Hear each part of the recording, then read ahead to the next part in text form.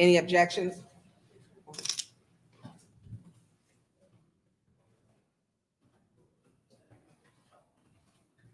Proceed, Mr. Councilman Mays.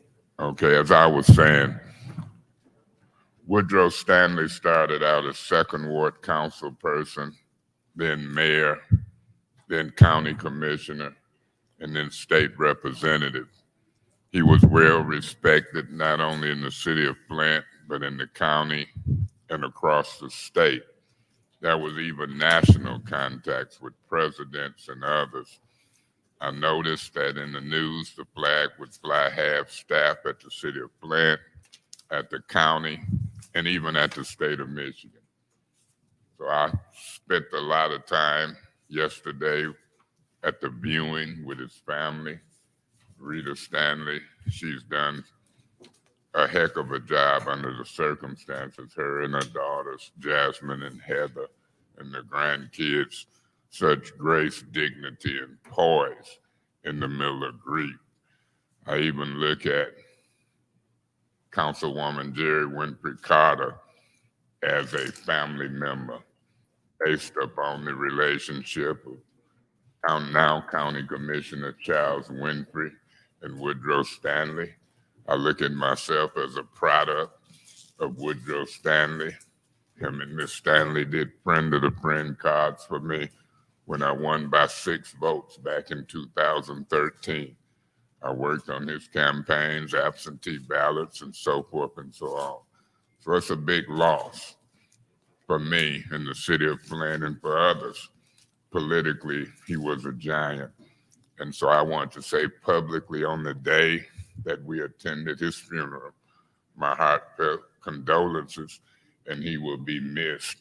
And Madam Chair, if anybody on this council feels a certain way or had anything to say, I would say, whether it's the clerk or council people, I wanted that to happen on the day of his funeral as we decide what we might do for him in the future.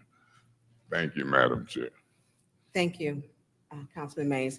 Is there anyone else who would like to speak on behalf of the loss to our city of our former mayor, Woodrow Stanley? Would anyone else like to speak? Councilwoman Jerry Winfrey Carter. Thank you. Thank you, Madam Chair.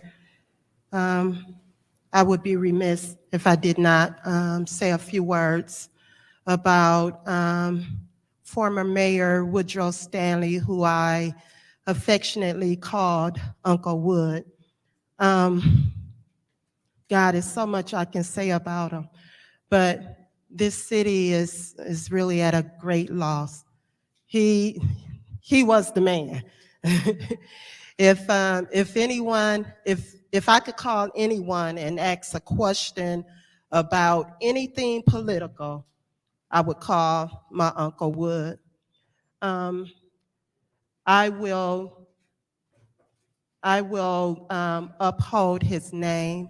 I will continue to live out his legacy, and I will continue to stand in the gap to make things happen for the residents of the city of Flint. Thank you. Thank you, Councilwoman Jerry Winfrey Carter. Is there anyone else who would like to speak? Is there anyone else who would like to speak? Would you like to speak, Ms. Brown, our city clerk? Just briefly, I did have the occasion to work with Mayor Stanley when I worked for U.S. Senator Don Regal. And during that particular time, in concert with Senator Regal, Mr. Stanley and his staff and others, we were able to bring in a ton of money for the city of Flint. And I did contact Senator Regal to let him know, and as a result, he did send a letter to the family, which was read at the funeral today, in sorrow for having lost Mayor Stanley. And I should also indicate to you all that I had the occasion to know him way before he became an elected official back, I think, when he was kind of like a teenager and so forth. He, along with Mr. Winfrey. So I share the feeling of many of you here that we've lost a hero in our community. And my thoughts and prayers are with he and his family. Thank you, Madam Clerk. Is there anyone else who would like to speak? Madam Chair, Yes. I would just like to thank Ms. Brown for the plaque on behalf of all of us and the resolution. I mean, just a magnificent piece of artwork in the form of a resolution and a plaque that the family will have from now on with all of our names on it. So I thank you for that work that you always do for the council. Thank you, Mr. Mays. Is there anyone else? Is there anyone else? Well, I would like to speak. Anyone who who follows Flint politics, everyone knows of Mayor Woodrow Stanley, and his proper title was always used before you said his birth name, Woodrow. He was known to do so much in our community. I remember him coming to our church, and to see this bigger than life personality and public figure and public servant, it made me very proud to be able to vote. So when we look at today where we are as we sit here as city council, we stand on the shoulders of Woodrow Stanley. He not only served on the city council, he served as our mayor for the city of Flint, and he served as a state rep. And to his wife, Rita Stanley, and to his children, he was blessed to have you. And thank you for sharing your husband, your father, with the rest of us as we continue to grow, and for us as city council to become a better city council. Thank you. We're now going to go into, we have executive session. Is there a motion? Madam Chair, Yes. the Law Department would request a closed session in the matter of concerned pastors et al., B. Corey et al. The purpose for the request is that a discussion in a public session on this matter would put the city of Flint in a detrimental financial state. Thank you. Thank you, Attorney Balsner. Madam Chair, Yes. I move that we go into executive closed session. Thank you. Councilwoman Priestley, is there a second? Madam Chair, Councilwoman Herkenroder? support. Okay, is there any discussion? Yeah, Madam Chair. Madam Chair, Councilman Mays? I see one resident, not to overlook Mr. Mitchell, but I talked to this resident on the phone. Now, he said he might come back Monday, but I think he got Bible study at 6, he said. And I would move to table this if those one or two want to speak before we disappear. Nod your head. Do you want to speak today or wait till Monday? I would move to table this until after public speaking. Okay. I second that. Okay. We take a vote. Madam Chair? Okay. Ms. Lewis? Yes. Mr. Murphy? Yes. Ms. Priestley? Yes. Ms. Winfrey Carter? Yes. Ms. Burns? Yes. Ms. Herkenroder? No. Mr. Pfeiffer? Yes. Ms. Worthing? No. Mr. Mays? Yes. Okay, the vote is 7 yes, 2 no. Public speaking. Can we have our first public speaker, please? The vote, let me go back up. We have 7 yes and 2 no. Can we have our first public speaker, please?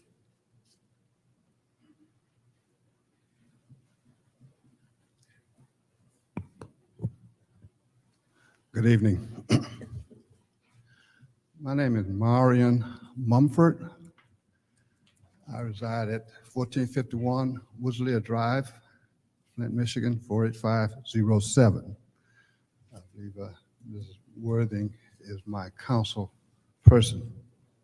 Mr. Mumford, I know that mic is a little low. Can you, so we can hear you clearly, please, sir? Okay, thank you. I wanted to speak on behalf of the citizens. I'm a citizen of Flint. I've been a citizen of Flint for since 1965, and I'm still a resident of the city of Flint, Michigan. Now, this happened 2 weeks ago, Thursday before last Thursday. I came down to pay my Flint water bill, and I had to sign in downstairs. And after I signed in, the clerk sent me to the water department to pay my water bill. And when I went into the water department, I walked up to the booth, and I had left my water bill in my car. So I asked if she would give me the toll that I need to pay on my water bill. So I gave her my address, and she gave me the toll that I needed to pay. And as I was writing my check for the water bill, she asked me, did I hear the other clerks talking to people? And I said, no, I didn't pay any attention to them.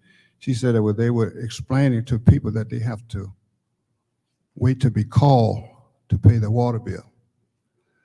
So I said, okay, well, I'm sorry, I didn't know, I didn't see any signs. And she said, well, signs are all outside the door and the thing. I said, I didn't see a sign. She said, well, they're out there.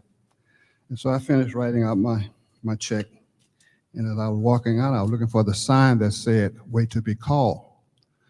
I saw one sign outside of the water department, and I came back in, and I saw one sign in the midst of 4 or 5 other signs. First of all, the sign said, in all cell phones. Then at the bottom of that sheet of paper, it said, wait to be called. And she said, well, the signs are out there. But I felt kind of hurt that I've been a citizen of Flint since 1965. And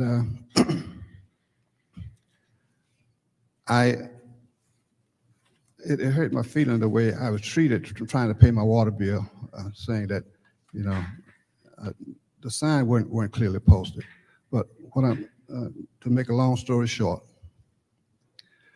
I felt injured, and I wanted to talk to somebody about it. I tried to talk to my councilwoman. She was out. So I had met Eric a few years back in the past. So I said, well, I'll talk to Eric. He's the president. I'll talk to Eric. He was out. So then I said, well, maybe I could talk to the city manager. I went down the hall and dinged the bell. No one answered. I said, well, maybe I need to talk to the mayor, because I seen this picture downstairs that said, welcome to the city of Flint with Mayor Neal's picture down there. I did not feel very welcome. Matter of fact, my feelings were hurt. And I could talk to nobody, so I got my councilwoman's number, and I left her a message late last week that I wanted to complain about the way I was treated and the way it made me feel. Now, Mr. Mumford, and I'm honestly not trying to be, could you start to wrap it up, sir? Yes. You get 2 minutes, but, okay. and we will respond to or address you after all of the public speaking is done. But if you could please wrap it up, sir. Okay, well. Thank you. Okay, thank you. Well, I will be back Monday. Thank you. You're welcome to come back. Next public speaker, please. Good evening, Council. I'm Ariel Mitchell. I reside at 759 East Linden Avenue on Flint, Michigan. And first of all, I want to give my condolences to Mayor Rip Rose Stanley, the late Rip Rose Stanley, because he was my first neighbor when I first come to Flint. When I was 4 years old, I landed over on St. John and State Street, and we was neighbors. And as a matter of fact, we went to the same church together, the first church we went in our lives, but Holy Temple, Church of God in Christ. And I wanted to, last week I was in the dentist's office before I come to the council meeting. And there's a man touched me on the shoulder. I was in the dentist chair. He said, "You remember me?" I'm gonna tell my wife. That was Weaver. He pulled my tooth. And then I went home. And then the TV said a special broadcast, Amira had passed. I thought it was her, but it was my friend and my mayor, Rose Stanley. But saying that, like this guy right here lived in Flint for 65 years. 65. I went home that night and my house was cleaned up.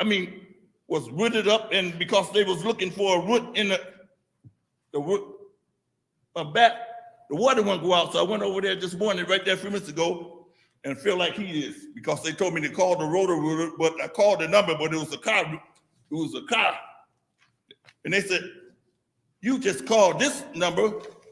I feel like Suzanne had messed up the water plan and spot changes, but anyway, to the concerned pastors, give all them pastors what they need for the city of Flint. Since this lawyer right here said something about concern. Okay, that's it. That's all I'm gonna say. Thank you, Mr. Mitchell. Are there any more public speakers?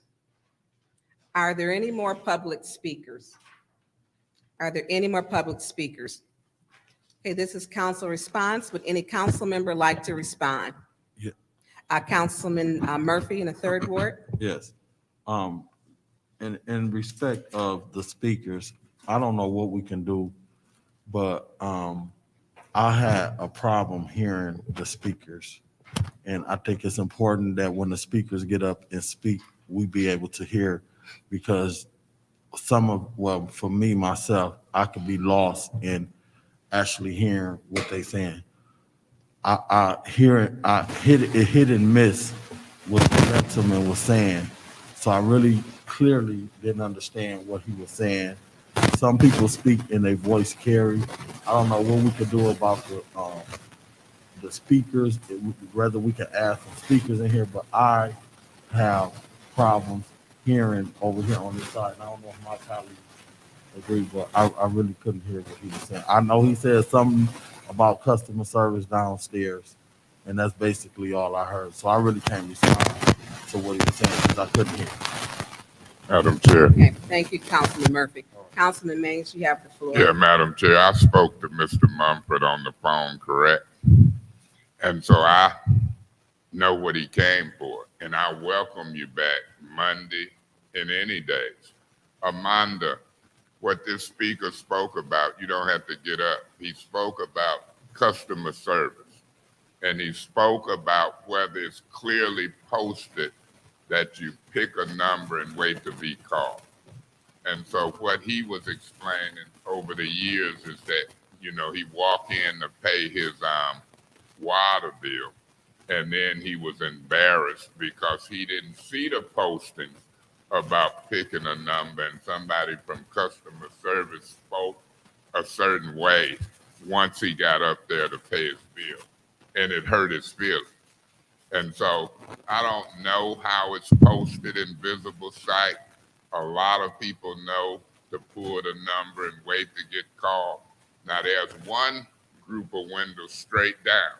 You can walk straight down and you don't have to pick a number. The side over here where you pick a number, then you wait to be called. So it's two things going on there. But one thing I found out was the pay rate of the people in customer service, $12 an hour. You got people down there in the middle of COVID taking water bills, interacted. We've had employees in different departments die of COVID. So when your wages is low and you got one of the busiest customer services, I'm not going to make excuses, but I clearly understand how in some cases in the workplace, folks can be frustrated and it reflects on customer service. But sir, I believe we need to do a better job. And it's hard for me to be polite with all the phone calls I get every day, but I struggle to try to provide good customer service. So I apologize for what you experienced, Mr. Munford, and we will try to get involved and correct it to make it not only better for you, but for all of the people who come to pay the bills. Thank you, Madam Chair. Thank you, Councilman Mays. Amanda, I know you're here and you walked out. Are you going to speak with Mr. Mumford now privately? Okay, all right, thank you. All right, is there any more council respond? Would any other council member like to respond? I was, sorry, I was just gonna say something to him, but he's leaving now, but, Hold on, let me, well, Mr. it's okay, just let, You sure? he's getting it resolved. Okay, I'll just say, I'm sorry that he was treated that way, and this is not a new problem since I've been on council. I've felt that there's been some customer service issues in the water department for a very long time. I don't know how we resolve that. Pay was mentioned. I don't know how we can afford to give out more pay, but I think that goes along with it. If you're paid more, you might care about your job more. Trainings, I know they've done that, so it's unfortunate. I do hope we figure it out, and I also hope that Ms. Trujillo is able to help Mr. Mumford out. Thank you. thank you, Councilwoman Worthing. Is there any more council members who would like to respond? Any more council members who would like to respond? Anyone else would like to respond? Okay, we will now go into Madam Chair. Councilman Mays. Yeah, I would move to untable or take it off the table and go back to the executive session, discussion and vote, and I so move. Okay, is there a Madam Chair, Councilwoman Herkenroder? support. Support, so it has been seconded. Any more discussion to go into executive session? No, point of order. This would be the vote to untable, take it Oh, off to the table. untable it. Yeah, Okay, well, this is the vote. So is there any discussion to untable? if that's the proper word, take it, put it back To on the put it back table onto or the agenda. whatever, you know. Point of order. It's Councilwoman Herkenroder, the proper term, if we want, is to take off the table. to take off the Yeah. table. Thank you. Thank you, Councilwoman Herkenroder. Is there, this has been so moved, so properly second, Madam Clerk, Roll call, okay. roll call. Mr. Murphy, Yes. Ms. Priestley, Yes. Ms. Winfrey Carter, Yes. Ms. Burns, Yes, Ms. Herkenroder. Yes. Mr. Piper, Yes. Ms. Worthing, Yes. Mr. Mays, Yes, Ms. Lewis. Yes. The vote is 9 yes, 0 no, to take off the table. the vote is 9 yes to take off the table. Madam Chair. Councilman Mays. Yeah, in discussion through you to the city attorney, this is concerned pastors et al. Versus Nick Curry and et al. File number 16-10277. This is pending litigation, Yes, this is pending litigation. and so you're requesting the executive session based upon that Yes, Council legality President. of the pending litigation. Yes. Okay, and you stated that on the record. Yes, I did. Okay. I'll vote in favor to go in executive session if the record has been made on this particular litigation. I'll be voting yes. Thank you. Thank you, Councilman Mays. Is there any more discussion? Madam Chair, has anybody made a motion to No. go? I make a motion to go into executive session. Point of order. It was a motion made and properly seconded, Thank and then we tabled in the middle of To go back. discussion. Correct. We did, thank you. Okay, roll call. Ms. Priestley, Yes. Ms. Winfrey Carter, Yes. Ms. Burns, Yes, Ms. Herkenroder. Yes. Mr. Piper, Yes. Ms. Worthing, Yes. Mr. Mays, Yes. Ms. Lewis, Yes. Mr. Murphy. Yes. The vote is 9 yes, 0 no to go into executive session. vote is 9 yes, 0 no. We will be in executive session. Thank you.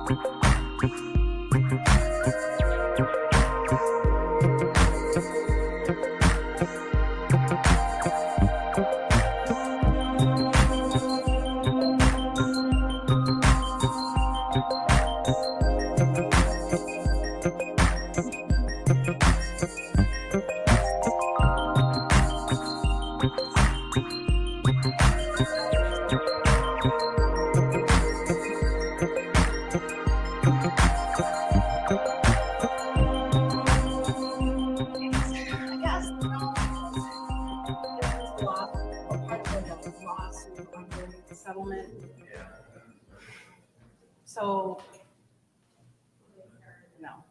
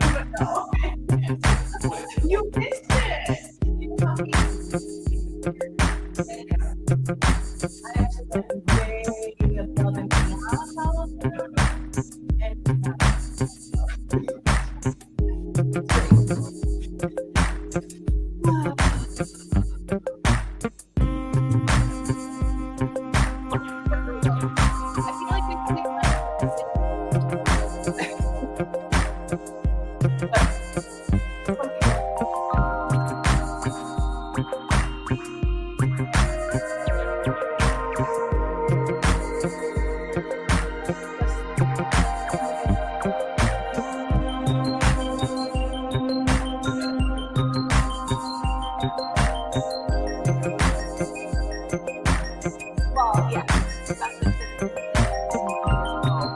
So it's resolution, oh, I stole this. Okay. That was.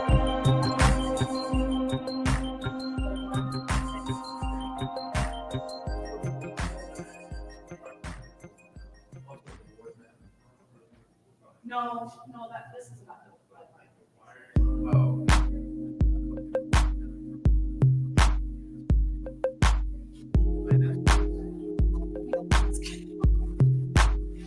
It's.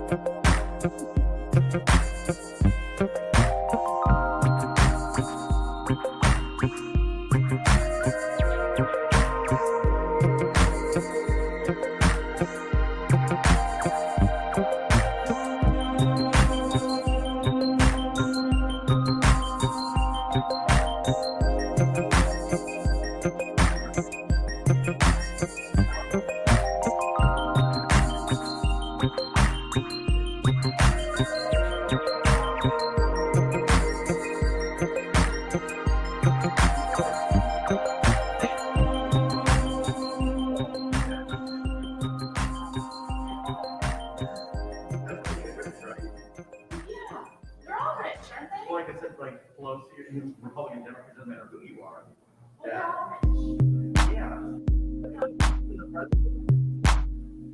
Yeah, the salary.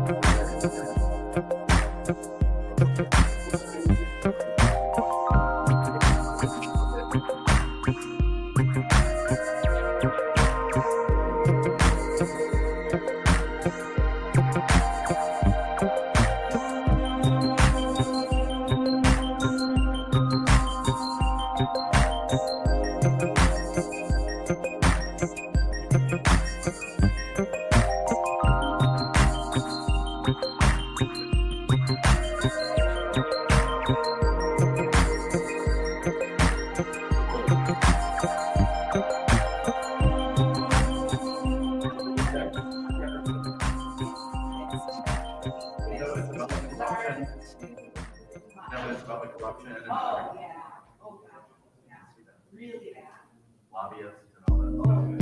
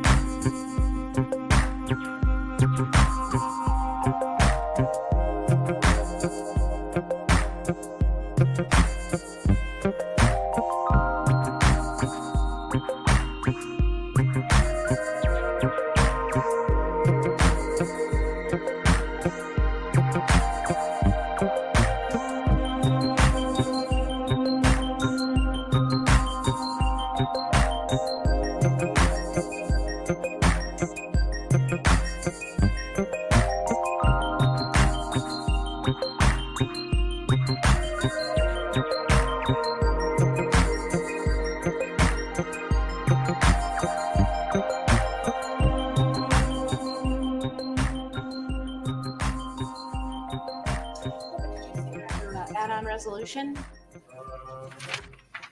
More ARPA spending, that North Flint Food Market has been given millions and $1,000 from ARPA funds. They have millions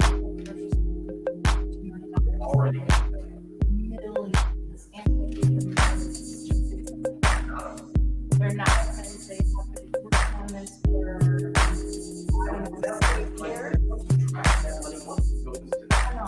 But the original master that was first, that's not the same.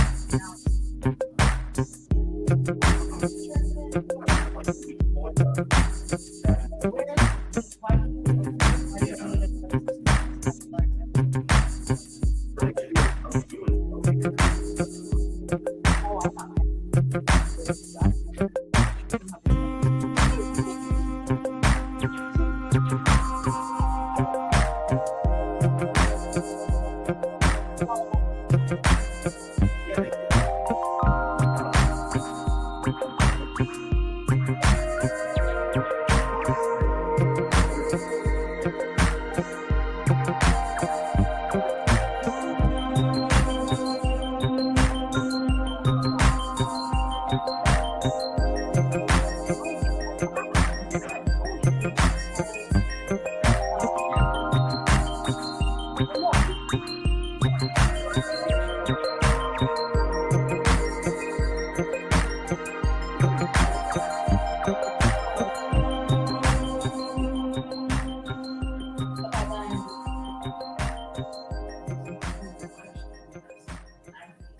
it's being delayed and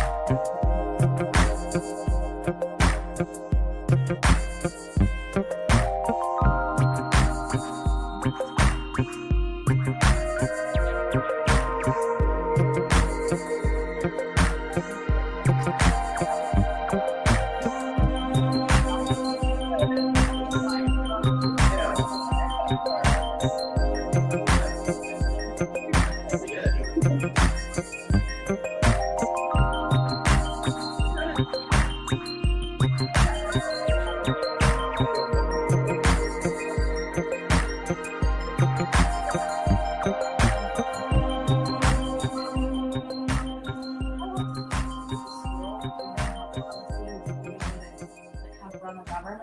Like, I mean, I'm a teacher and I have to go through the proper training. How come we don't do that? How come that's not happening? I mean, I don't know. There, but we value the actual classes. Don't talk about like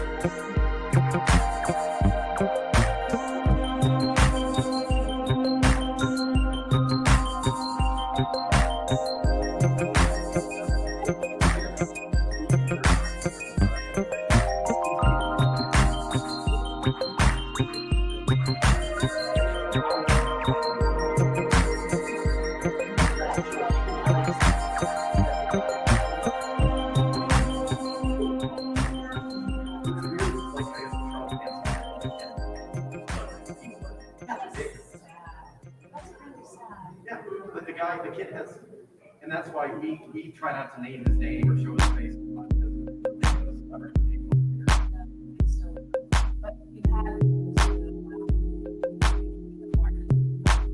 Yeah.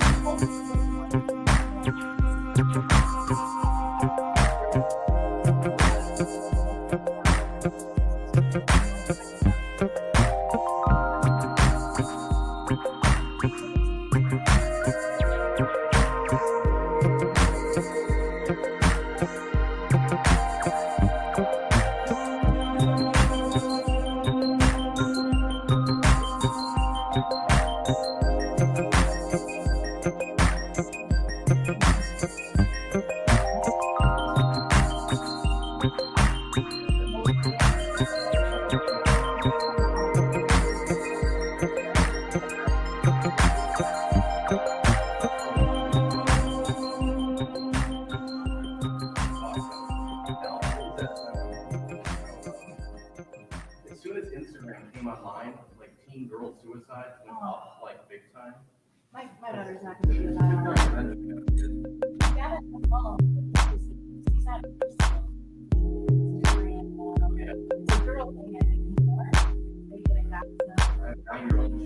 You're not getting social media. Never.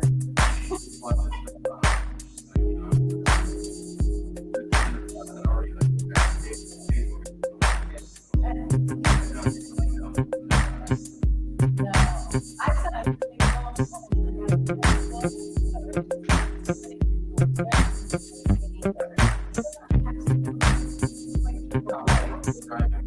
Right,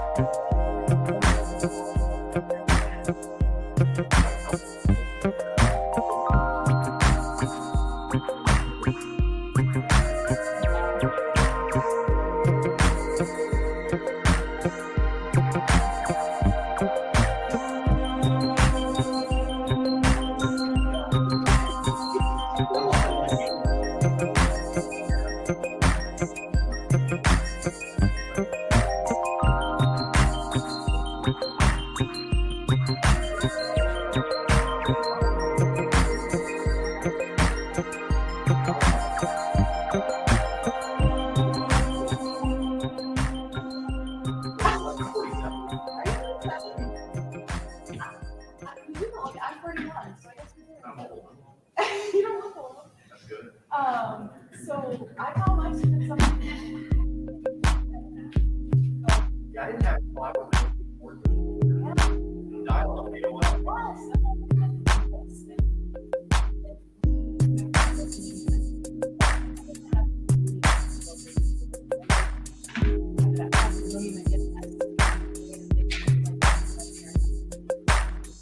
Yeah,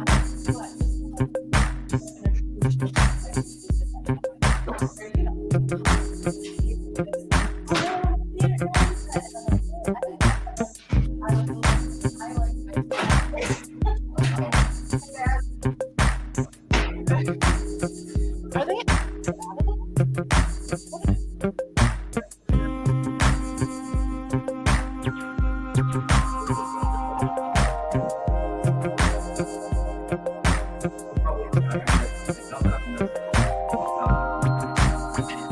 Sarah, when does that map?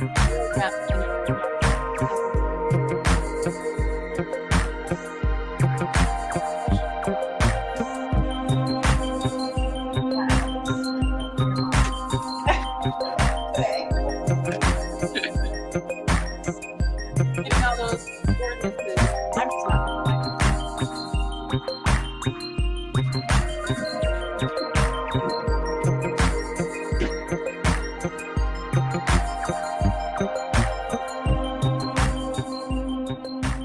Oh, yeah.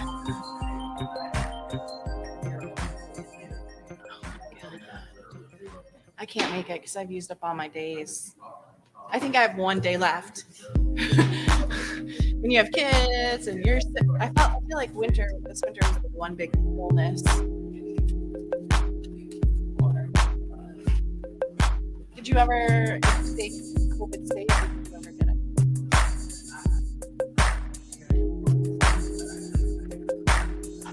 I had a cold. I thought.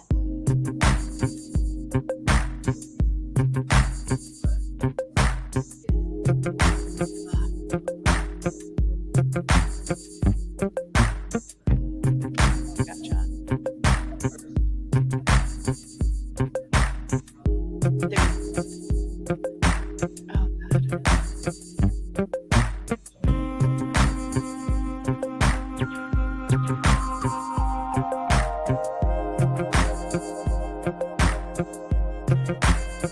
Oh, God.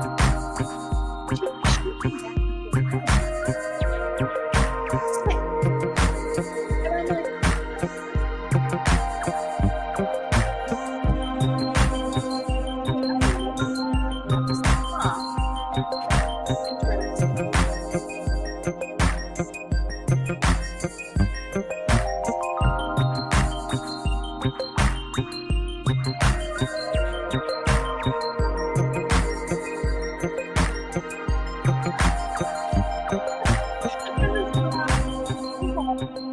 then we have Councilman online. Oh, hey, Paul, I have something to tell you. Your mic is on. Did you, You're not recording me, are you? No. Okay.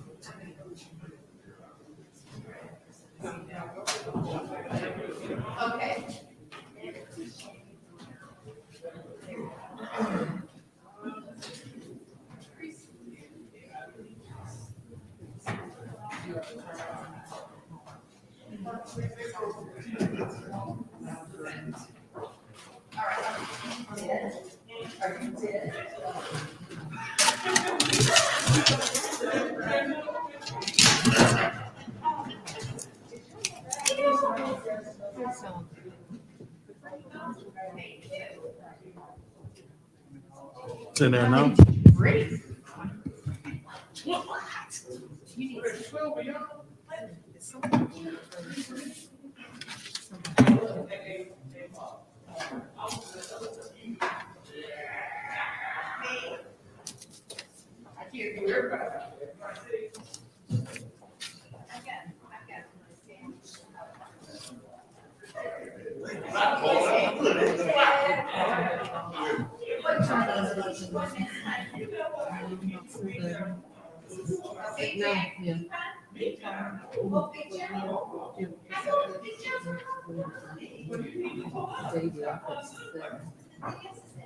So you want me to call you at 6 o'clock?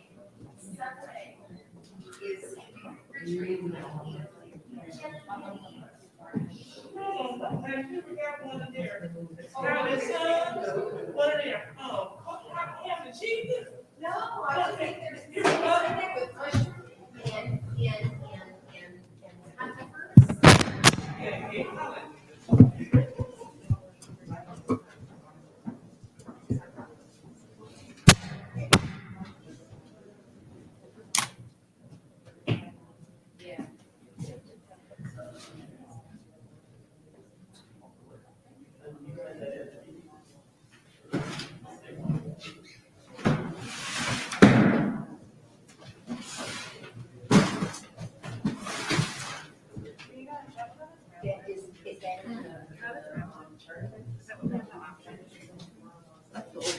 Okay.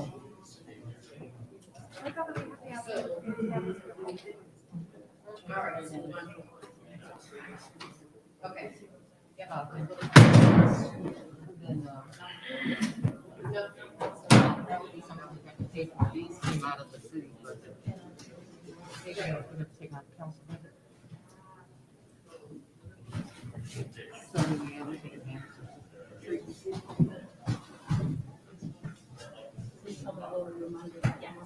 Yes, thank you.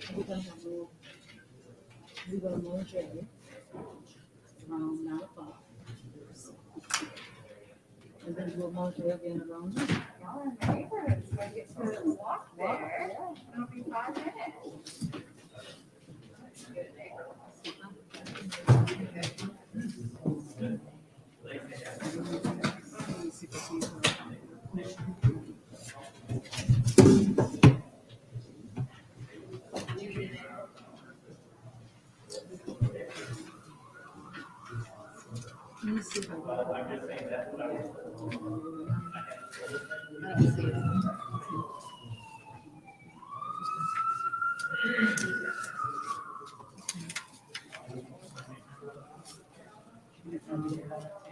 They all know we want Now, what I was saying, we can.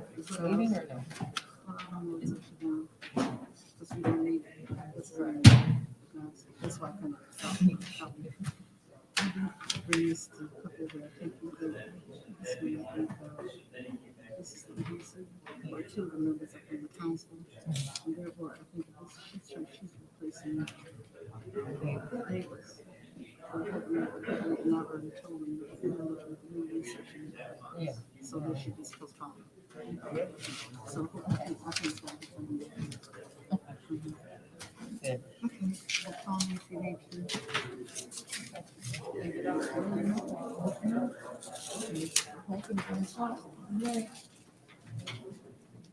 Tomorrow. 9 o'clock now? No, 8,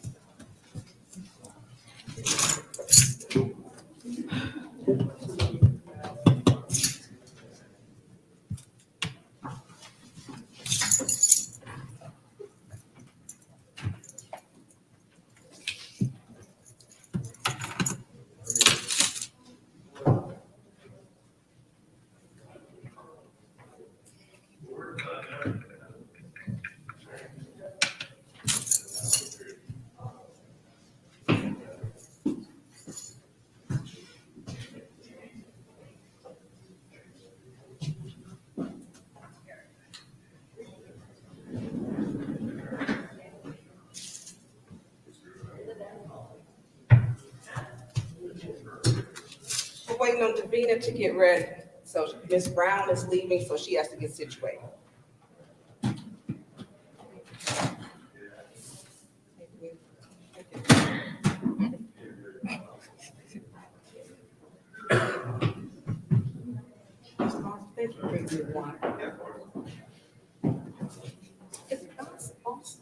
Ulcer, yep, like ball, and yes, ulcer. Like y'all self-serve. I have to go association, like y'all self-serve. Serve. Got it. You know, that's one side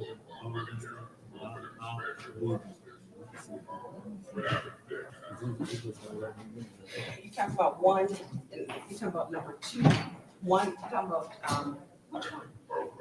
You talking about Zito, or you talking about, there was 1, 2, and 3? This-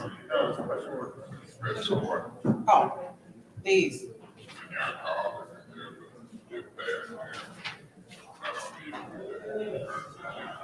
Oh, they're not here anyway. And they won't ever.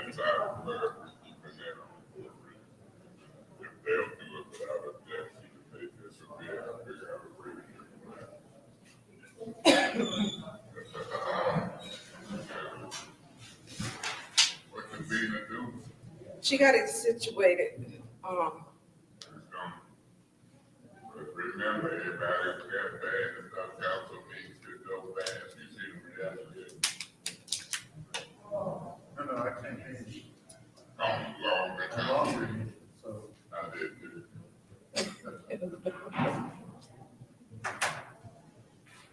You don't have to wait on me.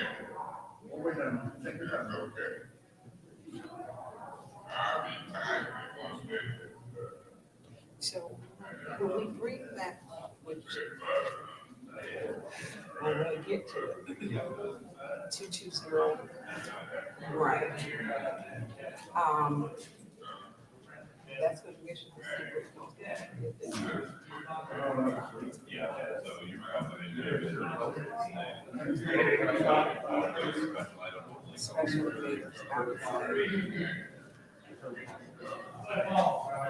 I think that we'll get it out of here. Because I don't want to keep the discussion in committee. keeping it stagnant, because you're on a timeline. Right, no, that's true. Right.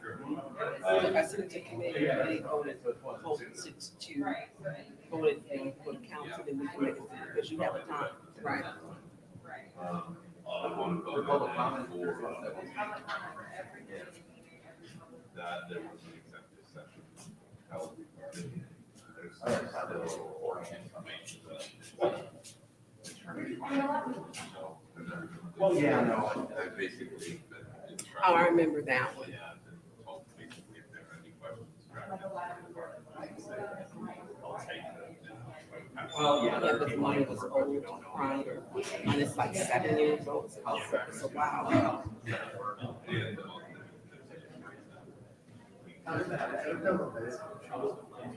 To pay him. There was intent.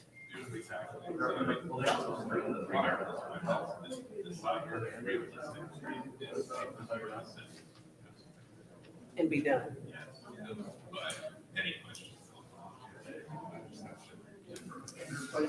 One time in here, what time will we? What? Any call control? No, that sounds pretty much like you, Ms. Snyder. Yeah, She was here when I came out to get my drink.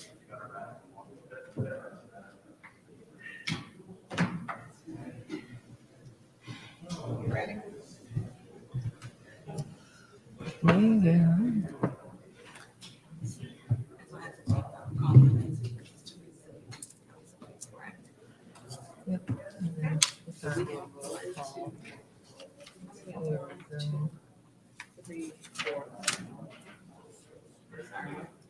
Trying to do a roll call. So we're doing this so we know who's here, who came back. I need to turn that light in the hallway. You need what? It's dark in the hallway, so I thought when I get a chance to turn that light. Yeah, I just, cause I don't want to get that kind of.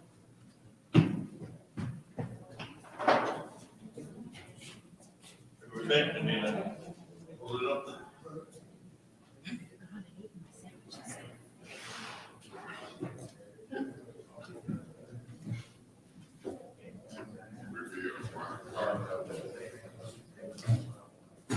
That's cute. As much as you talking, you want to say how much you talking to me.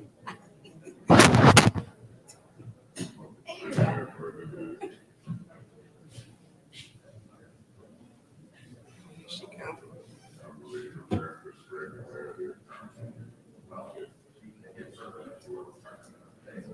Well, it is full time. Just get part-time pay. Because it's full time. You ready? Yeah.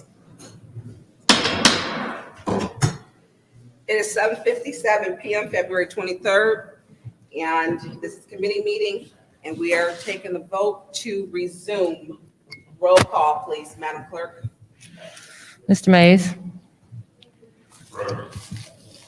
Ms. Lewis. Present. Mr. Murphy. Ms. Priestley. Present. Ms. Winfrey Carter. Ms. Burns. Present. Ms. Herkenroder. Present. Mr. Pfeiffer. Present. Ms. Worthing. We have 7 members present. We have 7 members present to resume the council meeting, of the committee meeting. We are on to special orders. Yes, Councilman Mays. Madam Chair, could we leave these on to the next Finance Committee meeting with no objections? If so not, I would ask that you so order. Yes, so do you want to put special order number 220041 and 210278? You want to leave them on with no objections? Yeah, Madam Chair, through you to Mr. Edwards, he don't have to get up. But this special order for Ernst and Young, I'm hoping to have them here when we request them.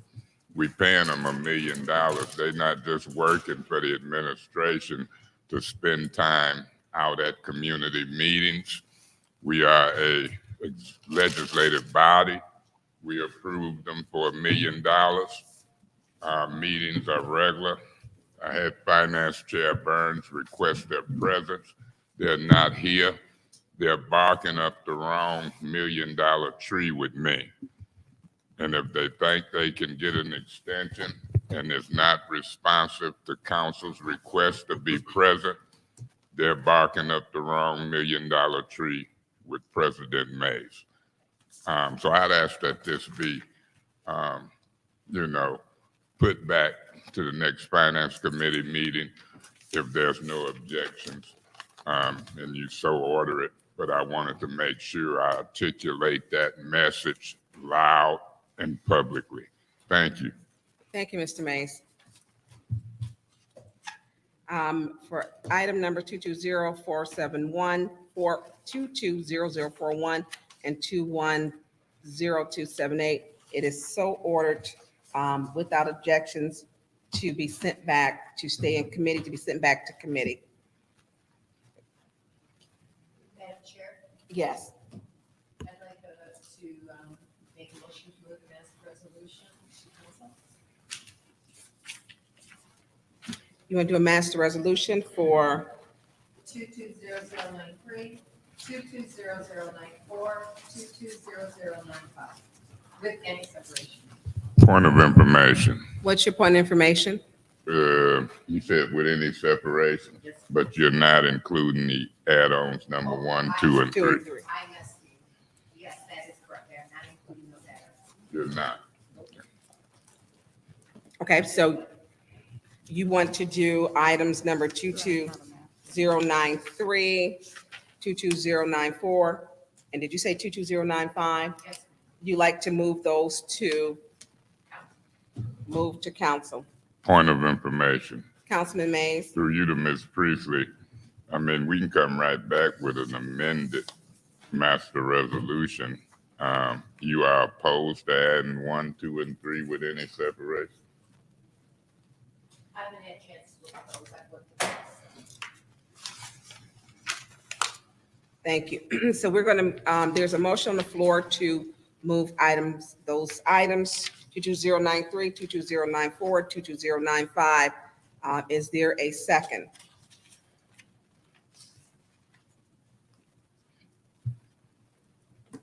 Is there a second? Is there a second? It dies for lack of a second. Madam Chair, Councilman Mays, yeah, pretty much the same motion. I would move 220093, 220094, 220095, add on 1, 2, and 3 with any separations to council. That would be my motion, to move them all to council, and the people can separate them if they choose during discussion. okay, there's a motion on the floor to move items number 22093, 22094, 22095, add-on number 1, add-on number 2, and add-on number 3 as a master resolution to move it to council. Is there a second? With any separation. With any separations. Madam Chair, Councilman Pfeiffer. I'll second. It has been so properly second. Is there any discussion? Madam Chair, Councilman Mays. I know Ms. Priestley says she haven't had a chance to review 1, 2, and 3. I haven't neither. We'll see if any of them get separated. I'm looking at the Concerned Pastors Agreement, Resolution 220095, and I'll debate whether or not I separate that. But we're in the first round of discussion on the master. I have up until the second round to do any separations, as well as my colleagues. Thank you at this time. Thank you. Is there any more discussion in this first round of the master resolution? Madam Chair, Councilwoman Herkenroder? I'd like to separate add-on number 2 and add-on number 3, please. I couldn't hear point of, I'd like to separate add-on number 2 and add-on number 3. Okay, so you would like to, Councilwoman Herkenroder, you'd like to separate add-on number 1, No. North Flint Food Market, and add-on number 3, Resolution Zito Construction. Point of information. No. No, what do Did she say 2 and 3? 2 and 3. 2 and 3? Yes, but what do you have as 2 and what do you, because I think you and I might have different.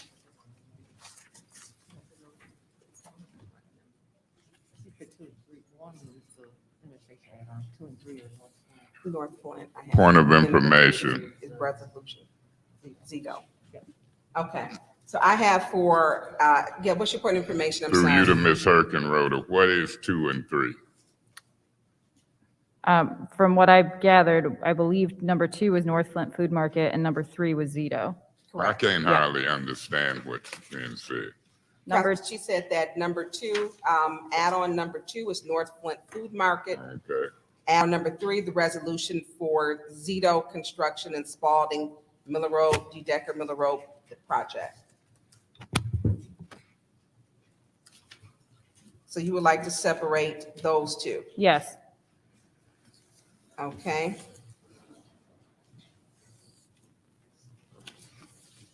Point of information, Madam Chair.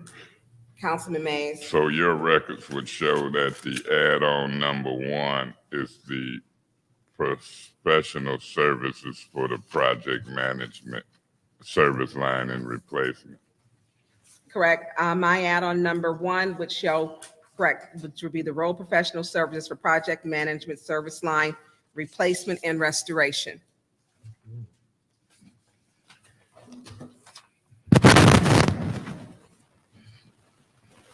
Are you getting ready to say something, Councilman May? Okay. I'm waiting to see if anybody else got something in the Okay, first round.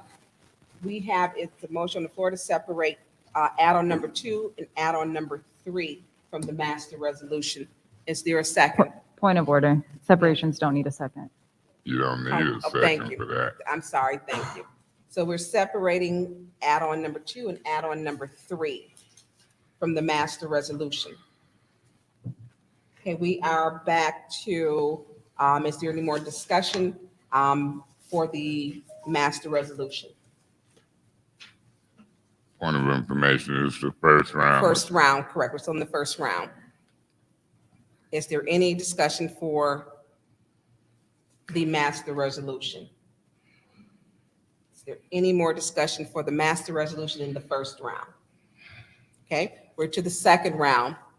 Is there any discussion for the master resolution in the second round? Yeah, Madam Chair. Councilman Mays. I'm only comfortable at this point with 2 resolutions that I'm ready to move to council. That'll be 220093, the change order number 1, Siemens Mobility, Eagle Signal Repair Parts and Services, and to remit payment, Spartan Acres completion of Neighborhood Stabilization Program emergency repairs. Those 2 that hasn't been separated, I'm willing to move those to council. 220095, I would ask that it be separated, and I would ask that add-on number 1 is separated as well. So that would be 2 resolutions left from what I see on the master resolution. Now, that don't mean I might not agree to move the other 4 to council, but right now I want them separated. So I'll be voting on the remaining 2 to move to council. And look like we'll have some discussion on the other 4. Thank you. Thank you. Is there any more discussion for the second round on the master resolution? Is there any more discussion for the second round for the master resolution? Is there any more discussion for the second round for the master resolution? There's no more discussion. Madam Clerk, roll call. To send the master resolution, which would be items number, to send them to council, which would be items number 22093, 22094, and add-on number 2, and add-on number 3. Point of order. Yes. It should just be 220093, 220094, because I separated add-on 2 and 3. It's only 2 left. on the It's okay, thank you. Yeah. So I stand corrected. So moving the 22093 and 22094 to council. All right. Madam Clerk?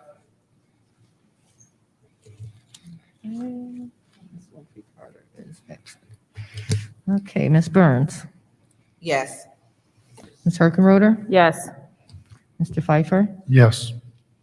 Mr. Mays. Point of order. What's your point of order?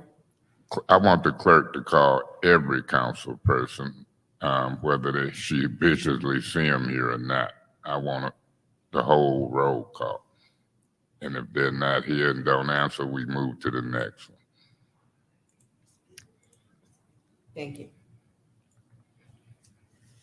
Ms. Worthing, Mr. Mays, Yes. Ms. Lewis, Yes. Mr. Murphy, Yes. Ms. Priestley, Yes. Ms. Winfrey Carter. The vote is 7 yes, 0 no. The vote is 7 yes to move items number 22093 and 22094 to council.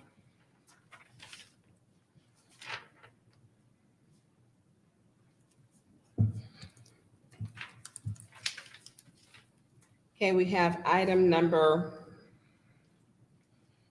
220095, amendment settlement agreement concerning pastors. Madam Chair, Yes.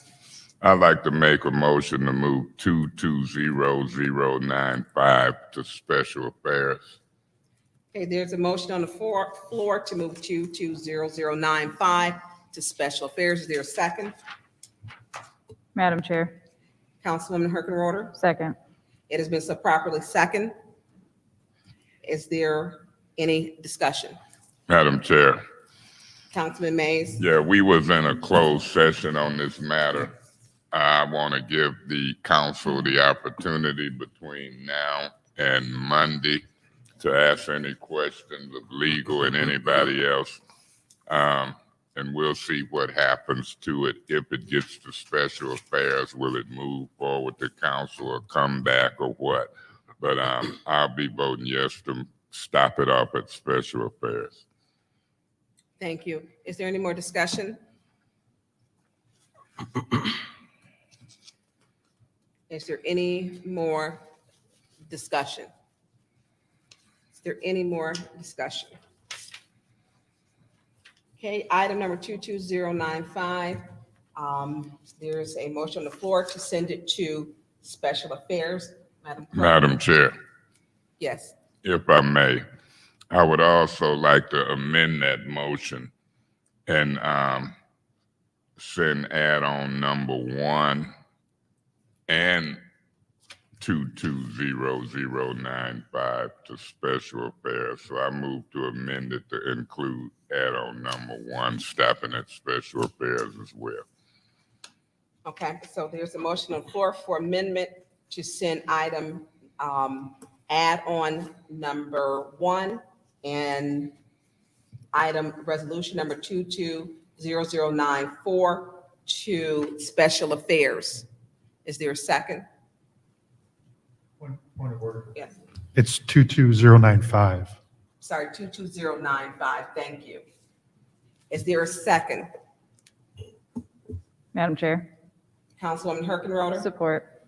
Okay, it's been so properly supported to move add-on number 1 and item number 220095 to special affairs. Is there any discussion? Madam Chair. Yes, Madam Chair. yes. Through Councilwoman. you to Mr. Edwards, Mr. Whittigan, and to the administration. I'm not convinced that come Monday, I'm gonna want to vote to approve add-on number 1. This is a resolution for road professional services, for project management services, for service line replacement and restoration. Grand total $2,900,000. I'm not convinced yet. Today is Wednesday. My phone rang, I answer it. Y'all know my number. I want to see if this administration can convince me that this is the right vote for me to take by Monday. I didn't ask to drop it. I ain't voting it up or down now out of committee. I'm gonna let it hopefully move to special affairs and see how this administration communicates with not just me, but various council people. I don't know if, unless I hear discussion, I don't know how many people feel like me. But I don't know if this resolution is in jeopardy or not. I'm looking at the possibility of how it's connected with 220095. Members of the administration has heard discussion in closed session. I'll be voting, and I don't know what others to do, to stop it off at special affairs. And we'll see if it go forward or backwards from there. Wednesday, Thursday, Friday, Saturday, Sunday. I find myself working sometime on Sunday, 4 days in between. Thank you, Madam Chair. I'll be voting to stop both of them at special affairs. Thank you. Thank you, Councilman Mays. Is there any more discussion? Yeah. Councilman Murphy? Yes. So this Roy Professional Services. Mr. Murphy, you might want to speak closer in that mic. Yeah, this Roy Professional Service for $2,900,000. It's a shame and disgrace that out of all the money that we got and received to the city of Flint through the water crisis, the different consultants and the firms that we done had to come in to oversee the service line replacements and the road restoration and for the yards, we here today. And I'm very disappointed, and no fault of no one in particular, because I don't know where this started at. And this is a sad day for me to be here and to know that out of all the money that we receive, we here, and we got 8,500 properties out there that has not been restored. And to turn around and pay a firm $2.9 million to oversee the remaining restoration, and we're not sure where we're going to get the funds to complete it, is disturbing to me. I'm not sure that I can support sending this to council. It probably will have to be between the rest of the 5 votes, but I don't think it could be by me. That's it. Point of information. Thank you, Councilman Murphy.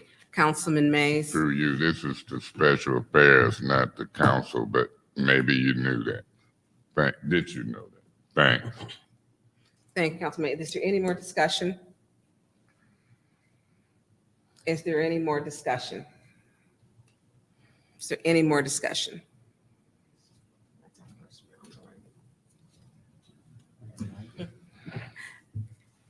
Is the second There's a round? second, okay. So, okay, we just finished our second round. That was the first round. Usually first round. Okay, on to our second round thank you, for discussion.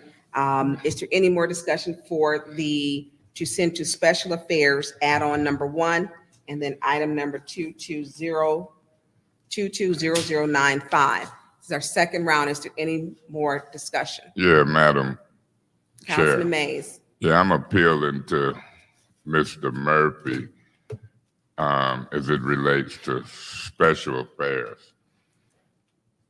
At special affairs, it might go backwards, it might go forwards, but it'll vote up or down at the regular council meeting. And I think as a responsible council, we should let it get to the point where maybe it vote up or down, or table back to committee, or keep tabled in special affairs. But the up or down vote won't come to the regular council meeting. Is such an important subject, service replacement lines and restoration and settlement agreements. I think it deserves something. What we'll do with it at the end, but I just want to get the second round to emphasize it'll be plenty of time to table it, send it back, vote it up or down, 3-4 more days for the administration to talk to me, you and everybody. I see some benefit in it. Might not be nothing there, but for me, I'll be voting to stop it at special affairs, and maybe we'll have more information or more thoughts. But like you, I'm not satisfied at this point with what I'm hearing. And we've got some tough decisions to make on this important matter. Thank you, Madam Chair. Thank you, Councilman Mays. Is there any more discussion? Yes. Councilman Murphy, we're in the second round. Yes. I just, it's disappointing that we have hired project managers out of this $97 million that we received for service line replacement and road restoration. I may be wrong with my numbers, 97, 96, 95, 94. I don't, somewhere up in the 90-something million dollars that we have received for service line replacements and road restoration. And we have hired management companies to oversee this service line replacement. And we here today voting on a almost $3 million contract for another management company, or the same management company, to oversee the remaining amount of service lines. And we here have 8,500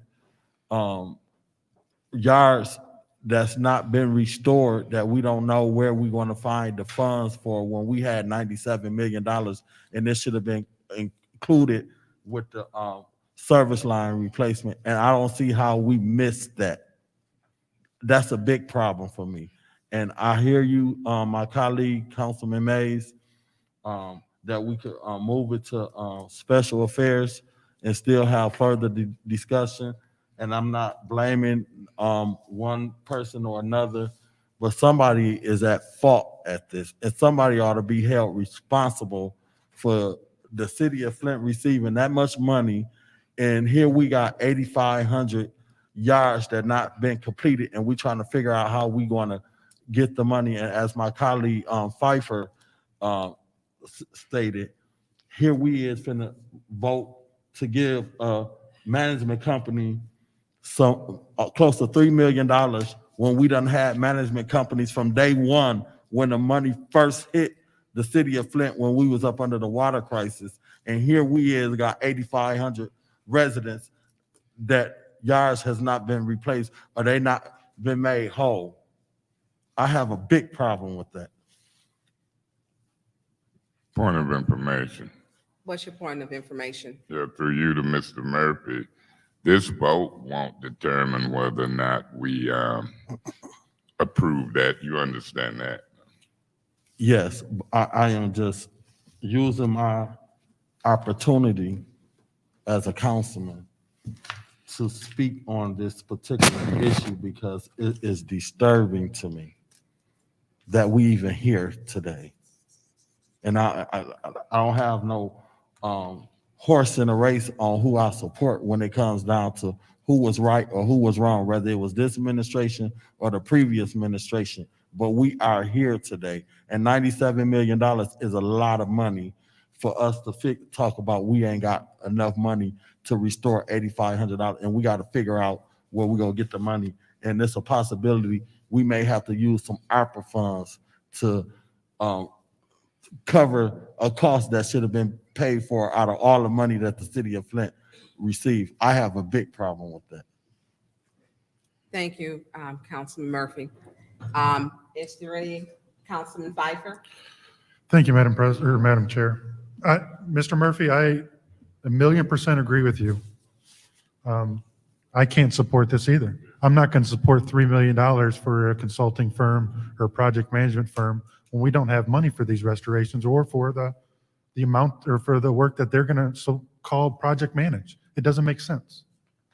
So I'm 100% agree with you, but just, we're going to send it, I'm going to vote to send it to Special Affairs just so that we can keep dialogue and have more open conversations. I think that postponing it and leaving it in this committee leaves an opportunity to speak on it on Monday. So I'm going to vote to send this to Special Affairs so that we can have open dialogue on Monday with it. So with that being said, thank you, Madam Chair. Thank you, Councilman Pfeiffer. Is there any more discussion? Is there any more discussion? Is there any more discussion? Yes. Councilwoman Jerry Carter? You have the I floor. just want to say I've returned. What is the motion on the floor? The motion currently on the floor is to send item number 220095 and add on number 1 to Special Affairs. Okay, this is the It is, resolution to road professional services for Yes, it project is. management. it is the resolution to roll professional services for project management services for service line replacement and restoration. Okay. And the motion is to move it to special affairs. Yes. I think I'm gonna be voting to move it to special affairs, just due to the fact that I wanna find out some more information. I wanna vet this before I move it to, and I thought that Councilman Pfeiffer made a good point. It'll give us more time to have more discussion as opposed to sending it back to committee. So I'll vote to move it to special affairs. Thank you. Thank you. Thank you, Councilwoman Winfrey Carter. Is there any more discussion? Is there any more discussion? Is there any more discussion? Well, I want to close out with the resolution for role professional service and project management for service line replacement and restoration in the amount of 2.9 million. And that to me, that's just for the management part. That does not include any of the work on it. 8,500 service lines, and it is disturbing. And I agree with you, Councilman Murphy. I agree with you. You know, when we're looking at that, and then where do we get the money from? I agree with you. I agree with you on everything that you have said, and my other colleague. And it is disturbing that we are at this point with that amount of money, 97 million, which was from you know, our funds. I just can't fathom where we went wrong. We went wrong somewhere, or our council did. And to be a council that is new, for us to have to correct it, it puts a big Point of burden on us, an information. unfair one. Councilman Mays? When you say the council, are you excluding 2 administrations? I'm going to say, well, that's your point of information. I'm saying for the new council to correct, and it's not getting into specifically, because I follow council, and you do know that I'm not accusing anyone. I'm saying it is difficult for us to have to make this decision, and it's wearing, I think, on our conscience. I clearly believe everyone has the right intent. We want every person in the city of Flint, every resident, to have a new service line. We want the restoration projects to be complete. We want their grass covered. We want the aprons of their driveways repaired. We want the work to be completed, and it's not completed. So when we're talking to people and they're asking, we're coming up on spring, when am I going to get my driveway repaired, my grass sodded and seeded? You know, and we are looking at a $2.9 million contract that does not include anybody getting any sod, grass, or cement poured. This is just for professional services. This is a problem. And I think as a whole that the council, we have a problem with it. So for me, my vote, I will be sending this to Special Affairs to keep dialogue going so that we don't remain stagnant, to keep it in committee meeting so that we can continue to work. So I will be voting to support it, to send it to Special Affairs. And I'm done with that. Now we're done with discussion. Madam Clerk, roll call to send item number 220095 and add on number 1 to Special Affairs. Ms. Hickenroder? Yes. Mr. Pfeiffer? Yes. Ms. Worthing is absent. Mr. Mays? Yes. Ms. Lewis? Yes. Mr. Murphy? No. Ms. Priestley? Yes. Ms. Winfrey Carter? Yes. Ms. Burns? Yes. The vote is 7 yes, 1 no. So 7 yes, 1 no to send items number 220095 and add on number 1 to Special Affairs. Madam Chair, Yes, Councilman Mays. would that take us, what, to add on number 2? Yes, that would take us to add on number 2. Add on number 2 is a resolution to the North Flint Reinvestment Corporation for the North Flint Food Market Project. I know some of the folks from the board is coming Monday. This council will still have a decision on Monday whether or not to table, pass, or fail, or send it back to committee. Knowing this project, knowing what's going on, I make a motion to move add-on number 1 to council for the $600,000 in Point of funding for the North Flint Food Market. Add-on number 2. Add-on number 2. Thank you. So there's a motion on the floor to send add-on number 2, the North Flint Food Market. You want to move it to council. Is there a second? I second. It has been so properly seconded by Councilman Murphy. Is there any discussion? Yeah, Madam Chair. Mr. Mays? Yeah, Madam Chair. When I look at the dynamics of this project, I look at the dynamics of it in 2 or 3 ways. One, it's a North End food market. We talked about food deserts, and, you know, I told somebody, I say, this city, including previous councils, they did $63 million for Auto World. And where's Auto World at now? $63 million for Auto World. Now we have a project for $600,000. We got a long way to go. It could get to council, it could table, it could pass, or it could go back to committee. When them board of directors for this project come in Monday, I want it there, hopefully, and we'll hear what's said from people now and from people then. I asked Mr. Whittigan, I think it was Brian from Ernst & Young, and I think Miss Lottie Ferguson was on the line a couple weeks ago. Mr. Whittigan, can you come forward? I asked them with Ernst & Young on the phone, give me a feedback on whether this qualified. I ain't heard from them yet. Ernst & Young is barking up the wrong councilman's tree when I make polite requests for Mr. Mays, hold compliance. on, your speaker it's. Well, when I move Yeah. it, it makes noise. I try not to move. Oh, no, you want me to, we need to get new equipment. Go ahead. I can talk about that too, but that's another resolution another day. Ms. Winfrey Carter, you know what I'm talking about. Mr. Whittaker, do Ernst & Young, it relates to this item that I'm experimenting with, have an answer yet?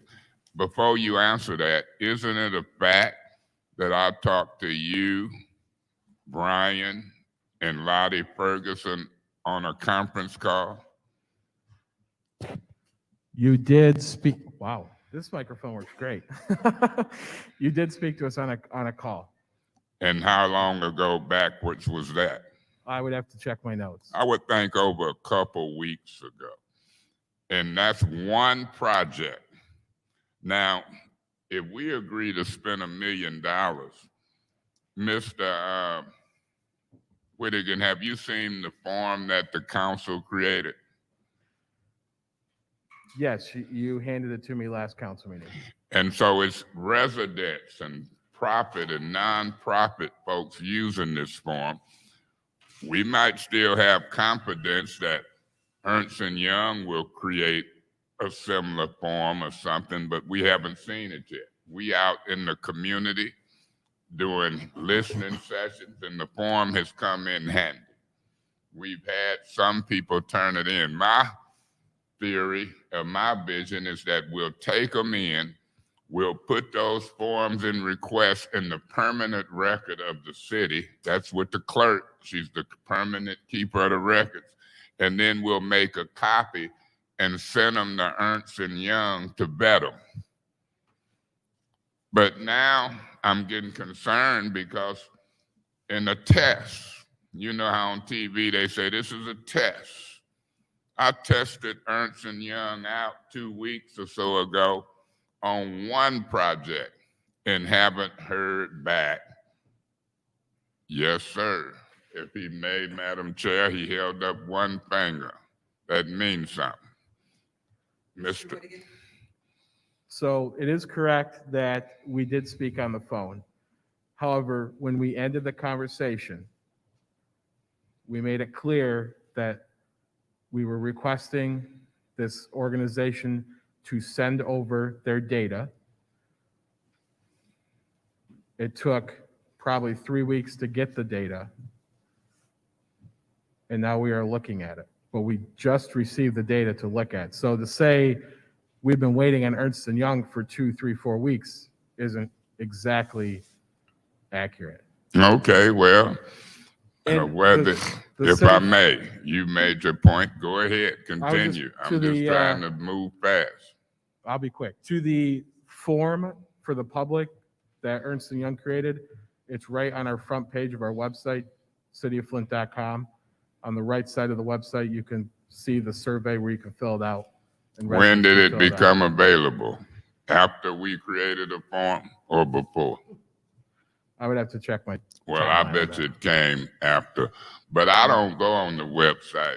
Davina, staff, if anybody, council colleagues, if y'all go on the website, some of y'all got y'all computers now.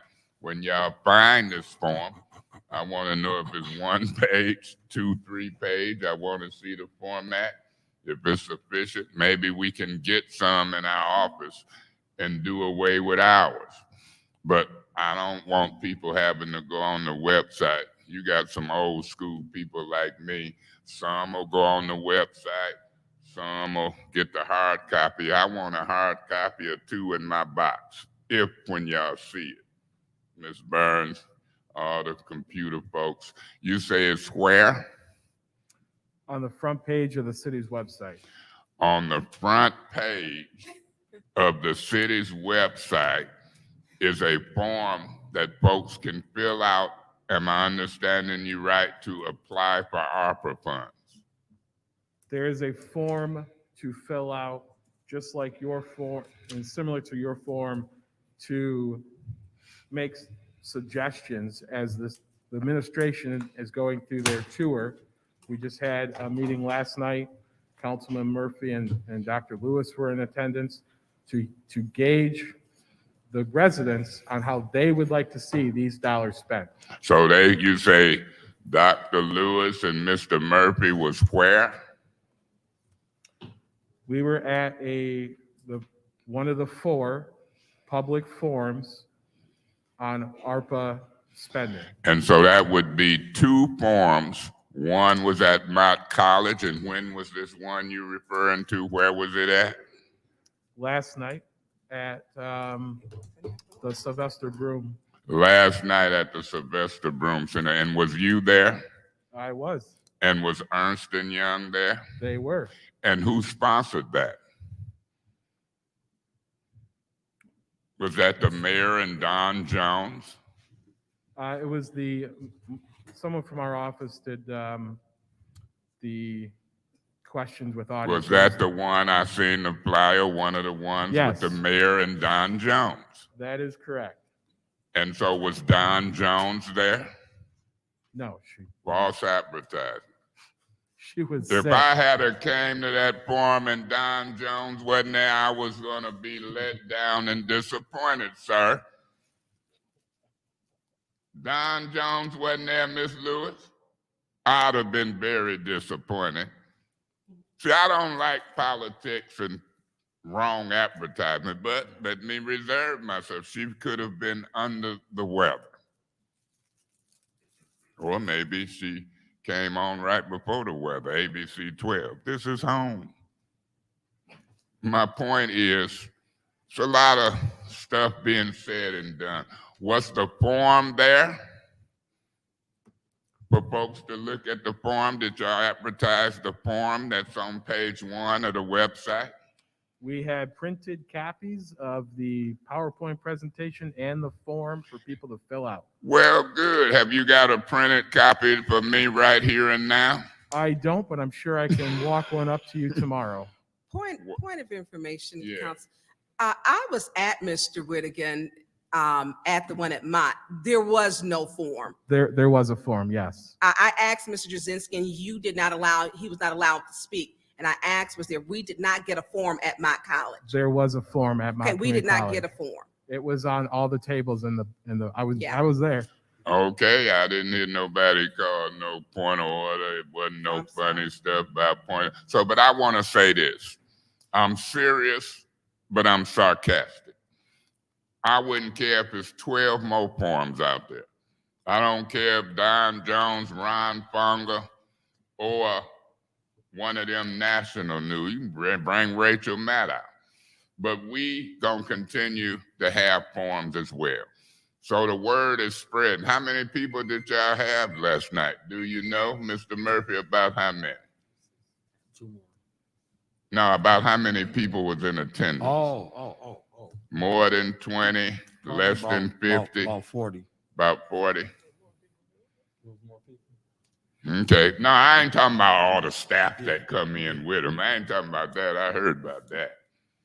I'm talking about residents. But anyway, so the word is getting out. And my point is, the more the word get out, the more forms. So you saying you can get a form to my office, our office, by tomorrow. Yes, I'm sure I can walk one up. And Jennifer and Sheila, some of our staff, have them copy it and put a copy in every council person's box. If you bring one up, we'll copy it and put it in everybody's box. Then we'll make a decision whether we scrap ours and use that form. Have anybody seen it yet? I just You just pulled it up? pulled it up. How do it look compared to the one we have? Is it one page, is it, Mr. Whittaker? I'll give you you can. But the reason. Two or three pages. 2 or 3 pages, okay. But the reason I'm asking, because you said it's a form for people to make suggestions. Is it a form for them to make suggestions or to apply for as an individual, a nonprofit, or a profit business, or just make suggestions?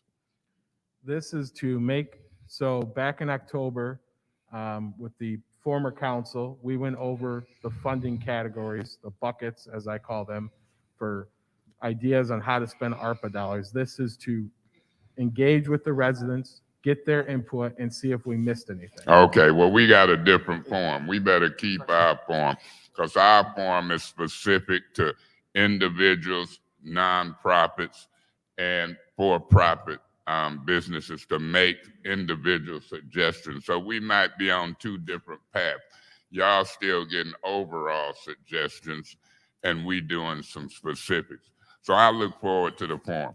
But Oh, go ahead. But what I called you up specifically for is y'all ain't got a ruling for me on whether them funds requested by the Flint Food Market fits and complies.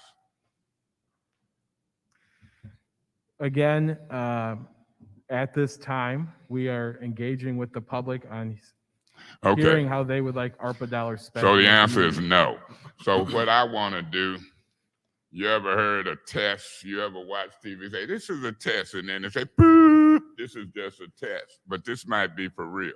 I'm going to try to pass this resolution. And when this resolution passes and goes to Ernst & Young, I'm going to give it 2-3 days. And if they ain't telling me something, I'm not going to renew them. Now, I can't speak for my colleagues, but right now, if I had to vote today for Ernst & Young, it'll be 50-50. They ain't returning my calls. They won't show up for this big-time council meeting when requested. Here go another test. This is going to be an actual resolution that might get passed, and if they can't vet it, because I'm sure if you and Mr. Neely and them asked them to do something, they do it. They Councilman do Mays, it. the timer went off. She alerted Thank me you, that it went Madam off, Chair. but that's the The first timer round. Madam should Chair. have been off on me. Y'all was sleeping on that time. No, we went, it was allowing you to wrap up. You had some Oh, important okay, information. thank you. I got another Thank you. round if I choose. Councilman Pfeiffer. Mr. Whittigan, what you just said was unpleasant to my ears. Are you in the administration directing Ernst & Young not to look at any proposals or suggestions from this body until you guys have completed all of your community engagement? I did not say that at all. Well, you said that you have not finished your other ones, so they haven't looked at, you haven't finished your community engagement, so they're not, haven't even looked at what Mr. Mays has brought forward. No, I said that when we had our phone call, at the end of the phone call, we thanked Mr. Mays for the call and the information and asked that he get with the pastor and send over his data. Some time lapsed. I believe and I apologize, I don't know what organization, but a private organization is trying to set up a call with the pastor to discuss the funding gap, which I believe is $600,000 according to the President Mays. So that's where the process is at. Okay, I'll have to review the tape because I thought that he asked you if Ernst & Young have reviewed it yet, and you said we haven't completed our community engagement sessions. I could be mistaken, but I believe that's what you said. I'll review the tape later. Thank you. Thank you, Councilman Pfeiffer. Is there anyone else for the first round? Yes.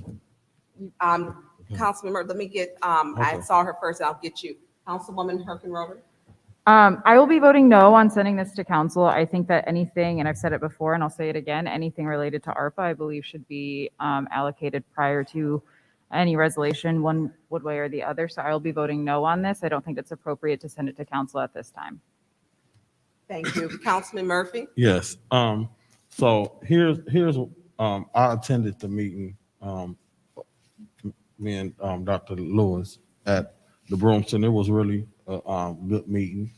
I think you guys did a good job in the presentation.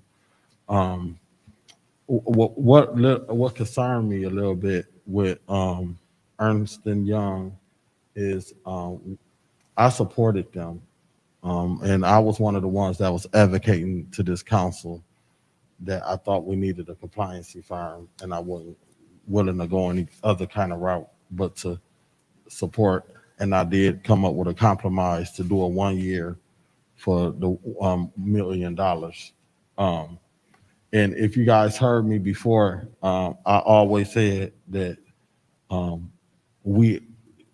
I called it cherry picking when we brung in the resolution for the essential workers pay, because some of us thought we maybe wasn't ready to move forward, but I supported it.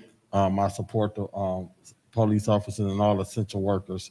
I thought that the Amalan workers and the people that work at the grocery stores and the hospitals should have received funding. Here, I'm also looking at a resolution.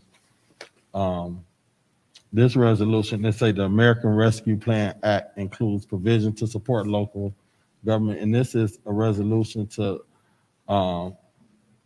Zitto Construction Company and Spalding Decker for a Miller Road water main replacement. So here's a resolution also that possibly will be used for ARPA dollars. We also is talking about possibly using ARPA dollars for the restoration. I still consider it cherry picking. There are some organizations, and I will hope that my colleagues, if you guys have some organizations in y'all ward that y'all feel is shovel ready, that might be ready to go, that fit the criteria of the ARPA funds, because it seems to me that we are, on one instance, we want to have the 4 meetings and the everything in place in order for people to apply on one hand, but then on the other hand, we bringing in resolutions that we possibly going to be voting on tonight for the Miller Road water main replacement. And let me read the beginning. It say the American Rescue Plan Act. So that means ARPA funding. Let me bring to my colleagues' attention. Last week, we voted for essential pay.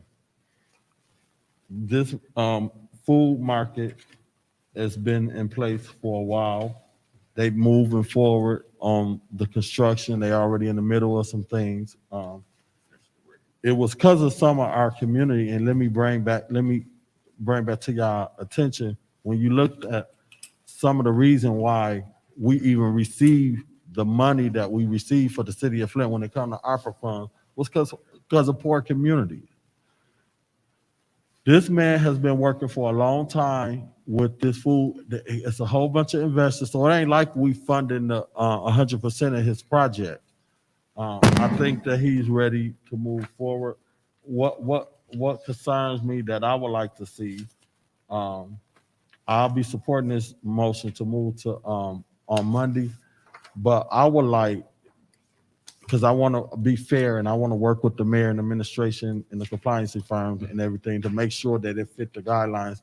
So along with my colleague, Councilman Mays, I would like to see if we can get an answer before Monday to see if this compliancy, these funds fit in the guidelines with the compliancy, because I want to make sure I'm on the right side. I want to support this, but if it don't fit and it don't meet the criteria, I don't want to vote yes for something. I'll vote yes tonight to move it to council. And then I looked on my email to, I got an email from Pastor Flynn on January the 14th, and I believe it was, I don't know if my colleagues received it too. In this, when I looked at it, it breaks down the budget breakdown, and I'm not sure if the mayor and administration received this on January 14th, but they got some dollar amount and some breakdowns of their proposed overall project, not just including the $600,000. So I've been received this on January the 14th. So I have a chance to look at it, and hopefully my colleagues looked at it. And I share space. Point of information. What's your point of information? Are you aware that not everyone got that? So could you forward that, please? Hold on, say that one more time. Not everybody got that, so can Oh, you okay. forward that? Oh, I didn't know that, but no. yeah, I can. Yeah, Yeah. Council Murphy, all of us did not receive that. If you could, I have not received it. Okay. All right. You still have the floor. If you want to wrap up. At the timer, there, All right. you want to wrap up, yeah. So I'll be supporting moving this to Monday. Hopefully we can get some answers. If I may reply to that. Yes, go ahead. The two, and pardon me if I didn't understand your question or what you were speaking to exactly, but the two resolutions that talk about spending ARPA, I personally have not seen those. Those didn't come from the administration. I believe they were walk-ons. If I can get a copy, I think you'll know I doubt my signature's on those. We haven't seen those, so if I could get a copy, I could.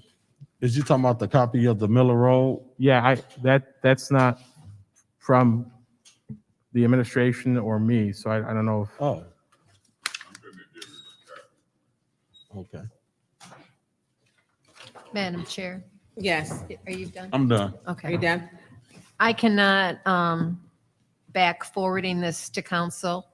I have no problem with the North Flint Food Market at all. Do I want to support them? Possibly, possibly. I have no budget. Where's the money going to go? Oh, let me forward. There's no budget. It's not, and I've said in the past that I will not approve any money until we have more clarified what we're going to be spending that money on. And I think this is premature in the beginning balance at the beginning of this cycle. I also stated at the last council meeting that I would not approve any more dollars except for the essential worker pay. And I'm going to stand behind that until we get more information of how we're going to spend this money. It is premature, and I'm going to vote no. Thank you, Councilwoman Priestley. Is there anyone else in the first round who hasn't spoke that would like to speak? Councilwoman Winfrey Carter, you? Thank you, Madam Chair. Question, who all received the packet that was sent out? I think through you, Madam Chair, to Councilman Murphy or Councilman Mays. If Yes. I may, When was- Madam Chair. Yes. A packet was sent out to myself and Ms. Brown. I asked Janelle to put a copy in everybody's box. It had a Okay. cover letter, and then it had some figures. Okay, And so that was supposed to be put in everybody's box this past Monday. And so I requested the hard copies and or emails. So Oh. Mr. Murphy ain't the only one who got it. I got it. And I asked staff to distribute it to everybody. And so if it didn't get distributed, we'll try to correct that. I see Ms. Donahue trying to say something, but I'm just listening. I think I agree with my colleague. I want to see a budget. I would like to see something in hand before I say that I want to move this forward. Now, I'll compromise. I'll vote to move it to council, but if I don't get anything from now until council meeting on Monday, I'm not going to be able to support this. Point of information. What's your point of information? I just forwarded everyone the copy of what I just received on January the 14th. So y'all should have it in y'all box. Okay, because it's very important to do my due diligence and vet and yes, we should before giving out, spending money and perhaps, funding things, we should be able to see a budget and what will the money be spent on. And and I'm all for the North Flint reinvestment project of the grocery store because there is a food desert on the north end, and we need to fix that. So I'm all for it, but I do want to see something. Okay, so I'll look at what Mr. Murphy just emailed me, and I'll go from there. Thank you. All right. Oh, and you know what, Mr. Witterman, you know, I have a problem. You guys have a form that you guys been passing out at these meetings. Wouldn't it be apropos that a form would have been sent to the clerk so that the form could be distributed to the council members? It's, again, on our public city website. Mr. Whitkin, again, wouldn't it be apropos, I'm gonna ask the question again, for you guys to have sent a form to our county clerk, or our city clerk, who is the record keeper for the city, and so that that form could be distributed to the council members?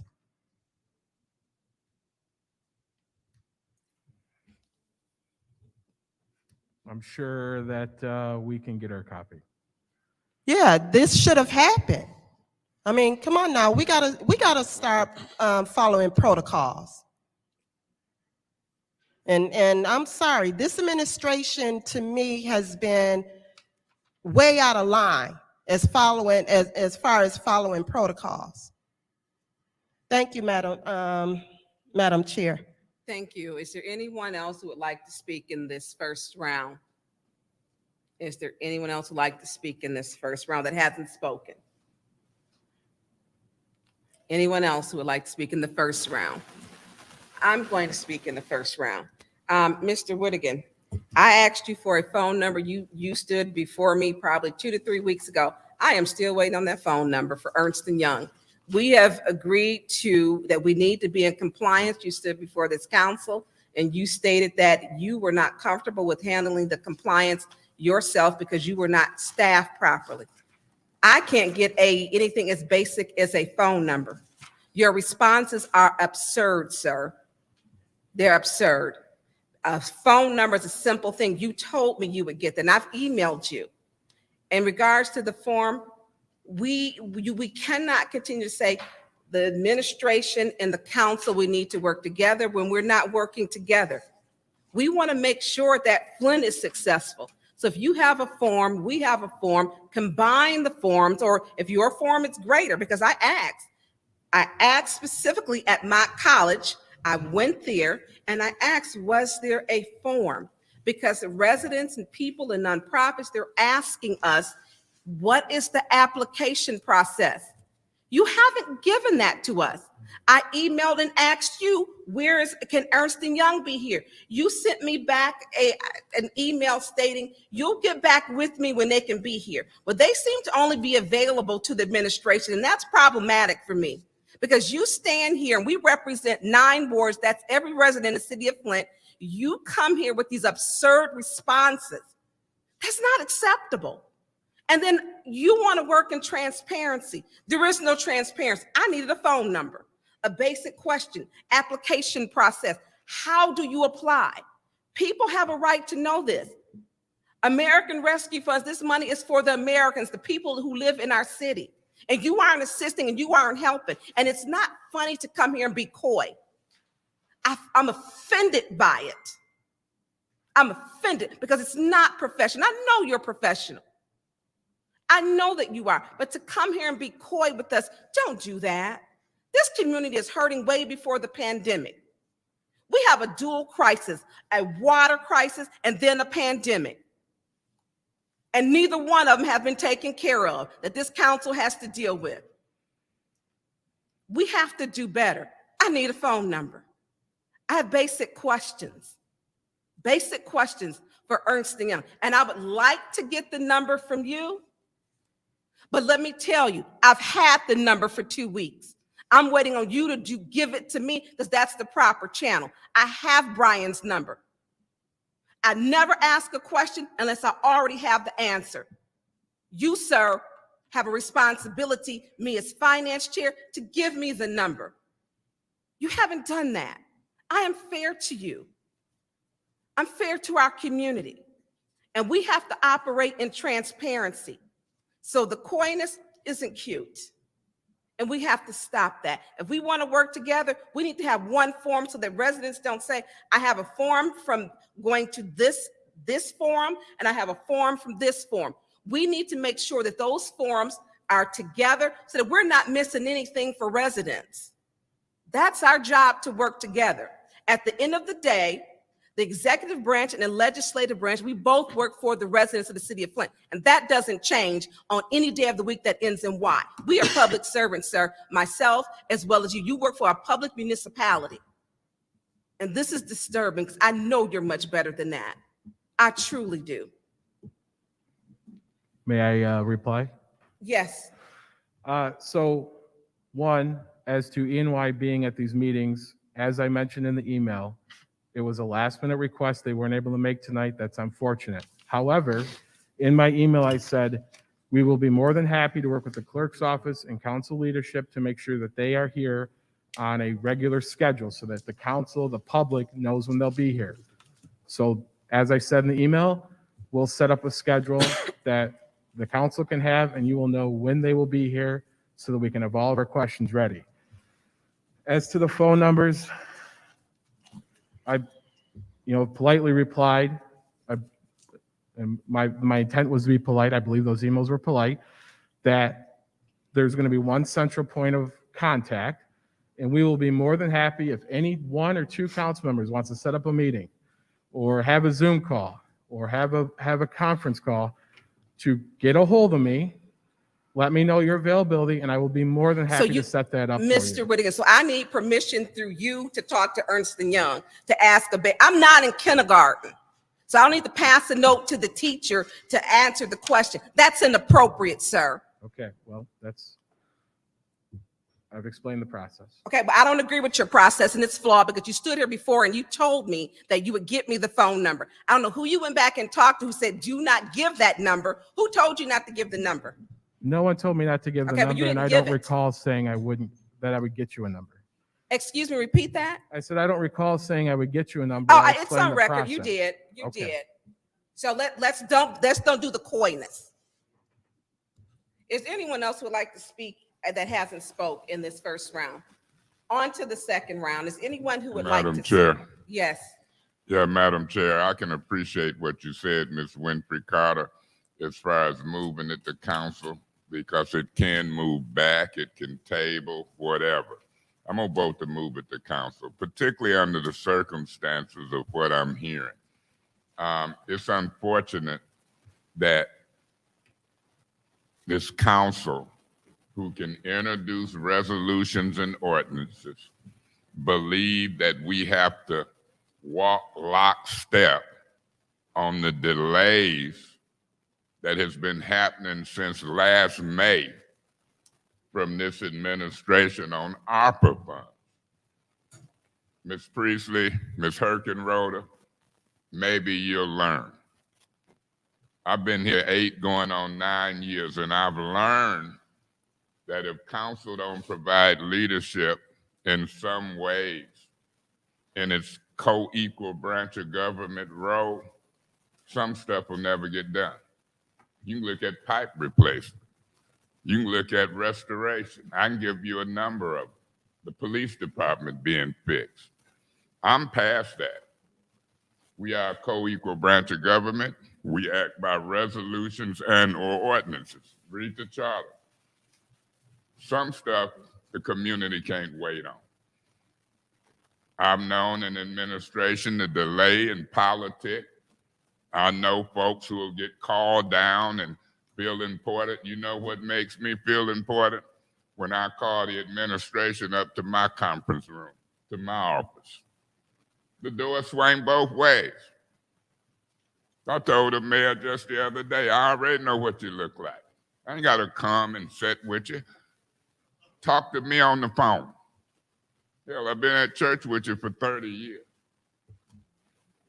It's a misunderstanding on who the big shots is around here. The doors swing both ways. We don't have to wait on resolutions from the administration. We can initiate them. Scott Kincaid and them went to court on that. It just makes sense. So I'm trying to help this council. Mr. Pfeiffer, I'm gonna probably make an amended motion to move both of them to council. Because when they get in council, they can be passed, fail, they can vote up or down. I'm gonna sound like a broken record. I keep saying that. Do y'all recall me at Calvary Church? I try not to lie nowhere. I sure wasn't gonna lie in church. Do y'all recall me saying out of $94 million, it's 9 council people. 2 times 9 is 18 million. Wouldn't it be nice if Miss Lewis, you had authority for your ward, what your project's $2 million worth? Mr. Murphy, you $2 million worth. Every ward, $2 million worth. Spend it when you want. Look at the projects that you want to pick. See if it qualifies. Should we include the other elected official in that $2 million and take it from 18 to 20? This ain't a rocket science. This is good politics. Do you know if I had discretion over $2 million in my ward, 600,000 might go for this project.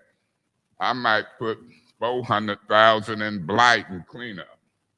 I might say I want a police in my ward that we pay for. 2 million discretion. So don't get it twisted. We are a collective group, but we got individual needs. It ain't no law in the ARPA funds to say out of 94 million, we control the purse strings. What y'all want, 2 million apiece, 3 million apiece? When I look at Mr. Pfeiffer's proposal for his ward, 1.9 million, you ain't even under the 2 million. You might want it to be 3. But that's how I think. Mr. Murphy, as much as I listen to you talk, you might have some projects in your ward. You don't want to argue with us.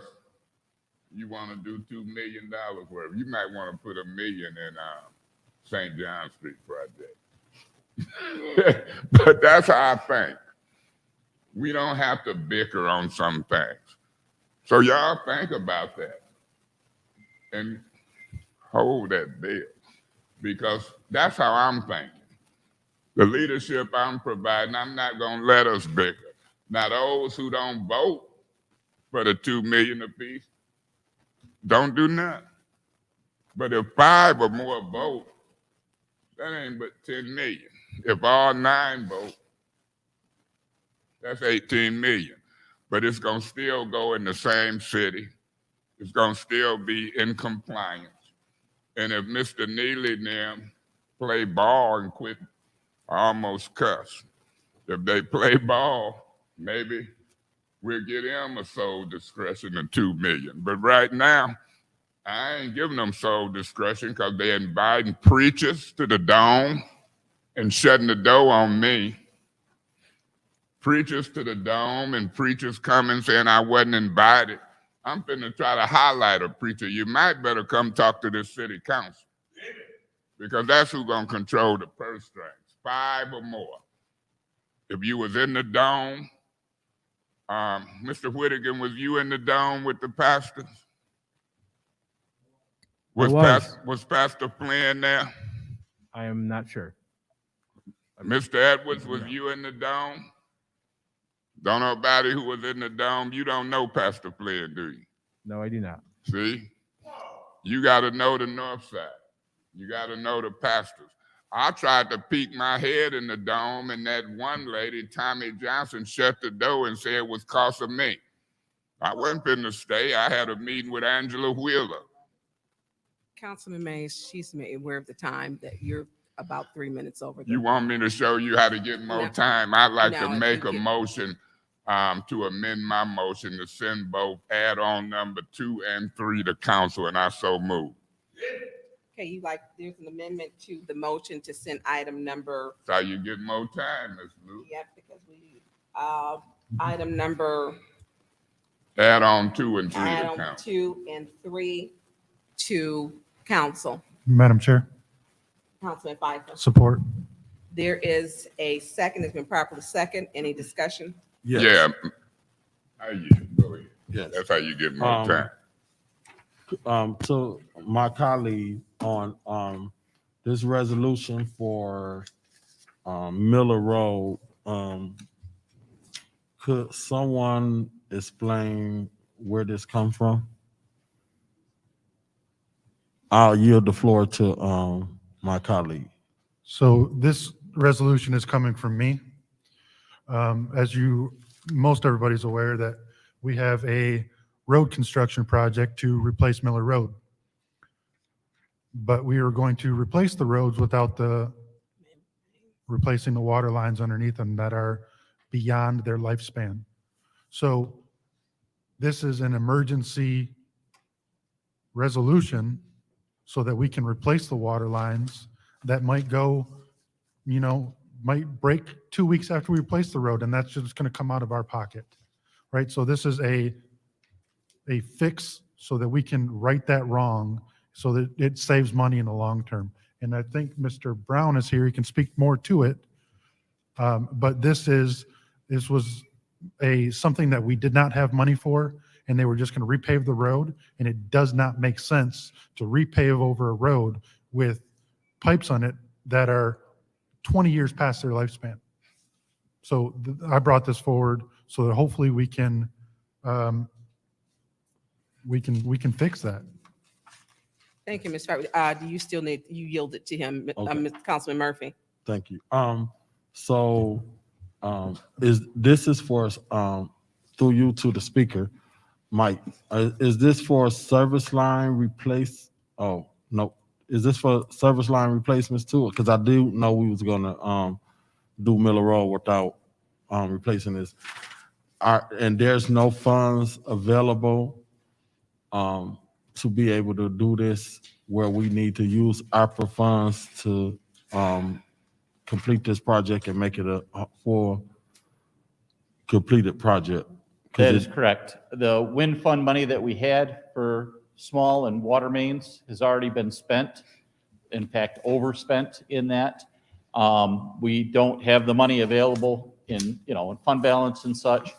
And if we're going to put a water main in it, we need to get it done as quickly as possible. What this will do is replace the old water main, cast iron water main, with plastic pipe, and we'll have new hookups to all the homes into that new pipe.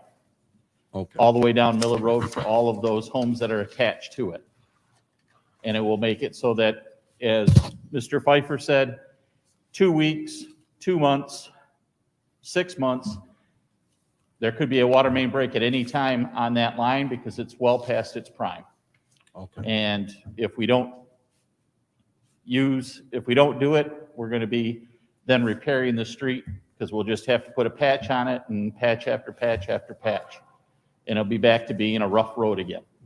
So because my colleague, this is in your ward, this is something that you feel is a need, I'll support this resolution only if the mayor and administration, you who are interested parties could run this through Ernest & Young and make sure that this project lines up in compliance with the ARPA funds. Point of information. And if What's your point of So- information? This is not only in my ward, this is the new boundary line between 6 and 8. So just to be 6 clear. and 8, Correct. okay. If by Monday, if we can get I don't know if that's too soon, if Ernest & Young can give us a response to see if this line up with the ARPA funds. That's my concern. I don't want to do something and it don't line up with the ARPA dollars. Yes, sir. Thank you. Madam Chair. Councilwoman Herkenroder. Again, my logic still remains. I am in wholehearted support of the water main replacement. Court Street just went through this thing all last year. I get it. I understand the water improvement. I understand the Flint food market, but we have to make sure that we have a budget and a plan before we start spending this. And so what that means is that we need to do a lot of work to get that budget done.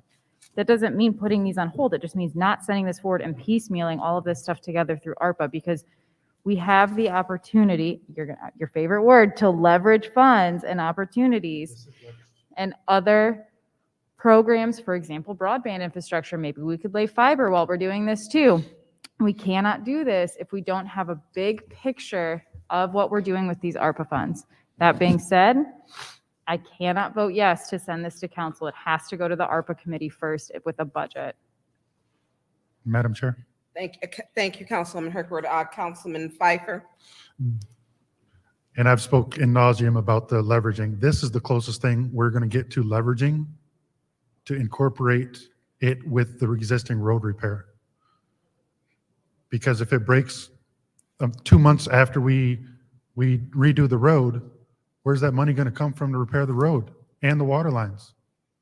It's going to come out of the budget that we already don't have. So this is the closest thing we can do to leverage these funds for existing projects, in my mind. So maybe I'm wrong. Mr. Brown, would you consider this leveraging the ARPA dollars for an existing project so that we can fix a problem? From what I understand with the ARPA funds, part of it is for infrastructure, and this is definitely an infrastructure repair and replacement. And it will give us many years. And I think this is, in my opinion, as a DPW director, this is a good reason for using ARPA funds for a water line or for other structural improvements that we need, because it will last, a good 50 years, hopefully down the road or more.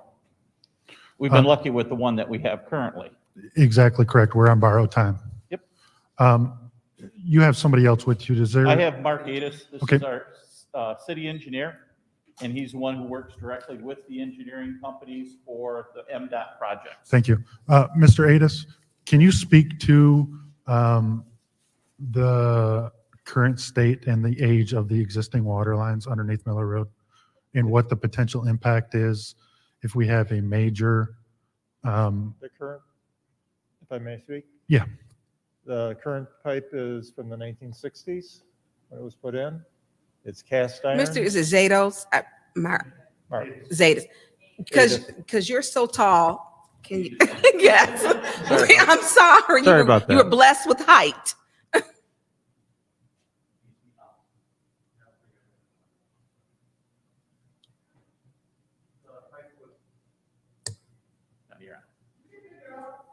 You can pick the, yeah.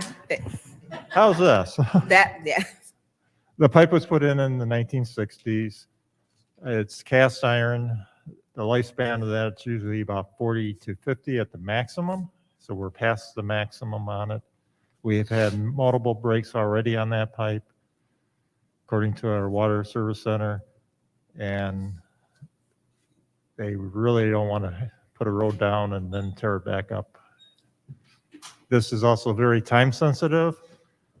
The contractor is willing to work with us for about another week. If we don't know within that time period, we're not going to be doing the water main. I wish it was different. I've been trying to get funding for this for over a year, but there's no funding out there, so.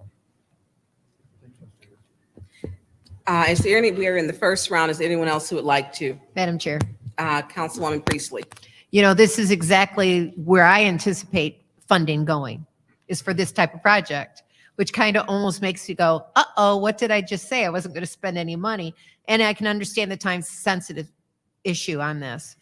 But I still have this problem with spending money without an overall view of how much we're going to spend where. Now, going back to the North Flint food market and this budget is not complete. It is only for interior fixtures of the store. It doesn't include all the construction costs. It doesn't include how much funding was already raised and what the shortfall is. It is incomplete. So again, I am not going to support that resolution at this time. Thank you, Councilman Priestley. Is there anyone we're in the first round who has not spoken, the first round, who would like to speak? Yeah, Madam Chair, Yes, Councilman Mays. if I'm not mistaken, I haven't spoken the first round on this. You have not, because you did an amendment. Right. So- And so I asked Mr. Piper, and y'all can ask y'all, because I stepped out, is this a feasible thing to do? If we're able to get the awarded monies by Monday, we can feasibly have that line taken care of by the engineering company and by Zito to get the work done. If the money goes from approval here and released Monday? Are you not saying the money have to be released Monday? It would have to be ARPA funds, yes. They would have to be released Monday? Or could they be approved Monday and released in 2 weeks? That's correct. It could happen that way also. Okay, yes. so that's what I'm getting at, Mr. Yeah, the money Engineer. won't be spent right away. But Okay, we have to have the money available so that they can order things, and then when they do, the order parts come in, we pay for that, then they put it in the and ground. then the project that you're doing on the surface can be coordinated with the underground. Yep, that same And company. you still be on track Yes, sir. with everything. Yes, sir. Okay, that's what I want to know. Thank you, Madam Chair. Thank you, Councilman. Thank you, Mr. Piper. Is there anyone else in the first round who would like to speak? Anyone else in the first round who would like to speak?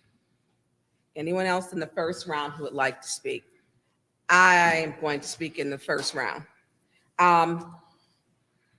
Mr. Brown and Mark, I'm sorry, but pronounce your name, 'cause I do not want to. Zetas. Mark Adis, Mark Adis, and I should know that. I apologize. Here's my question. We're kind of in a catch-22 because the Miller Road project needs to be completed. And it does not make sense because that project has been started. The road when was the project started? Because wasn't the road torn up? It hasn't been tore up. Hasn't been torn up yet?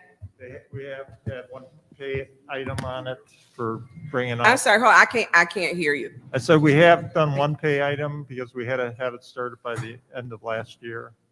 So they brought some barricades out, so we'd have one thing.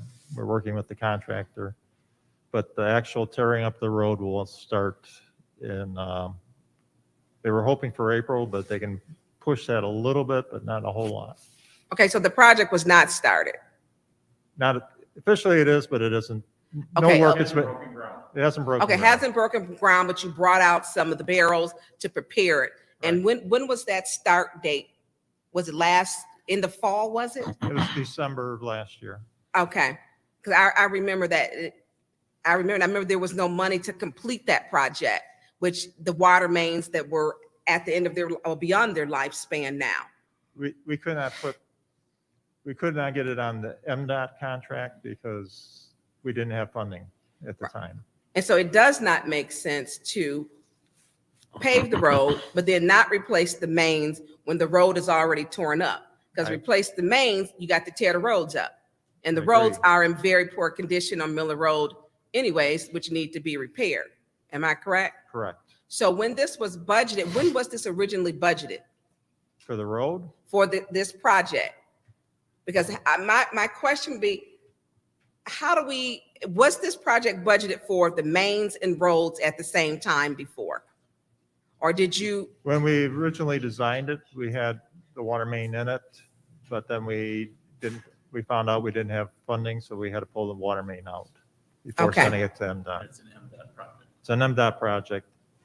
okay, So we have to be able to verify that we have the funding for water main. We couldn't at the time.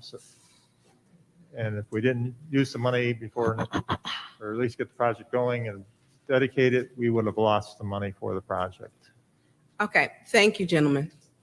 Okay, on to, we're going to go to the second round. Yeah, Councilman Murphy. thank you. Let me read, I want to read to my colleagues, the attachment letter and just to the public of the Flint Food Market. It said, due to COVID-19 and the global supply chain crisis, our store equipment and fixtures budget went from an initial projection of $850,000 to a whopping $2.1 million.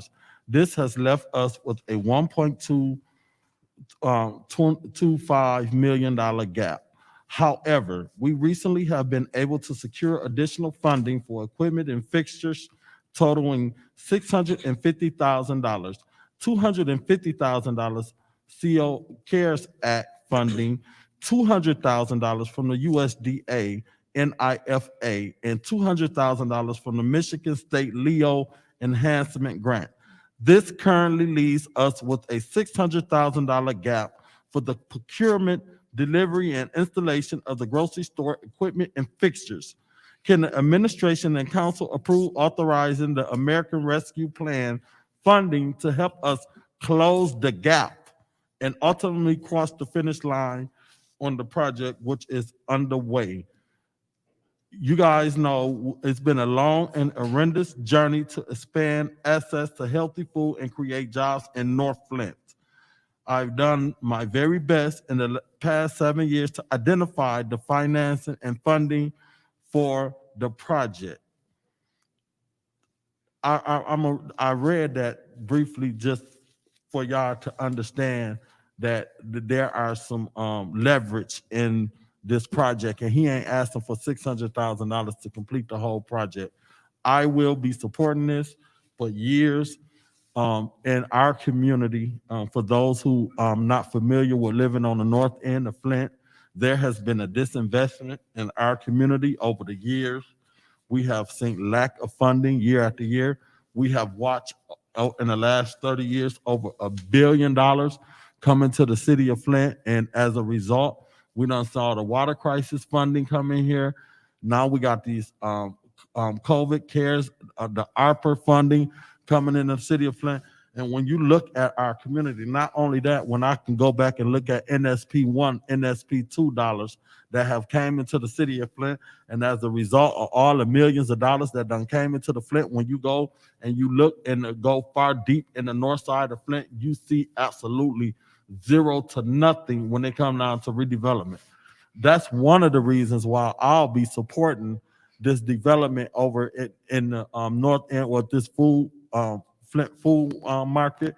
You got a lot of partners. You got people who have contributed $250 into this food market. It is just a great thing to happen. I will be supporting this 100% as an African-American Black man that grew up in the north side of Flint, that understand the 475 history, where they came and put in a highway and dislocated Black folks, how they disinvested in our community, how they redlined our community. I'd be darned if I sit up here and don't support this $600,000 when I don't see all this other money coming to the city of Flint. This one councilman that's gonna stand up, and I don't care who don't like it, I am gonna stand up for this food market today, and I'm gonna do all things necessary to support this, because I'm gonna make a statement that it is time for us to start investing in our community. And I'm not gonna sit up here and not see this stuff.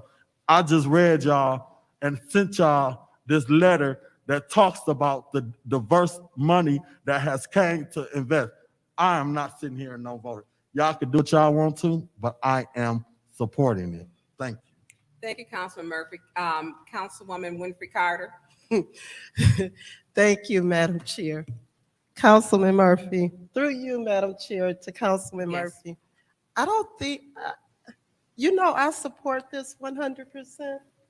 In fact, Mr. Murphy, and I don't know if I should recuse myself or what. I am a member. I put my $250 in. I'm all for it, okay? How can I sit up here and say I'm for the residents of the city of Flint and not support this? I think the problem and what I was asking for was I just want to see what's going on. What is the money going to be used for? And that's, I mean, I have that right. And I probably, because I can't make it to the meetings or whatever, I probably should have had this information beforehand, but I can't make it to the meeting.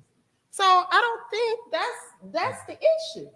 I think all of us who support the city of Flint, the residents, and all of us who live on the north end of the city, we are all in support of this. So I'm trying to understand. I hear your passion, though. Madam I hear Chair? your passion. And you know, like I said, I just read through everything that you sent us, and I'm willing to send this to council. So that's it, Madam Chair, I'm done. Yes, Councilman Fireford, then you, Councilman Mays. So let me tell you why I will be supporting this is because of our party store epidemic that we have. I think we have a party store epidemic. And how many people in this city have to buy food from a party store? So that's why I will be supporting this, because I think that too often we don't realize how many people have to walk to the party store to get food. So I hope that we can support this. I hope that we can possibly make sure that if there isn't already, a bus stop in front of it. Like, whatever we can do to get more people to this, to become a member, to stop shopping for their daily necessities at a party store, we're going to be a more unified community. It's going to be it's going to be safer. It's going to save the community money. It's a win-win-win. So I will be supporting this. I'll look at the email that you just forwarded for more information. If we have any information, I don't see this dying, and I will support it wholeheartedly the whole way. So that's all I have to say. Thank you. Thank you, Councilman Pfeiffer. It was on to Councilman Mays, then you, Councilman Herkenrode. Okay, usually I'll say go ahead or whatever, but I'll be quick. Amended resolution to send both of them to council. Knowing what Ms. Priestley and others are saying, we'll still have a decision to split them up or down in council. I'm gonna vote to move both of them to council in this amended motion. I've heard what I needed to hear. Mr. Pfeiffer ran this by me. 1.9 million. I better say 1.9 million, 1,930,000. If we agree to this $2 million thing, you can use this up on one project, but that's your choice and your award. You better lobby to get 3 million apiece. Mr. Murphy. Point of information, you weren't here. I clarified that this is a boundary line between 6 and 8, sir. The 6th of what ward? My ward. The 8th and the 6th. Oh, you trying to give half of it to Miss Burns. Uh-huh. So if it stay at 2 million, she might be down on 1 point. We'll discuss it if it get there. But I think it'll be fun for council members to agree that, hey, we gonna support each other with 2 or 3 million per ward. And the administration can approach us in that same deal, Mr. Edwards. But so far, it's just been a lot of lip service about partnership. It's been more divide and conquer for me where I sit. I'm the leadership of this council. I heard about leadership meetings with Ms. Herkenrode. We discussed them. You were in the room. I'm like, oh, what? I tell every council person, spread their wings, fly, talk to the media, do what you please. And I do that because I'm watching and looking. I know who calls and talks to the council president and who don't. I'm a wise Mr. Brown old owl, and I'm politically astute. I'm smart enough to know that each ward has different needs. I'm looking at that 2 to 3 million, supporting council people like that. I'm not going to overlook the administration, but let the administration continue to overlook us and the leadership of this council. I got to prove something, and I got a year to prove it. I got to prove that I can provide leadership. I can pull us together as a body. I can protect our reputation. I told him in the meeting with you this past week, you're not going to keep calling us insurrectionists, dysfunctional, trying to pick the pockets of the poor.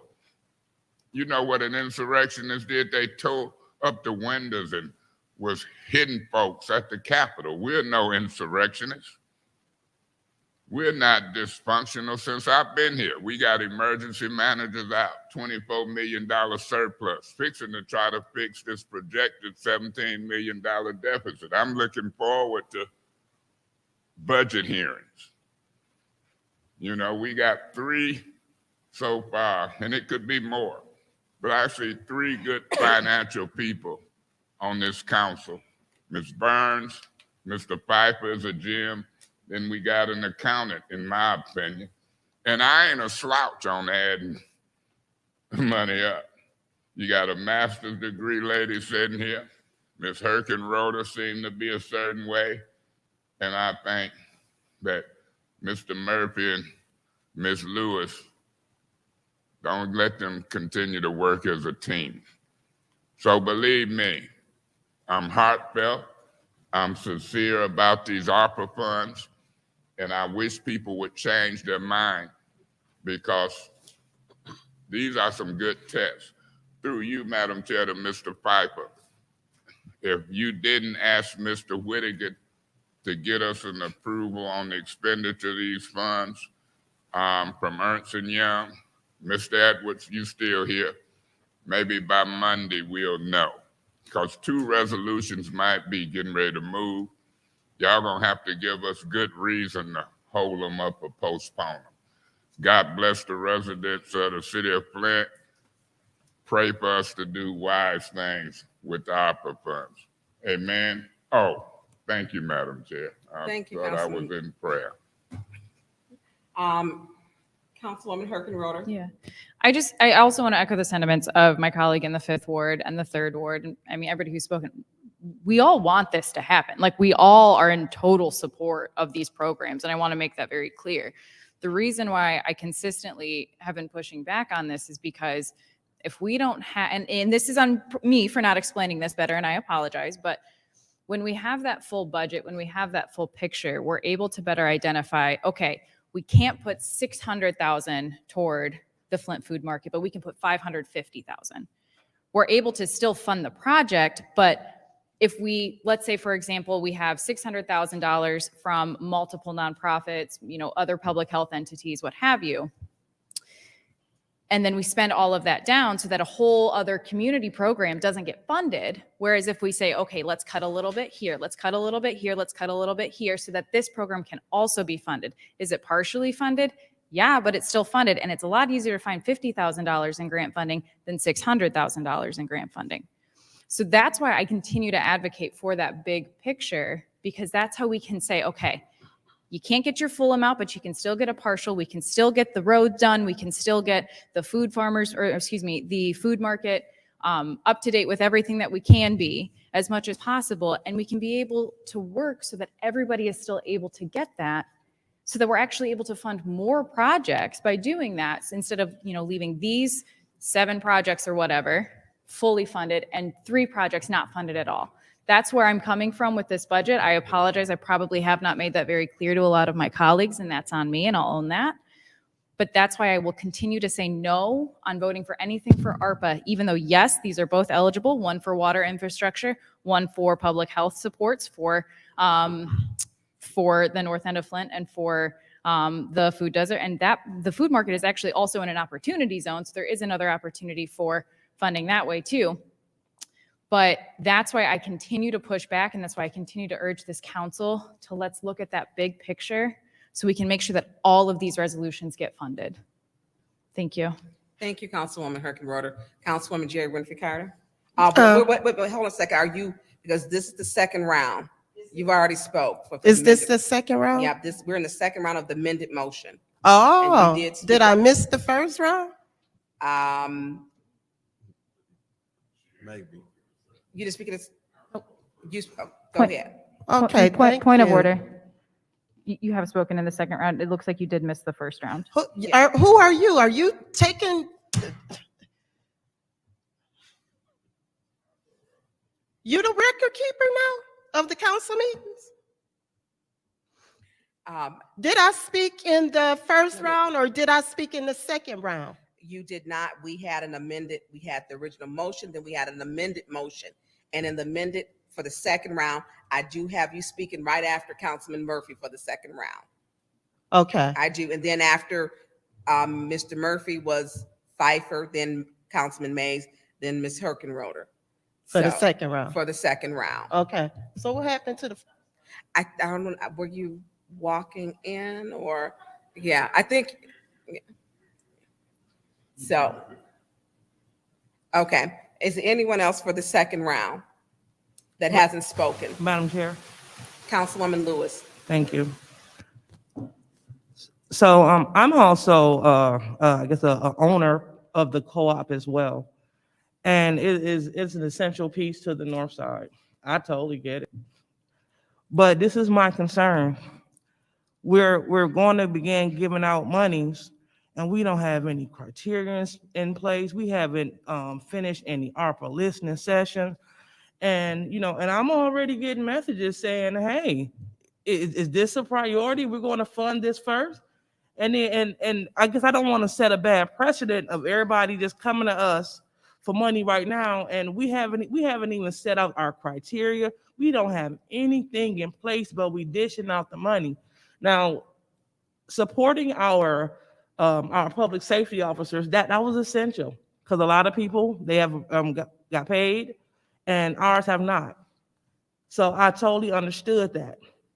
But this right here, this looks like we are opening up the floodgates for other people to slide us information and proposals and wants and desires before we hear from the public and what they want, how they want to spend, before we can get a budget in place. This just seems like we're putting the cart before the horse. I'm fully with it, but we got to get this budget in place. We got to see how we're going to allocate the funds before we start just dishing the money out. And I think that it'll be a bad steward to me, I'll be a bad steward of funds to go against totally what I said I was going to do in terms of getting the data from the public, finishing out those sessions, coming up with the criteria of how we're going to allocate these funds. Point of information. What's your point of information? Through you to Ms. Lewis. How long do you think it will take us to complete all of that you want done first? Well, it all depends on the administration's urgency and the council's urgency. That's what it depends on. And then we haven't even scheduled our other 2 listening sessions. So, so let's talk about that. Let's get those things over and done with. This stuff should have been complete. I just don't want to start divvying out money and then another major organization that's doing some major stuff in our city come to us and be like, all right, then, well, you funded them. Why don't you fund us? I just would like for things just to be done in order. But just for the record, I'm 100% in line with this full market. We just need to get our house in order. We need to get this criteria, the consulting firm, whoever's responsible for setting this criteria and getting this ball moving, we need to get it moving. Thank you. Thank you. Point of information. What's your point of information? Through you to Ms. Lewis before she give up the mic. You willing to have a special meeting this Thursday, Friday? I'm just saying when. I hear a lot of talk, but when? A meeting with who and about what? If I may, Madam Chair, Yes. we trying to get the compliance firm up here, council people meeting individually with the mayor. He need to be up here. If we gonna work together and we gonna get a budget together, whether we separate it by categories or individual projects, once the requests come in, it's gonna all be the same. This ain't an infinite amount of money, it's a finite amount. 10 million minus 94 million, 84 million. It ain't like we finna spend 40 million. Let me be quiet. I'm out of order, but them is my thoughts. The reason I say I'm out of order, that's a bad, long point of information. Okay, is there anyone else who would like to speak in this second round that hasn't spoken? Is Councilwoman Priestley? Madam Chair,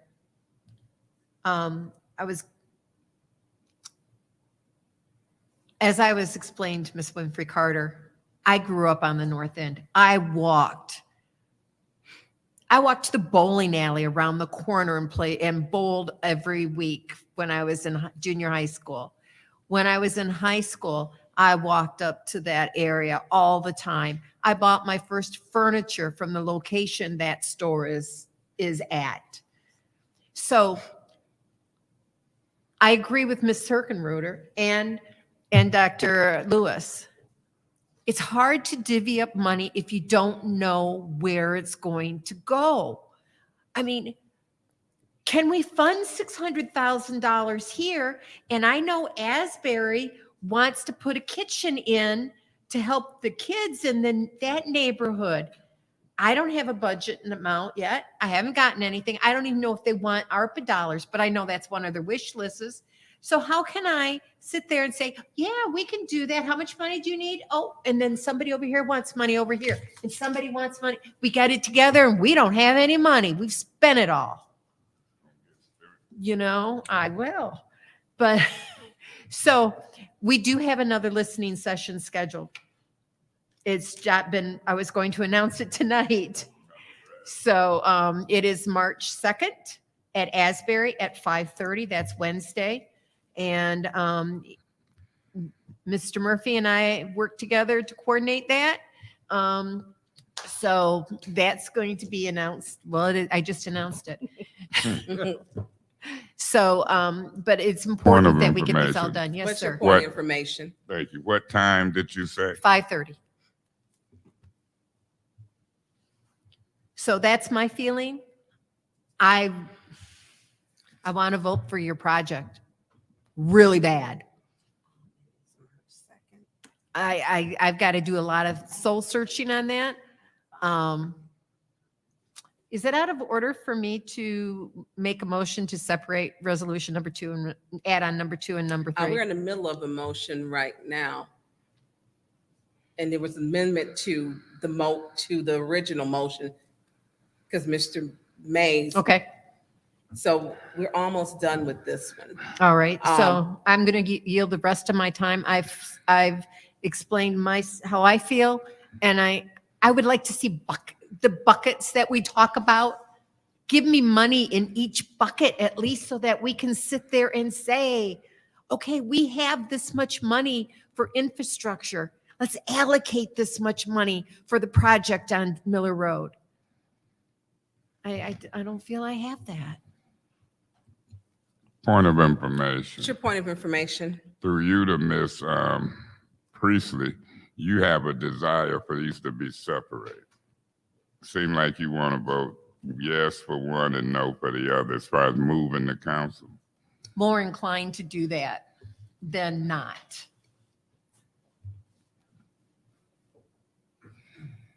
Okay. Have I spoken my second round? You have spoken your second round. So I come trying to help her, but I ain't got the ability under the goofy rules. Okay, I think the only person that has not spoken in this second round was myself. I am going to speak on the North Flint market. Yes, the North Flint market it is needed to have a market on that side of town. No one's going to question that because they closed the Myers, the Hammond the Hamity grocery store did not stay in business for more than 3 to 4 months, which is kitty corner to where this North Flint market will actually be open for business. For my question and my concerns is, I would like to have seen Pastor Flynn here. I would like to have asked him questions or someone from the market. You know, where is the business plan? This has been a 7-year project. There's been a lot of funds. I'd like to ask Suzanne, you know, how much money did we have from community block grants? How much has been given? I was told 7 million, 8.5 million. I'd like to know how much was given to this project. The city just gave 200,000. We know that they have 836 members. We know that Ruth Mott has given them money. We know that Community Foundation just gave them $500,000. We know that the Michigan Strategic Fund just gave them 1.25 million. Yeah, so there are questions. We know that out of these, I'd like to know, are these grants, are we paying up to the 15%? Are we paying salaries out of the monies in the community block grants? Who's on salary? Who are we paying these to? So I do have questions. What is the total cost for this project so far? Because even if we pay the 600,000, there's still a shortfall of 500,000 that's left. So do they come back to say to us when we get our second round of American to Rescue, the ARPA funds, do they come back to say we need 500,000 now? So I do have questions for, look like you're about to say Point of information. Yes. Do you realize they're scheduled to be here on Monday? I do not realize that. Yeah, they should be able Okay. to answer some questions. Thank you. So these are questions which are important to me, because if we have a 7-year project and that market still isn't open, I don't want it to look like a bottomless project that we just keep throwing money at. And that's important, because I have gotten calls and I've gotten emails, and I have to answer to my constituents, and they pay attention. My constituents come to city council. They've got questions and they deserve answers. So when it comes to this market, do we need a market on the north side? Yes, we have some, but we don't have one. We're looking at Landmark, we're looking at Hutchinson's, we're looking at Mr. B's. You know, where's this centrally located? We have a full service market with access to fresh vegetables, fresher produce, which is a serious concern. But I look at this project, it didn't start, it started right after the water crisis. It wasn't derived out of the pandemic. This project has been trying to get up and get going for years. And it looks like they're getting close to the finish line. Then my other concern is when we're looking at fixtures, and I read it, I didn't get that list. I was not emailed. I did not get that. First time I saw it was Saturday, February the 19th. And I read and I went through it. So fixture list. My question is, was this fixture list on the money from Ruth Mott for 500,000? Was it on the fixture list for the state of Michigan Strategic Fund for the 1.25 million? Has the fixture list been duplicated? That is my question. I've got some basic questions as opposed to, you know, let's do this. And I think that it puts us in a very precarious situation because there is a need. It's a project that's almost done, you know, and it's very hard because I understand people want, you know, a market and their support because they've been at, I remember the first meeting I went to was at a block club meeting. And this is probably 6 years ago where they were selling memberships. But I think that anytime we talk about before we make the decision, and thank you, Councilman for saying that they will be here, because I have some questions. I would like them to open up their books and show what were their proposals before? Were those fixtures included? Because that fixture list is a lot. And anytime you're building a business plan, you have a structure, we know that for that market to exist, that you have to have coolers, you have to have fixtures. So I can't imagine it not being in there. And if the costs were offset, can they show us how much they were offset? Because it should have been in the beginning process. So I just need to see that, the part of the business plan. I need to see that. And we were not emailed that. So that was the end of the second round for the amendment to send add-on 2 and 3. So it is time to council. So now Councilwoman Lewis is at the rest. So it is time for the vote. Roll call. Madam Clerk. My point of order. Point of order, what's your point of order? Yeah, do we want to wait or proceed? We can, she probably won't be in there long. She went to that, right? So it probably won't be too long. We can pause. Madam Chair, Councilman Pfeiffer. I move for a 3-minute recess. Okay, Second. it has been seconded by. Point of order. It could be without objection. Madam Chair, I withdraw. Without objection, Without, we can withdraw. thank you, Councilman Pfeiffer and Councilman Mays. Okay, thank you. Councilwoman Lewis, we're about to take the vote. We're going to vote on adding add-ons 2 and 3 to send to council. We are getting ready to take the vote on that. Madam Clerk, roll call, please. Mr. Pfeiffer, Yes. Ms. Worthing is absent. Mr. Mays, Yes. Ms. Lewis, Yes. Mr. Murphy, Yes. Ms. Priestley, No. Ms. Winfrey Carter, Yes. Ms. Burns, Yes. Ms. Hurkenroder. No. The vote is 6 yes, 2 no. The vote is 6 yes, 2 no. Item numbers 2, add-on 2 and 3 will be sent to council. Madam Chair, Councilman Mays. I don't want to cut nobody off on any discussion items as it relates to finance. I know we got budget hearings coming up shortly, so I won't make a motion to adjourn. I'll let somebody else do it. Madam Chair, I'll make a motion Okay, to there's adjourn. there's a motion on the floor. There's a motion on the floor to adjourn. It has been properly seconded by Councilwoman Priestley. No, she made the original motion. You made the original motion. It is a motion on the floor to Madam- have to adjourn. Madam Chair, Yes, support. y'all are kind of quick. You don't even give me a chance to leave.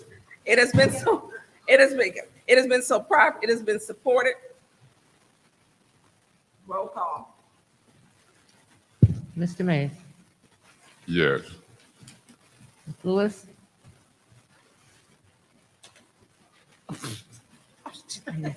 out of the seat, Mr. Murphy, Yes. Ms. Priestley, Yes. Ms. Winfrey Carter, Yes. Ms. Burns, Yes. Ms. Hurkenroder, Yes. Mr. Pfeiffer, Yes. Ms. Worthing is absent. The vote is 7 yes, 0 no to adjourn. 7 yes. How many no's? 7 yes, 0 no. 0 no's. The committee meeting is adjourned. Finance.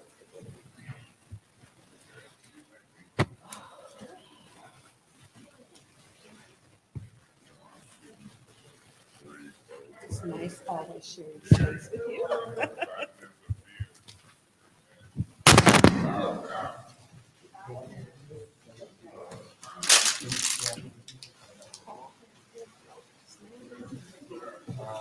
He has them, he has like a whole bunch of them.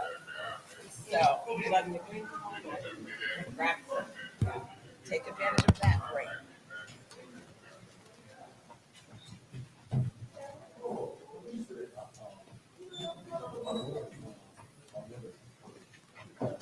Sit for so long. Sit for so long.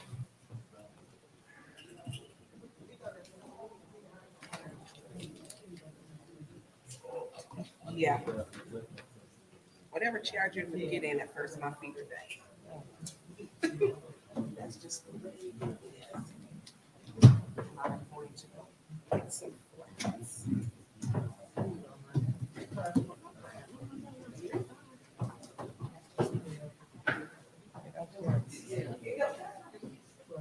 Yes, basically.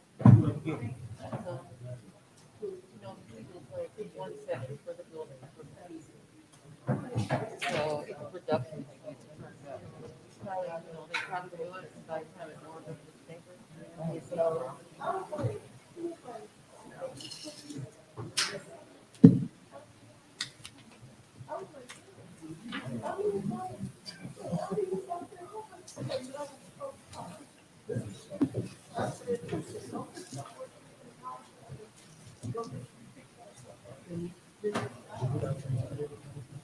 And you think at 20, I try to see you got that.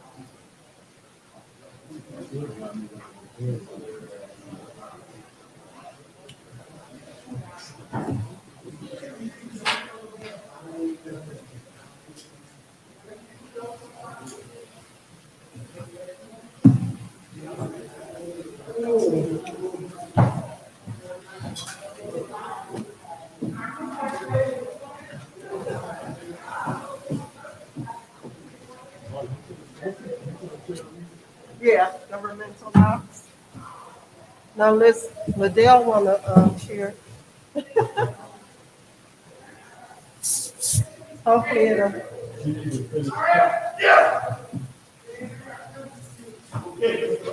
I hope it goes pretty fast.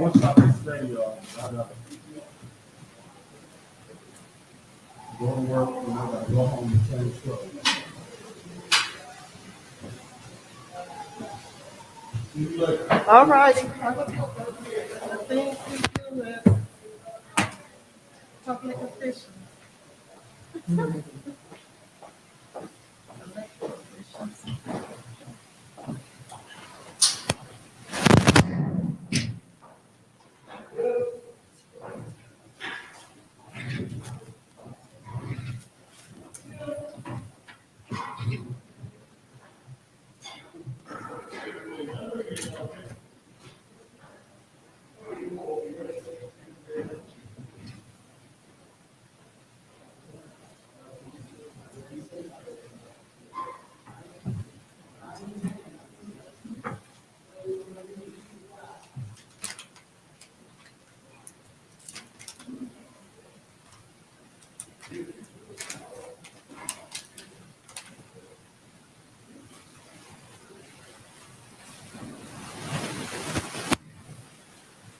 Have you been doing?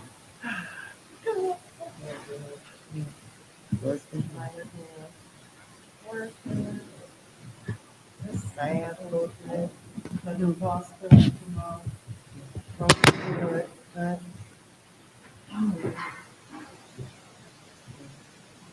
It was just so sudden.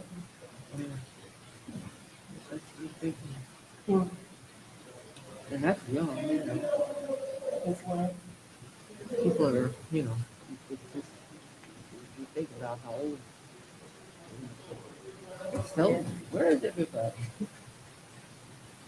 But you know, you find out 3 weeks, 3 weeks ago.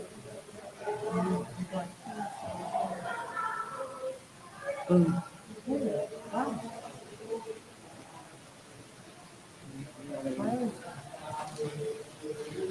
Okay, it's funny because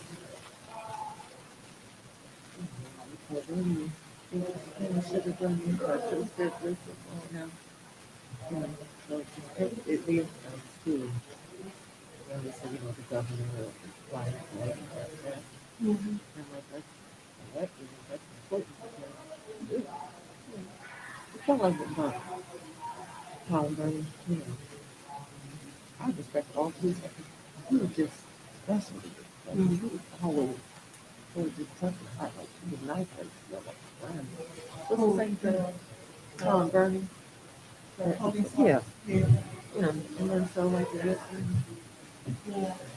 That, I mean, we lost something good within what, 2 weeks? 2 weeks. Yeah. You know, 2 weeks. So, Yeah. People that have an impact.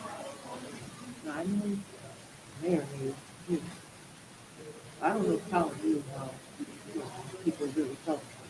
right, All the way across the state. right. Yeah, it's important. We quick to tell people that they make it better. We don't always tell people, you know what, you're doing a good job.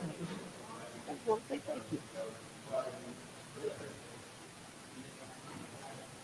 I know my Nancy, she said it was just so sad because Yeah, Daddy got up and did his reflections, and I was feeling for him. yeah, You how's know, he doing? that's his Right. friend. How's he doing? Like his little brother. Is He he doing? good, he's good.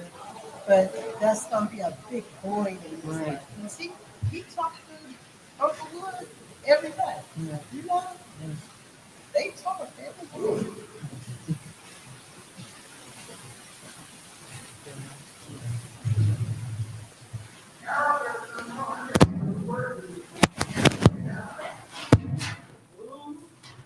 Are you coming tomorrow? Or?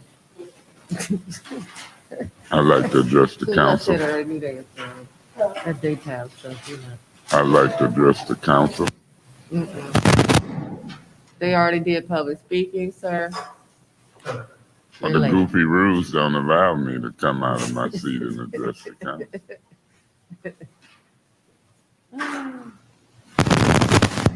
Oh, RL. Can we answer this? Answer this. Now, can we just say committee meetings and then combine them all, but just have one, one session of We public can do whatever we choose to do under the Because why goofy do rules. we have 4 sessions of public speaking? I said I wanted a rules committee meeting, a rules meeting in Or combine. January or February. Yeah, Right. and, I said that. Now check this out. I said, yeah, you put grants in finance. No, it ain't. It's the same thing. It's all finance. yeah, put it. And, government operations. But the point is, I appointed an ad hoc committee. And I said, by January, February, we want to have rules. They didn't miss the vote. So now, I gotta say, we just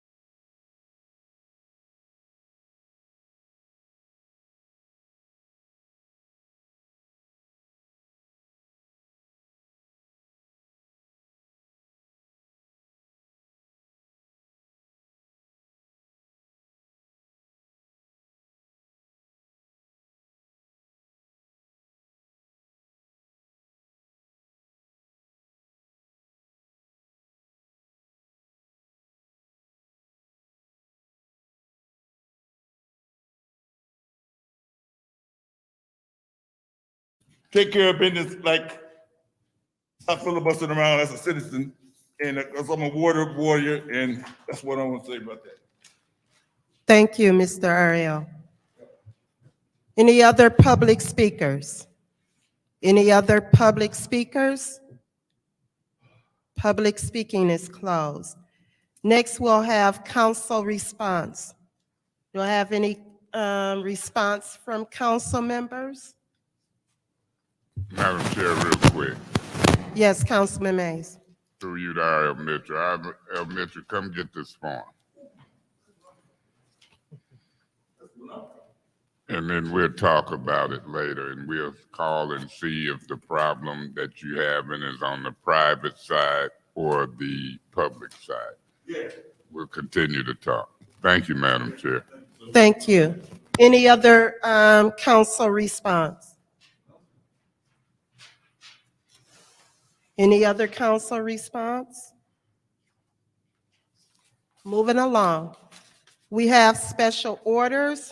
Special order 220040. This is a special order, resolution 210590.1, objection to the transfer of tax reverted properties. And this special order is requested by Councilman President Mays. Thank you. Councilman Mays. Thank you, Madam Chair. Thank Through you to the city attorney. My request was to file a lawsuit against the county treasurer, the county, and/or the land bank. We passed a resolution, and the resolution in effect said that we wanted, I think it was 40-some properties that had been foreclosed on under state law. And we didn't want them to go to the land bank.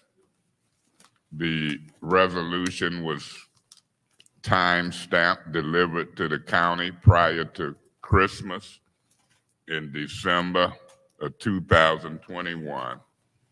The state statute clearly gave us, along with the letter, to December 31st to try to claim those properties under law. I'm hearing that we have a legal opinion forthcoming, but that legal opinion is not litigation in a court of law. I asked in a timely manner for the legal department to file litigation and ask for an injunction and/or restraining order, whatever, to keep that property from being delivered to the Genesee County Land Bank. That's the property where they say they had got a letter from Mr. Edwards and/or Amanda Trujillo telling the county in so many words, don't worry about what this elected body vote and do. Don't send us none. That's problematic. I'm gonna ask by the next Governmental Operations Committee that litigation be filed, initiated on request,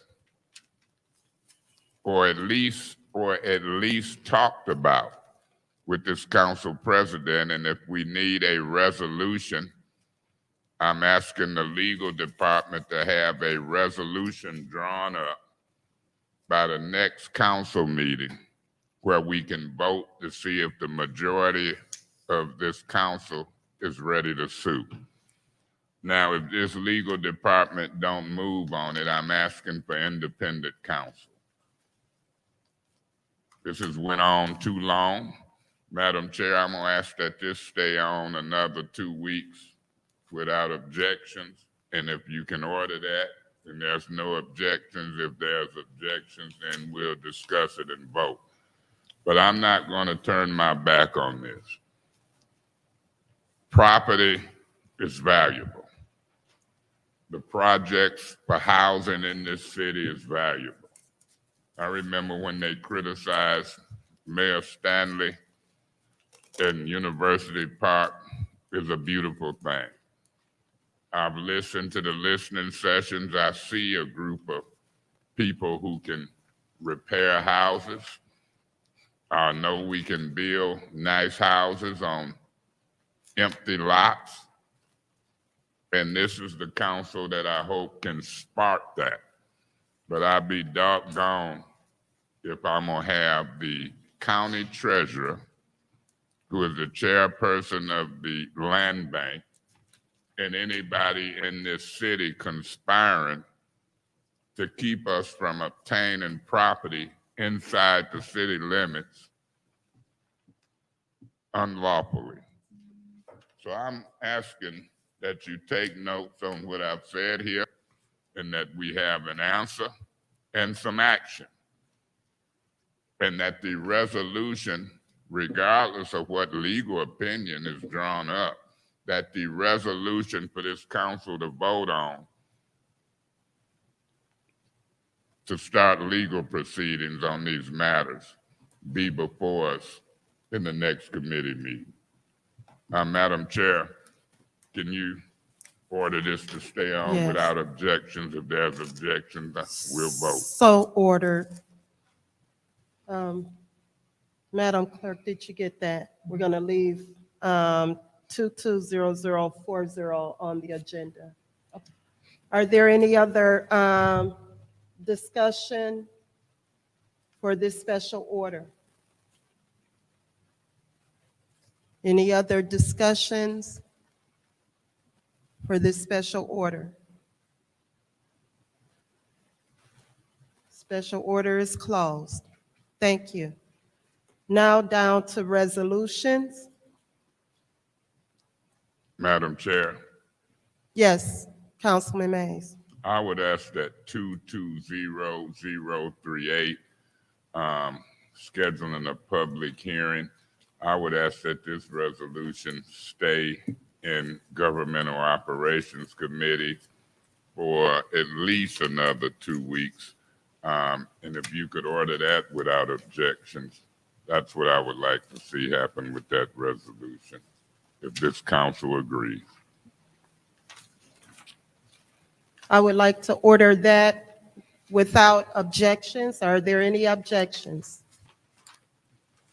Any objections? So moved. So What is the ordered. pleasure, or so ordered? What is the pleasure for 220059? Madam Chair. Yes, Councilwoman Hokenwerder. I would like to amend Resolution 220059. Okay, I would like to amend the contract time from 50 years to 10 years. you mean the lease? Correct, sorry, yes. Okay. Did you make the motion? Yeah, I move to amend the language from the 50-year lease to the 10-year lease.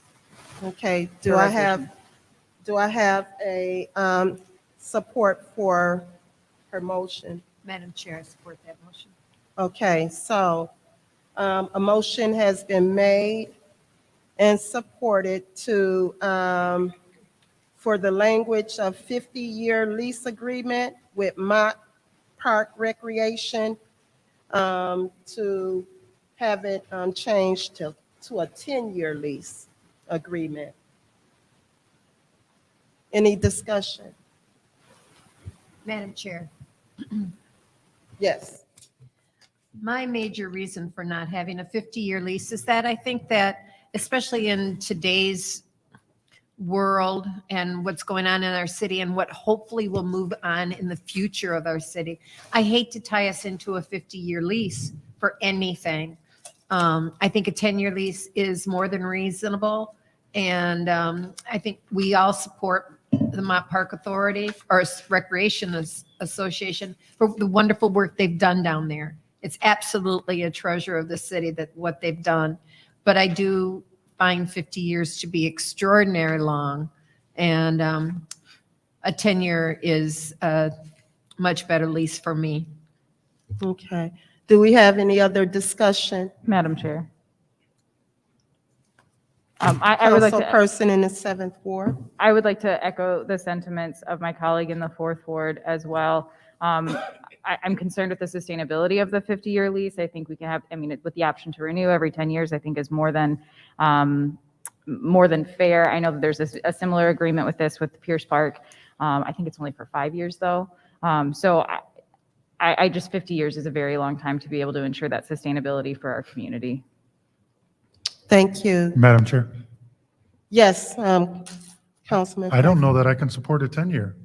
As much as, you know, properties moving around, locking something down for more than 5 years doesn't seem like that's the smartest move. I mean, who knows what's going to happen, you know, in a few years. I have a hard time locking down a property for $0 for that amount of time. I mean, it's a good chunk of city-owned property. And is this, I mean, I don't have any financials or anything in front of me for this Mott Park Recreation. Are they financially stable to, or can they sustain the 10 years? Like, are they going to be counting on us financing and providing funds for property that we own? I'm trying to grasp all of this, and it doesn't make sense that we would tie it down for that amount of time when we have no information on what's their plan. Or is it just going to be mowed? Like, what's the sustainability, or what's the land going to look like in 10 years? So I want more information. I can't even support 10 years. Thank you. Any more discussion on this resolution? Yes, Councilwoman Winfrey Carter. Yes, Councilwoman Burns. Yes, Mott Park is in the 6th Ward, which is my ward. And when we talk about the 50 years, and I do speak with the association, and I've dealt with them. 10 years it sat vacant.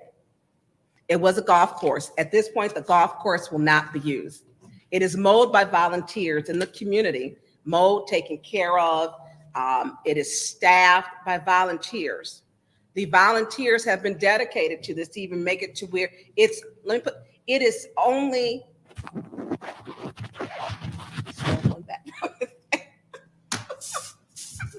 you spared.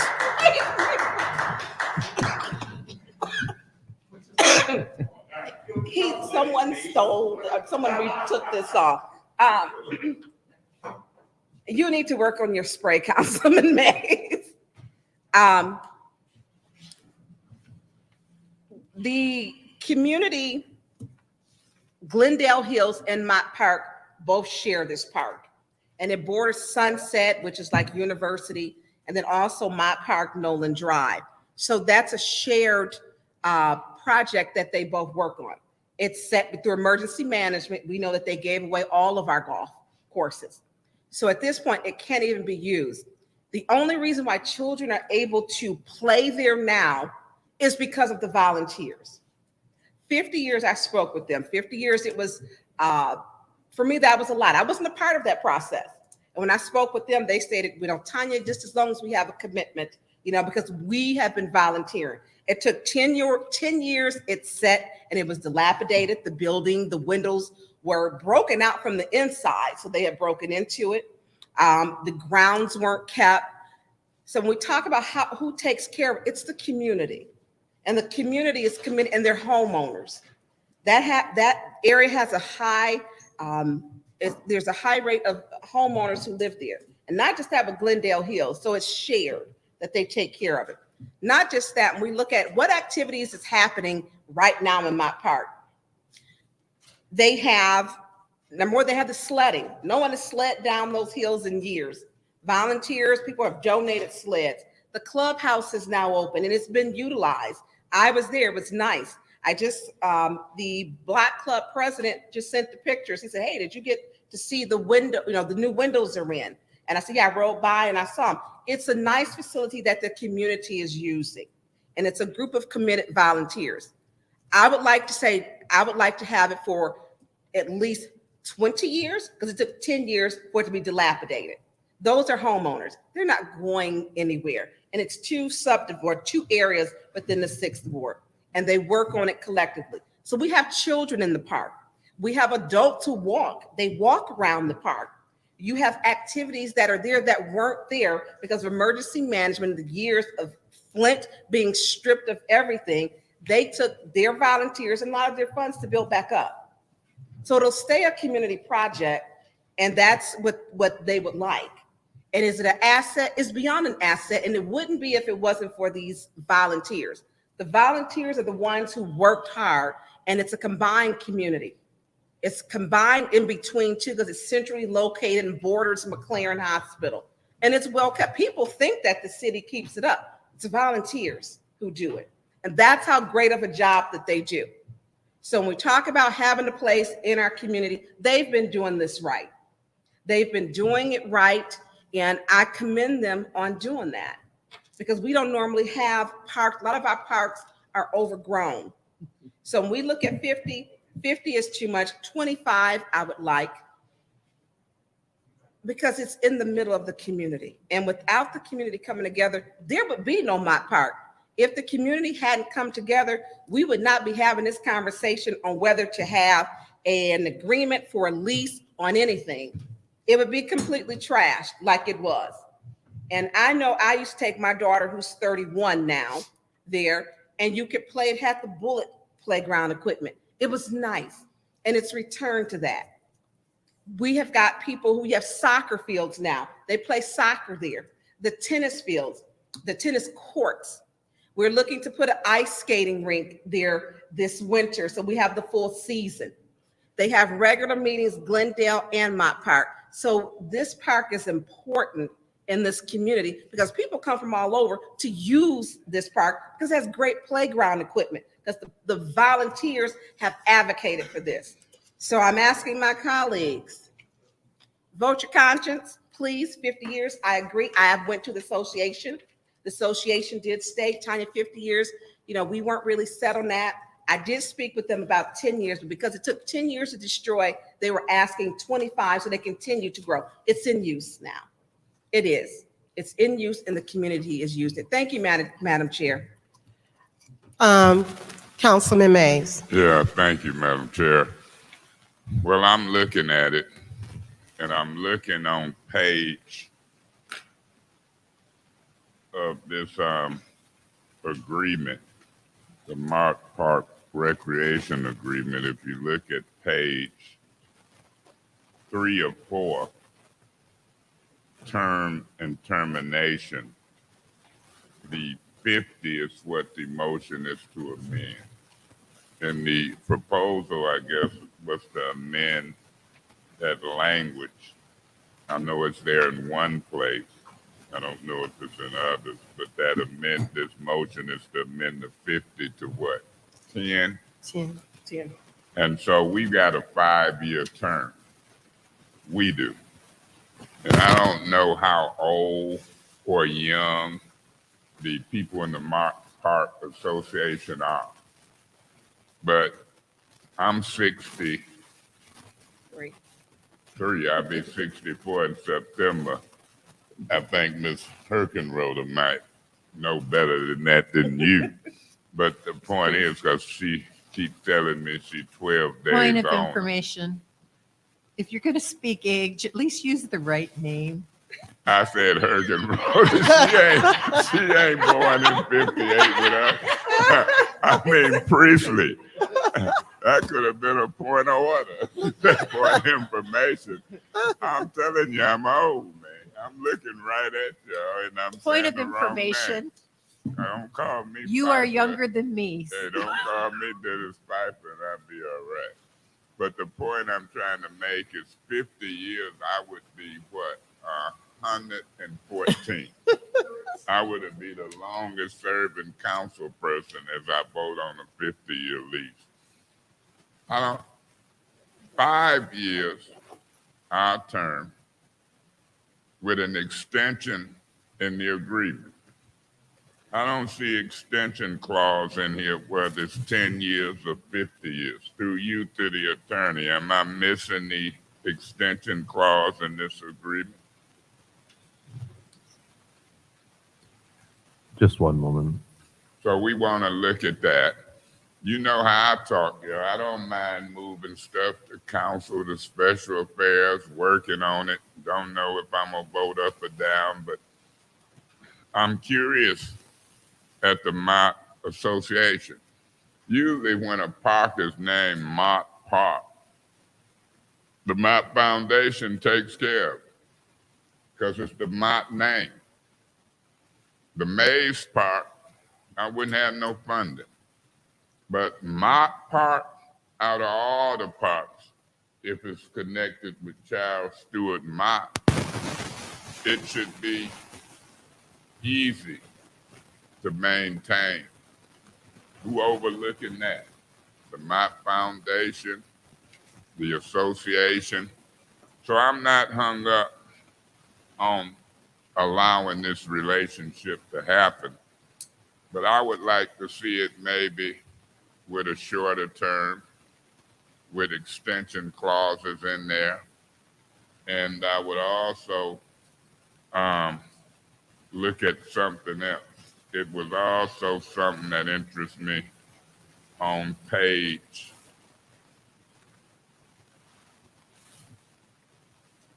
3 or 4 as well.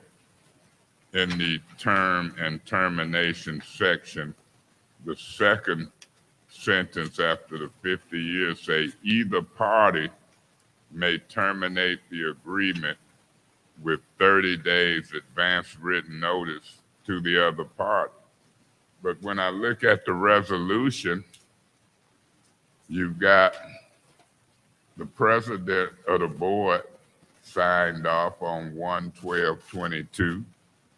You got a signature for Mr. Neely. You got the chief legal officer, but you don't have a council sign-off spot. And I don't want either party, as spelled out in section 15, to be undefined. Will either party be the mayor and the council? Can the council want to terminate and do it alone with notice, or either party? I know the answer. We kind of work as a group, as one. So the party, from what I'm looking at, would be the council and the mayor giving notice, but who am I? So I look at that clause, and I also notice that they've been, look like, I'll wrap up under the goofy roof. It looked like they're 501c3 on page 1 of 4. And they've been maintaining the property since 2011. So that's 11 years there.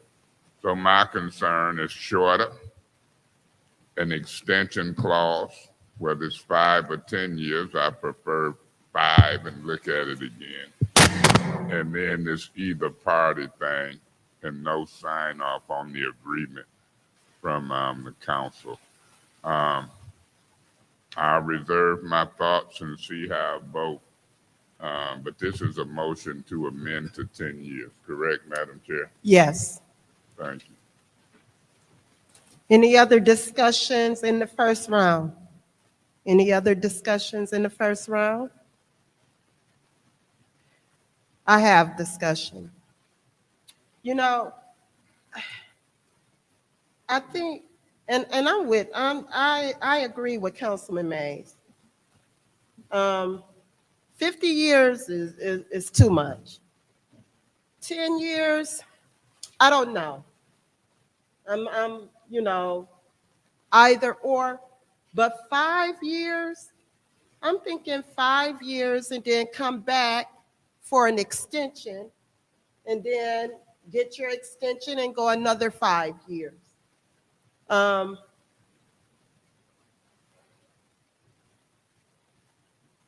I can compromise. I know 50 is way too much. 20 is too much. Now I can compromise for the 10-year.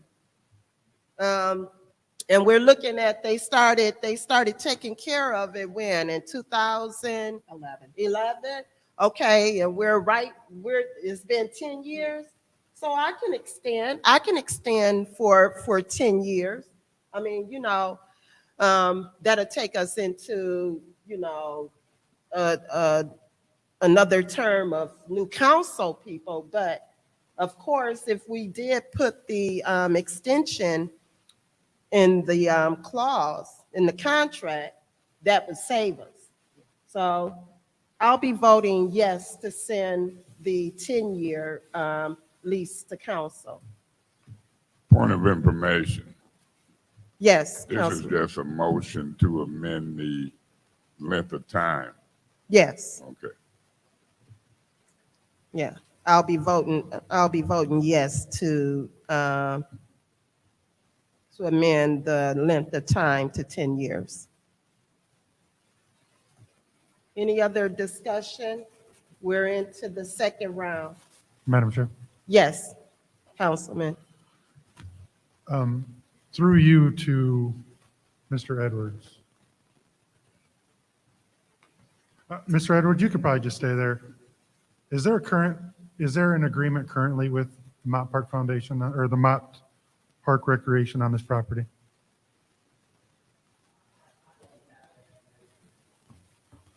So I guess I have concerns about, because I don't believe they have an agreement in place. So they want to go from no agreement to a 50-year tie down on the property. That's what I have a problem with. If we do another agreement, or if we don't agree with this, are all the volunteers going to go away? I mean, they haven't had an agreement for the past 11 years. So why do they want to tie the property down with an official agreement? I guess that's my main question. I'm not sure why. Are they trying to leverage the property somehow? So why tie it down with a 50-year, multi-generational, 5 decades long? Why even bring that before us? It doesn't make sense. I'd like to make an amendment to the motion to change the length of time to 5 years. Okay. There's a motion on the floor, an amended motion on the floor to change the length of time to 5 years as opposed to the 10-year amended motion. Do I have support for that? Madam Chair. Yes, Councilman Mays. Yeah, I support his amendment to the motion. Okay, there's been an amendment to the motion as instead of 10 years, 5 years. Any discussion? Madam Chair, Yes, Councilman Mays. through you to Mr. Edwards, unlike Mr. Piper, I hope you smiling. I want you to walk, because I'm finna ask an interesting question. And I want my colleagues to pay attention. And I want to see if you know the answer. Because whether it's 5 years, 10 years, 20 years, or 50 years, this should be an interesting question. Now, do y'all think I'm bluffing? If I say it's an interesting, what is it? It's interesting to me. We gonna find out if it's an interesting question. I think it's an interesting question because just a few weeks ago, I thought I heard, that couldn't be right. I thought I heard that the Genesee County Parks reached an agreement to maintain all the parks in the city of Flint. Did I hear that? Yes, that's correct. And that would include Mott Park, correct? I'd have to look at that list again because there was a whole list that was connected to that approval, but I would could've- believe they were on that list. Well, I want to find out. That's why I said it was interesting for me. They might not believe it, but it's interesting for me.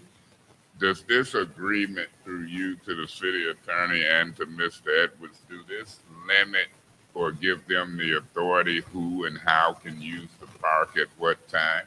Do you know, Ms. Burns? Anybody know? Does the public still have access, or, because I see it says park as is. Yes. The city is providing the use of the park as is with all faults and make no representation regarding the condition of the park usability for any purpose. The association shall inspect the park and make all determinations as to its usability for any purpose prior to the use of the park. That could be a little much for a park, can't it? So I'm concerned, regardless of what amount of time this council settles on, whether it's 20 years, Ms. Burns, whether it's 10 years, Ms. Herkenroder, or whether it's 5 years, Mr. Piper and Mr. Mays. I want to stop it by special affairs if it moves, keep it in committee, or if it moves to council, you can do the same thing. But I want these questions answered. Who controls it as far as the use of it? The association, from what I read, has some control. That's concerning. The Mott Park is a city park. Maybe it should be maintained with the association and the county.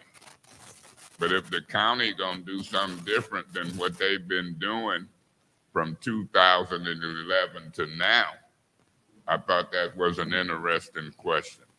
Now, if my brain is playing tricks on me with these inquiries, then just act like I didn't say nothing at this time. Thank you, Madam Chair.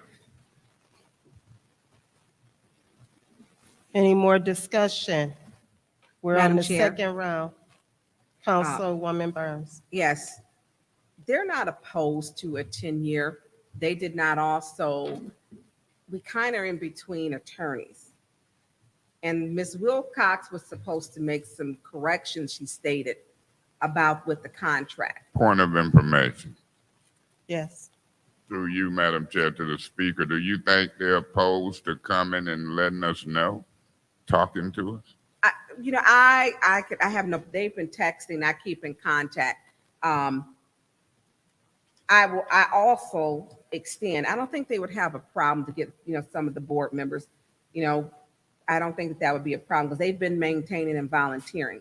But when we talk about, you said the name Mott Park, it's a city park. I have a privately owned park in my ward, Ballinger Park, which is maintained it's maintained by the Ballinger family. So this park wasn't afforded that. They just weren't. They didn't ask for the contract. With the contract, I wish Ms. Wilcox was here so that I could talk with her regarding the contract. I did talk with them in regards to the 50 years, and that to me was a lot. But when we talk about a commitment to this park, it has taken them 10 years to get it up to going to where, you have families who are there and it's accessible and it's taken care of. I do like the option of having it to be renewable every year because it is a city park. And that to me, because everyone should be able to utilize it. It's no more different than when you look at the other city properties. Hasselbrink controls who goes there. You have to make, you go through their board or however you do, and our others in Brennan. So you have to have a type of board to make sure that the facility is maintained. And that's important in making sure that, the property is taken care of. So I don't think it's any more different when I look at it. We talk about where they're located. The park has a clubhouse there, which had been vandalized, heavily vandalized actually. And so it has been actually resurrected. If we have to do the 10-year, I'm fine with the 10-year with the renewal, but the lease kind of seems like it has some missing items in it. And I don't know if it's a standard, lease, Mr. Bosser. But it does have some things I think that is missing from it. So I can ask them. I don't necessarily, I can ask them if this body feels it's important. If you can go onto their website too. If you're on social media and use computers, it's on there. Go to Mott Park, it's an open page. There's two of them actually. Point of information. Yes. Do you know how long they've been organized? As far as what they're, Yeah, they say they're 501c3. How long have they been? I don't have that date, but I can get that for you. They have a new president. They just elected one in December, and I'll have to ask the person. I think Mr. Saxton is over that, but I can get that information for you. So, and I can request to have them, to have someone come. They did ask, was it on our agenda? What would be voting on? So they're well aware of what's going on. That area, they're involved in the volunteer. It's not just Mott Park though either. It's also Glendale Hills. So it's both. It's Glendale Hills. So you're going to be taking from Court Street, going all the way down to Flushing Road, bordering Ballinger, going all the way over to by Kettering. So it's a big area that we're talking about, that park serves that community, who are the volunteers who come from that area. Point of information. Yes.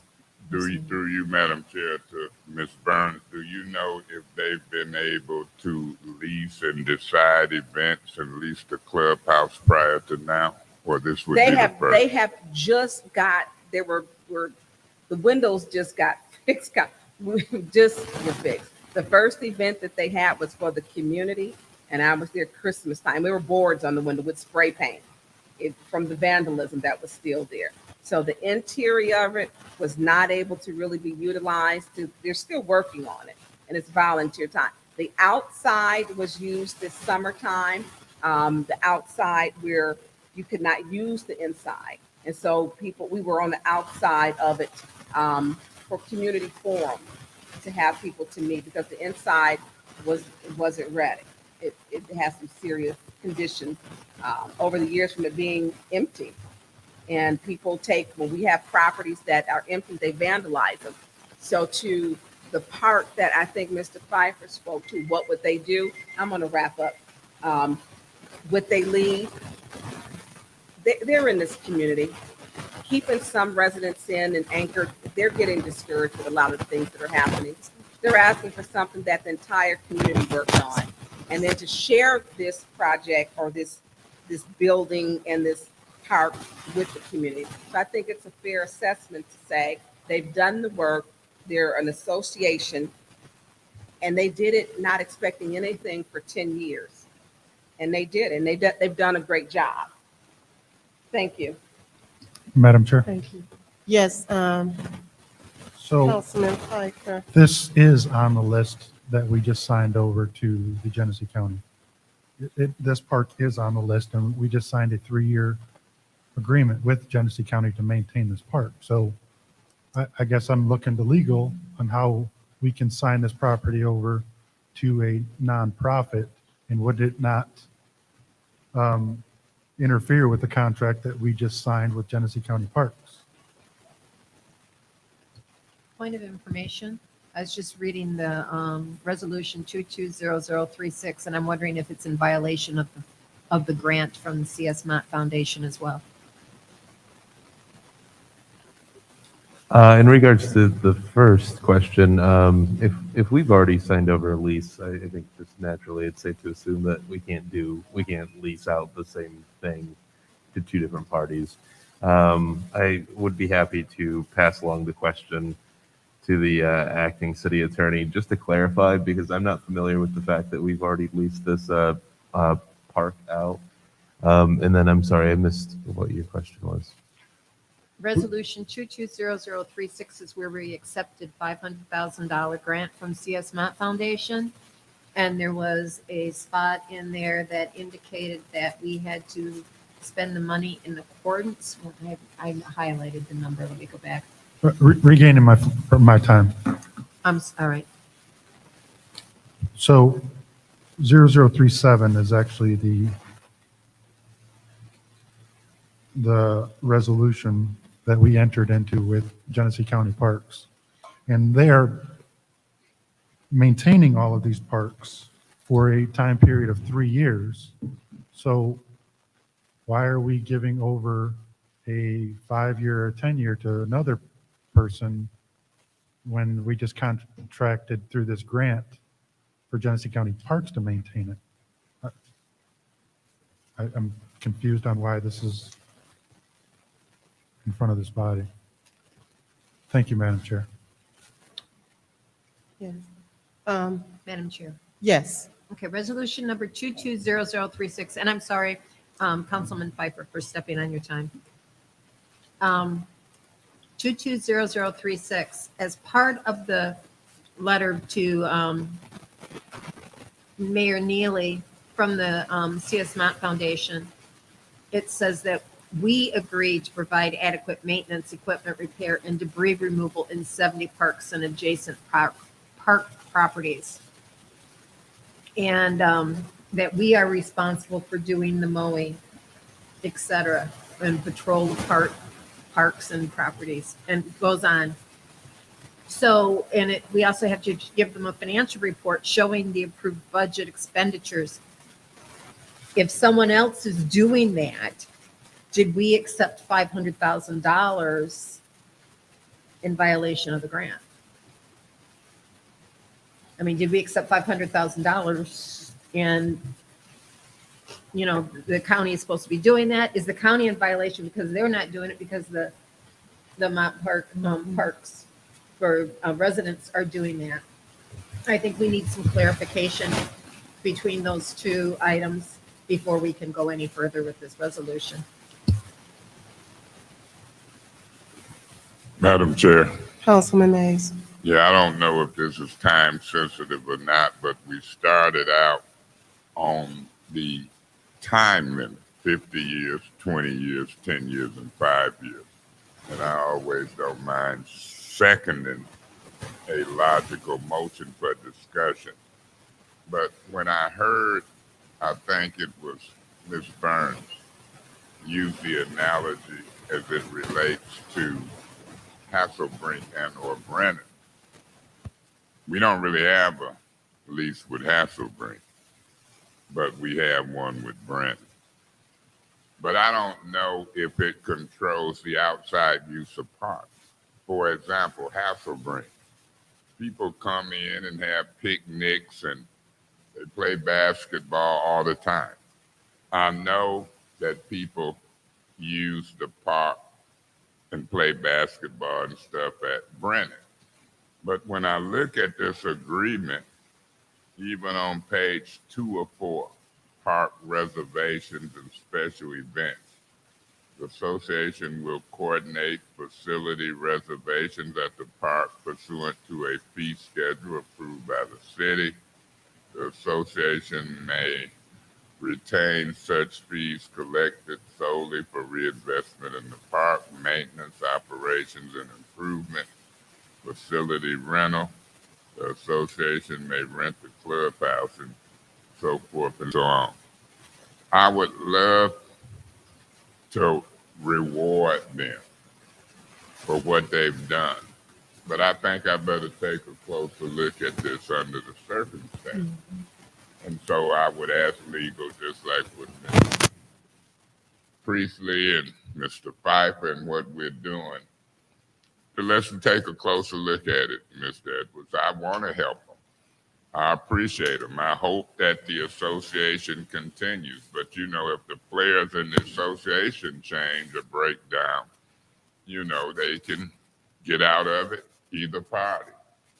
But I think we got some technical things to look at.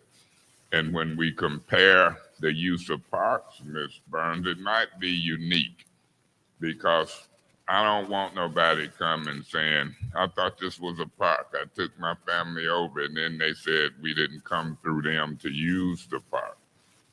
And that we didn't even know it was fees to use the park. So I want to look at it a little closer.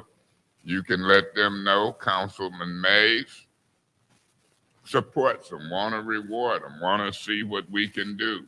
But we want to do it right, because if we don't look at the nuances, we could get backlash from certain people who just think you can go spread a blanket out. When I was young, I used to like to go to the park, spread a blanket out, make some sandwiches, and I was courting. But I only did that once in my young life. But the point I'm trying to make, Mr. Edwards, have we really scrutinized the use of this park, which is it fenced in? How would they regulate who gets with them to use it? Yes. Macy? The park, no, it's not fenced in, but you have got a clubhouse. Thank you. The park has got, it's not fenced in, since the mic wasn't on, but the clubhouse, of course, you have to keep that structure. It is locked. Yeah, but what about basketball, hoops, Everything baseball, else soccer fields? Everything else is open to the public, and it's always been. I used to take it's open, like accessing, the equipment, the tennis No court. user fees. No, there's never been. I used to take But this talks about but user that fees. user fee is referring to the clubhouse. Well, we better make And so that plain, Yeah, because the when contract needs some work when you look and some at clarity. that, when you look at that, Ms. Burns, it says park reservation and special events. The association will coordinate facility reservations at the park pursuant to the fee schedule approved by the city. The association may retain such fees. And then under that, it says facility rental. And so maybe the facility is only referring to the clubhouse. I don't know. But I do want to know and make sure that everything is tight. I don't mind helping them, but let's dot our I's and cross our T's. If it's not time sensitive, I would probably ask that it be worked out in committee before it move forward. But if it move forward today and have to come back to committee, I need answers by Monday. Thank you, Madam Chair. Thank you, Ms. Burns. And Thank not you. to Any neglect the rest of more the discussion? Councilperson in the 7th Ward? I also want to, hearing the concerns from Mr. Pfeiffer and Ms. Priestley regarding the contract with $500,000 from Mott. There's 3 different categories of parks in that. And the category with which Mott Park is listed under is under the category of like neighborhood parks. There's 55 parks in total in that category. And from the contract, it says the neighborhood parks limited maintenance efforts are in conjunction with the efforts of Keep Genesee County Beautiful, a program of the commission. For those who may not know, Keep Genesee County Beautiful does their Adopt a Park program, and they are able to help provide, they're able to help cover the fees of dumping, or not of dumping, of taking like the brush and being able to take them to Country Acres and stuff like that. So I'm wondering if that's what this $500,000, because there's another category in there as well for capital improvements, and it lists 2 different parks for those capital improvements. So I'm wondering if the majority of that $500,000 is to go toward the capital improvements for the 2 parks, and then the remainder of those dollars to go towards supporting the efforts of the Adopt a Park program with Keep Genesee County Beautiful, which I think could help explain some of those fees in that aspect. If I may, Madam Chair, through you to my colleague in the 6th, Yes. Do you know if they're did they adopt the park formally with Keep Genesee County Beautiful? This was started before I was, yeah, so it was not, the contract, when I looked at it, I didn't think it was a good contract. And then talking with them, and Ms. Wilcox was here, and she stated the contract needed to have some work. I didn't see the changes that were made from the time when she was here the last time, and it was before us, and before it was just put back onto the schedule. So there is some work that needs to be done, and there are some gray areas that we do need to clear up. And as far as time sensitive, They've been working. They want it done right. Yeah. They want it done right. Understandably so. And then another follow-up question through you, Mhm. Madam Chair, to Go ahead. Ms. Burns.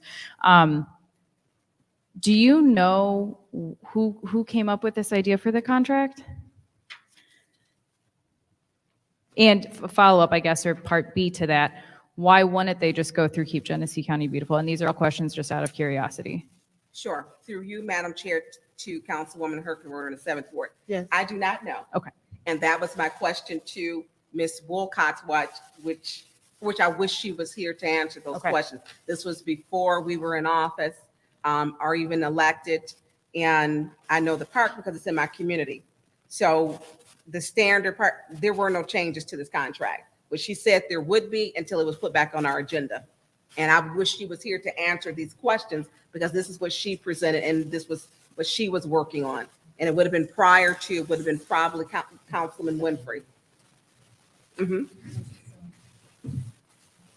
Point of information, Yes. Madam Chair, through you. Yes, At the Councilman time, the Mays. speaker was Ms. Burns, but Ms. Herkenroder and Burns, do y'all realize that like at Brennan, any repair over $1,000, the city is responsible for? Why wouldn't we use capital improvement money to help this group in that facility out there? Do you understand? Through you, Madam Chair, can I answer that to Yes. Councilman Mays? Yes. Mr. Mays, I'm in agreement with most of all of your questions. I didn't create this contract. This is what we were dealing with at this time. And Ms. Wilcox is not here to answer any questions because the administration leaves at 9 o'clock. So that makes it a problem because this is a time that we could handle a lot of this because it's before us. So it's time sensitive. We've got some time. And I want to make sure we take our time to get it right because the community deserves that. And I think as a council, we're working cohesively together so that we make sure if this comes up again, that we'll know how to work with it and deal with it. Thank you, Madam Chair. Thank you. Any more discussion? Yes, Councilman Mays. Yeah, Madam Chair, under the circumstances, I want to help the association. You know, even with repairs over $1,000, I see some of that in language on some of our facilities. I want to help them. I want to get it right. I don't want to turn them off. I don't know how long this volunteer group will stay together. Maybe in 5 or 10 years, it'll be some different folks who ain't as a community orientated. But if they've been doing something since 2011, I want to reward them. But I want them to have a good contract. I want us to contribute some capital improvement funds as it relates to that clubhouse if need be. I want to stay on guard for repairs over $1,000. I don't want them stressed out over $10,000 repairs and things of that nature. And so that's why I would like to meet them. What do they want? I see things that we might can help them with. And so I don't know what to do. I don't know how to vote on this motion at this time. I do know that I think this should stay in committee until we get some answers, but that ain't the motion on the floor. So guess what I'm gonna do? Just be quiet for now. Madam Chair? Yes, council person in the 8th Ward. I would say, let's vote on this, and then after we vote to amend the time frame, we can vote to keep it here, and then we can adjust the time frame the next time at the next meeting or whenever it's brought up. So that's how I will be voting. We'll be voting to change the time frame, and then we can also, just change it after we bring it back at the next meeting. So Thank you, Councilman Pfeiffer. That sounds like a good idea. I Madam think you've Chair. already spoken on your. Was that for the first, not for the second round? We have amendment to the second for the Yeah. 5-year. I spoke for the 10-year, but not the 5-year. I was Point of asking order. questions. keep time. I'm not good at this. Go Let's do ahead. that. Okay, and it'll be a quick I'm a- inquiry. Go ahead. Thank you. Go ahead. To you, Madam Chair, to Attorney Balser. Yes. This contract, and I know you're relatively new to the city, is this, I think someone needs to take a look at this, because I think there are a lot of things that we're trying to fix and we're not attorneys. And I think to make sure that the legalities and that is done correct, that it needs to, number one, we need to have Ms. Wilcox, because she was at the beginning, how it was to be instituted and how it was to be put together, and then to have legal. So it needs some work so that we're doing it right, because there are some legitimate questions, and I have legitimate questions. I did not know about the contract at first. I knew about the contract maybe about 2 months ago. And then when it was supposed to be changed, the updates, I don't see the differences in it. So that we do have clarity, so that the volunteers of the community, that it's done right, that we make sure the intent that Ms. Wilcox, and then also with legal, so that we're all on page, so that before, this shouldn't have been presented to council in this manner. I just don't think it was ready. It was not, there was many questions about it. Was there a dollar amount on it at first? The 50 years. So there were some legitimate questions that for a contract. And then we have the parks. Is it part of well, it is a part of Keep Genesee County Beautiful, which for 3 years they're supposed to maintain the park. And what does that include with maintaining? So that we're not duplicating services. And that's something that's important. So this needs some work. So I personally feel it should stay in committee till we get the work done, and legal can take a look at it, along with having Ms. Wilcox answer some questions. And I will speak with the association. They're not texting now, a couple of them. So I will speak with them tomorrow, but they're very patient and they want it done right. So thank you, Madam Chair. So I think, any other discussion? I think we are on an amended motion to change it from 50 years, or from the 10 years to the 5 year. I'm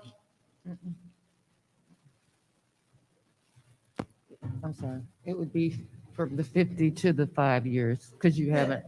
Well, yeah, to change the 50 year to the 5 year. Any other discussion?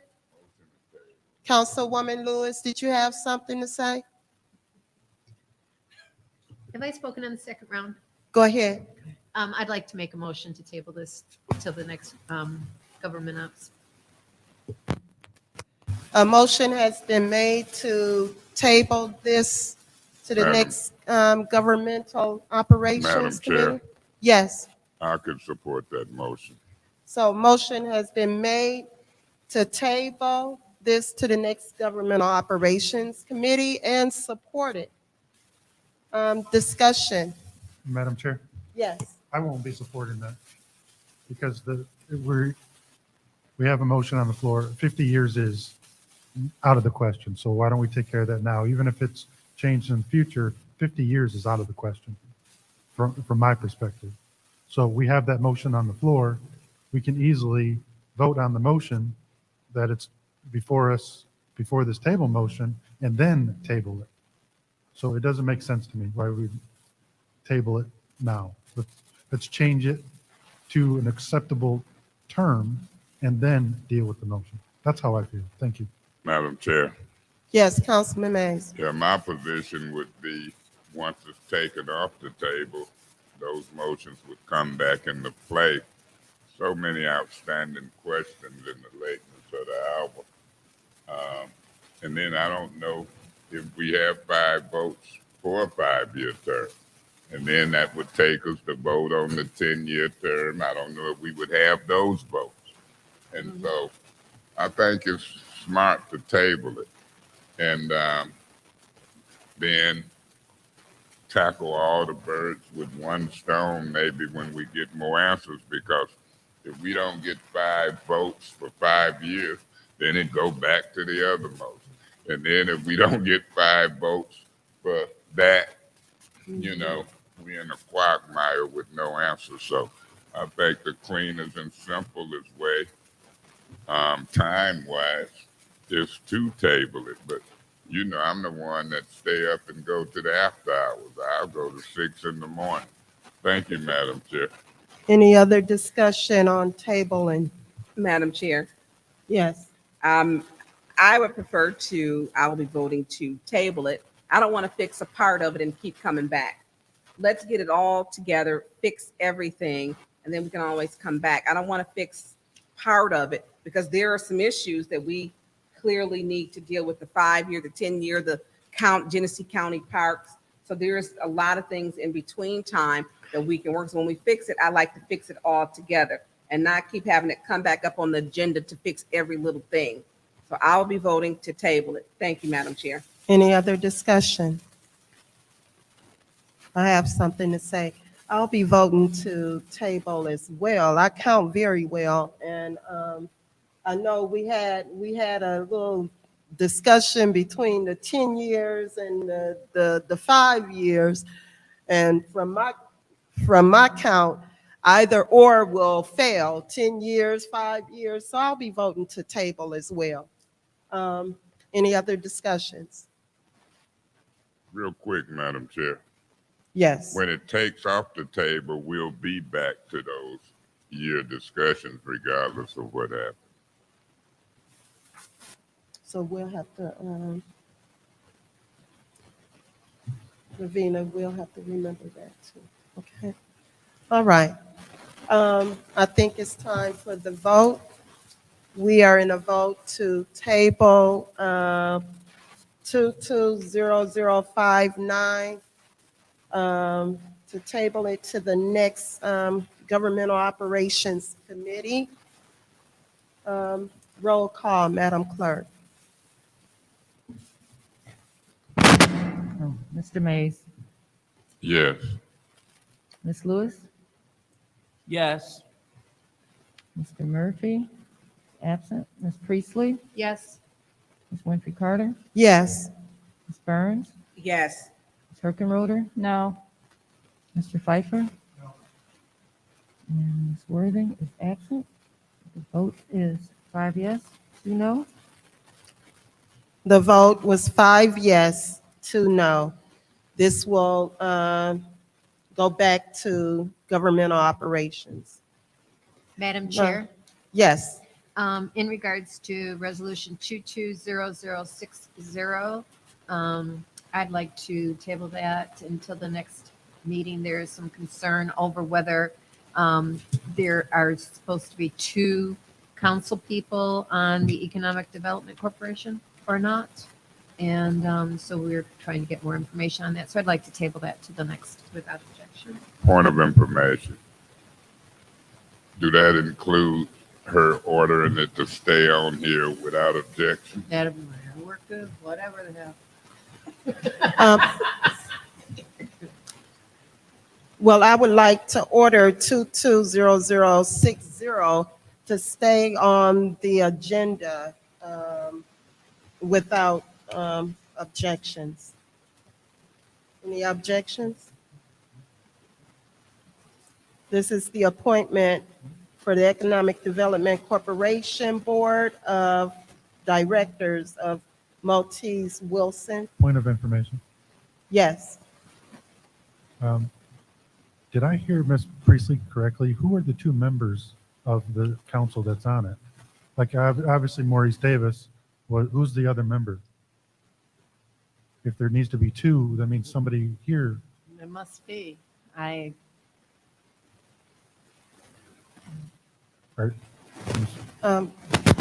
Maybe Davina can answer that.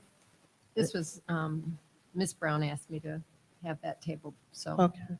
Yeah, and I'm just going on my memory, but from what I can recall, there was a long time where the board couldn't function because it didn't have enough members.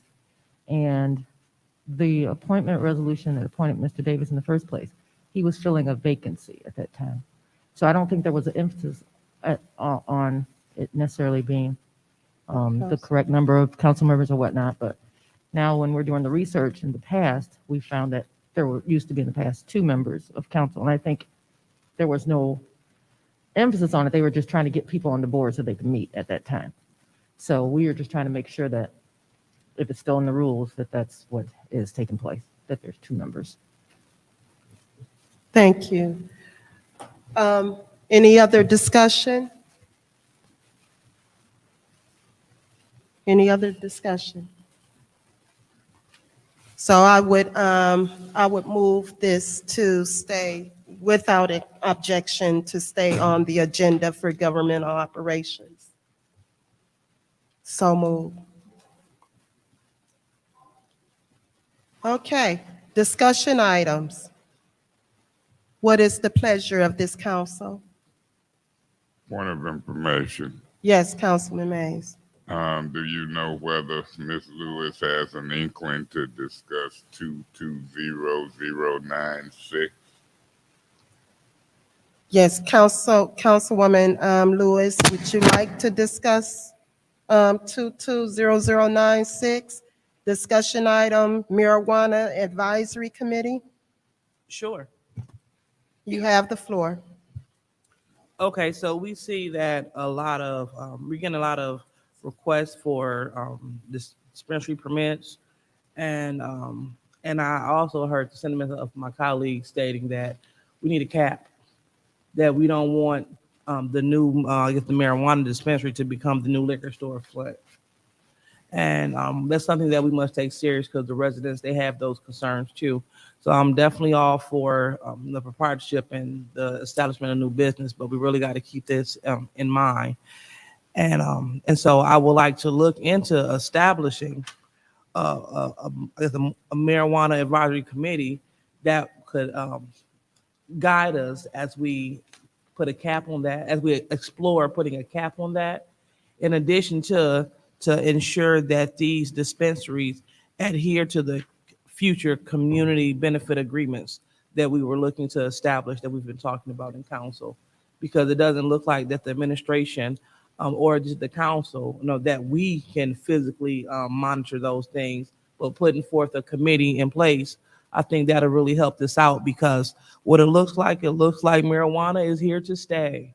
So we might as well get some regulations in Flint and also get a community benefit from it in Flint.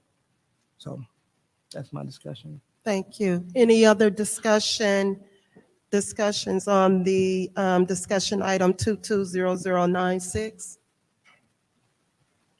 Madam Chair. Councilman Pfeiffer. Ms. Lewis, I hope that we can come together and work on that, because I do believe that marijuana would be the next liquor store issue. It's inevitable. The amount that are going in on the east side on Dort Highway and everywhere else, we're going to run into a problem. And we currently have unlimited licenses. It's why we would do that when majority of the cities that adopted that have limits. Now, there are some unlimited. Detroit is one of them, but Detroit hasn't issued any adult use licenses yet. So when we look at what's going on in Detroit, because Detroit is paused in the adult use because they want to stress and provide for local Detroit people to have ownership and not out of state, big pocket to come in and take all of the business. So they're tied up in litigation because they said that having local people and having a specific number allocated for local people is against the Constitution. So it is not against the Constitution to have a cap. And I think we should seriously look at that. And I would be all ears for any amendment to the ordinance to cap them, or community benefit agreements.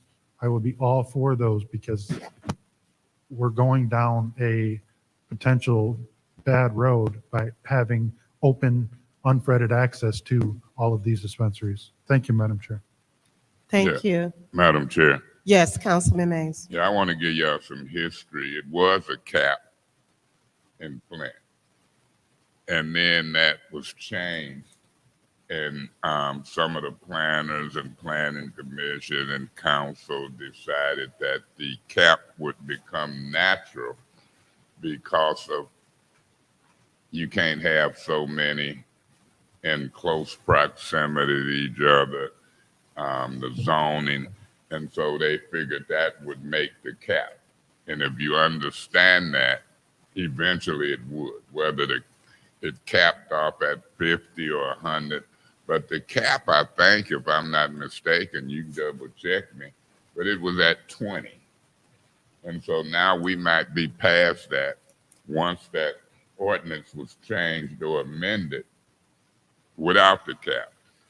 And when you say advisory committee, are you talking about an advisory committee to advise the council on how to change or amend the ordinance? I mean, and who would it be made up of, if I may, through you to Ms. Lewis? Yes. What's your thoughts?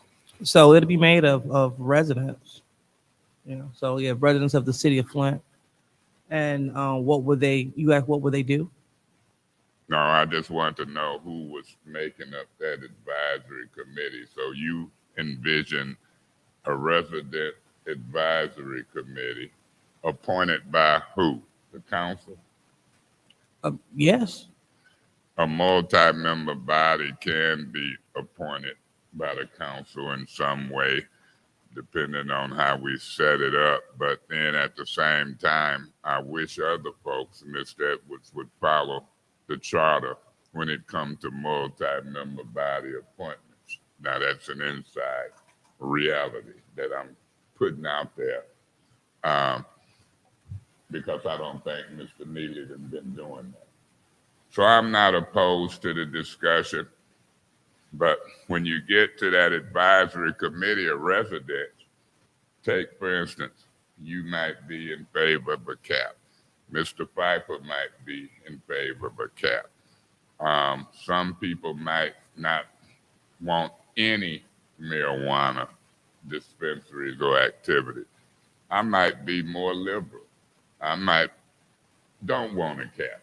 I might understand something. So when you make that advisory committee, I'm very careful, because if it's loaded with conservatives as it relates to marijuana, that's what advice they're going to give us. If it's loaded with liberals, that's what type of advice they're going to give us. And guess who the decision's going to come down to? This same council. I think the first step is to familiarize the council with the marijuana ordinance. And so I don't know if you can do that on your own without help from the law office, or, I probably worked on that ordinance under 2-3 different city attorneys. Even with the old council, I probably spent more time on it. I can answer a lot of questions. We can amend it and put a cap. If we find out it's 24 now and you want the cap at 25 or 30, we have that authority. And so I always looked at different parts of town. Do you put a cap on them over here and you got none over here? Some people say marijuana gonna be like liquor stores. I believe marijuana gonna be sold in liquor stores, right by tobacco in the future. We might be dead and gone, but people didn't even believe marijuana would be legal as it is. I believe it's gonna be sold just like cigarettes and cigars in the future. Remember, medical use, adult use of liquor, adult use of cigarettes. So I'm all for whatever y'all wanna do as it relates to an advisory committee, but guess what? A buck don't stop right here. No matter who give you advice, 5 or more gonna vote and determine what we do. Thank you, Madam Chair. If I can be of any assistance, let me know. Thank you, Councilman Mays. Councilwoman in the 7th Ward. Do you think that it would be feasible, Dr. Lewis, to be able to draft a plan? Can you hear me? Do you think it'd be feasible to draft a plan and be able to provide it with this body more of the vision that you're discussing, whether that be a multi-member body or an advisory group? Or I'm not entirely sure what your vision is. I think that it's something that I could personally support based off of what I'm hearing, especially from residents in the 7th Ward. I just want to make sure we have a solid plan. I guess through you to Dr. Lewis. Yes. Go ahead, Dr. Lewis. I couldn't hardly hear. It's hard hearing over here. I'll just yell through the glass. Would you be willing and or able to get your vision for this advisory committee on paper for us to be able to see more? Okay, thank you. Thank you. Any other discussion?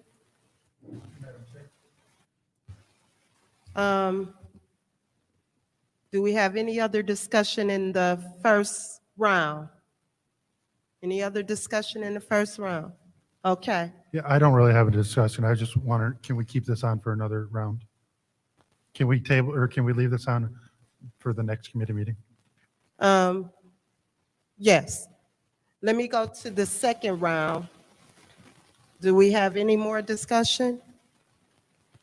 Councilwoman Lewis, do you have any more to say?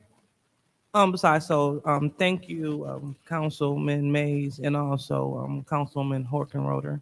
So I will definitely get those things on paper, and also just take a look at what other municipalities are doing in terms of marijuana advisory committees, caps, and so forth. Thank you.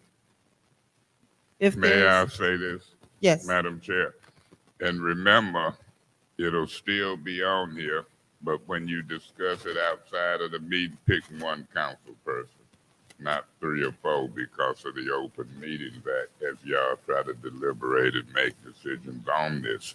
And that's with every subject matter. I try my best to do it. It's kind of difficult sometimes because we just naturally try to work together.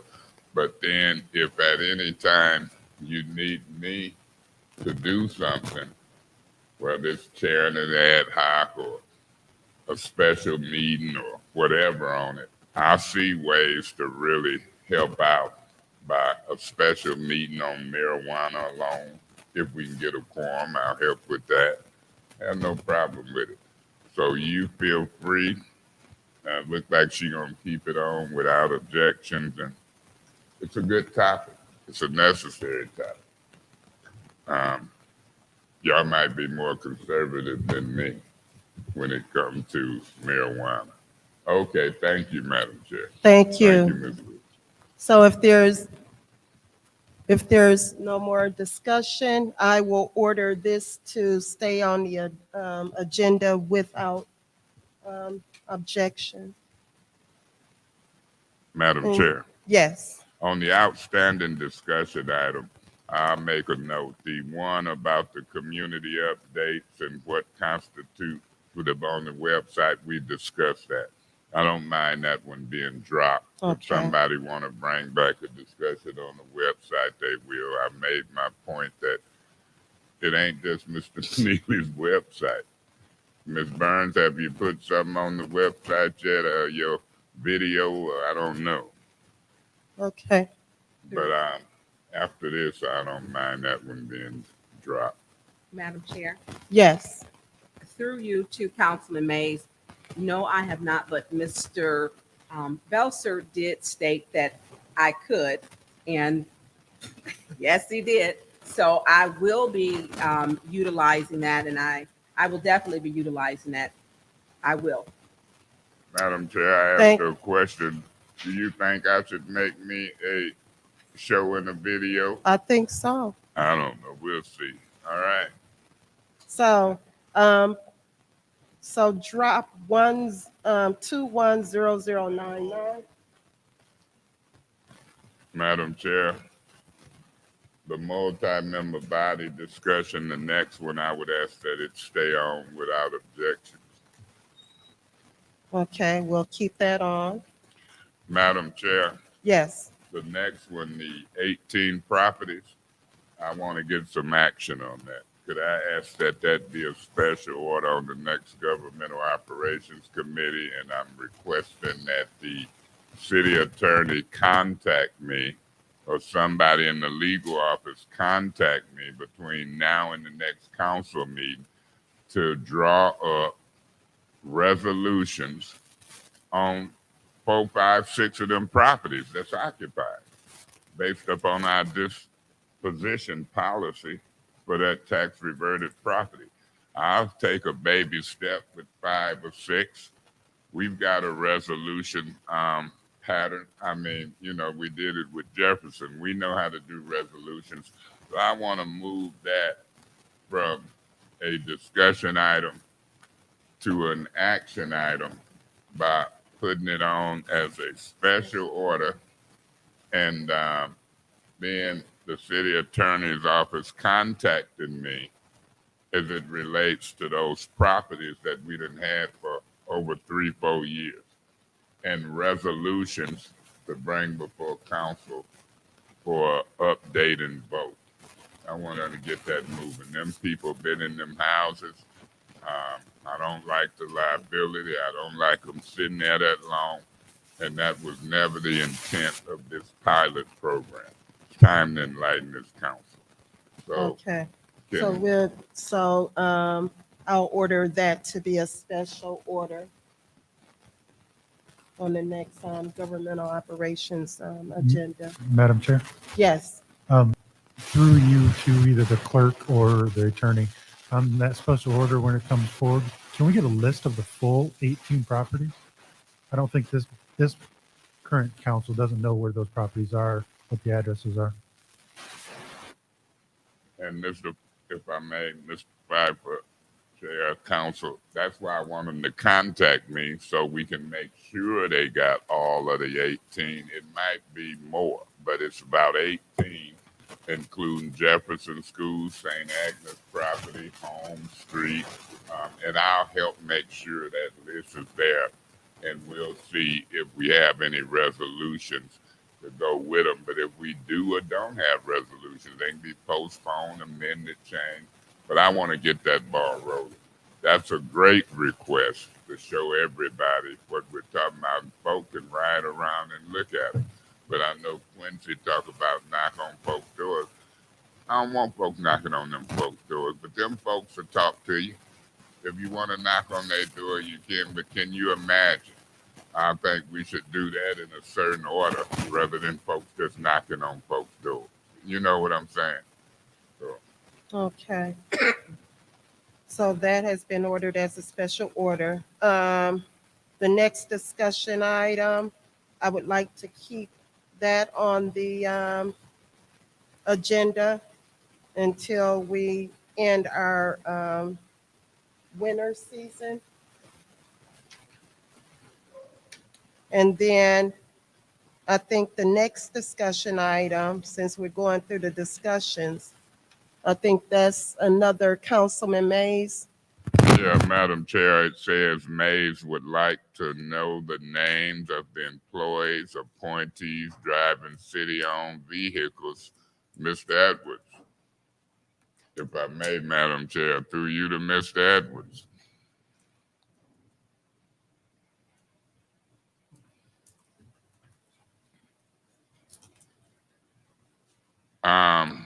Now I know you got people in street maintenance that drive city-owned vehicles home. They on call kind of. I know Captain Bernie was driving a city vehicle and he's on call. I understand that. Maybe I should narrow it down to people in the mayor's office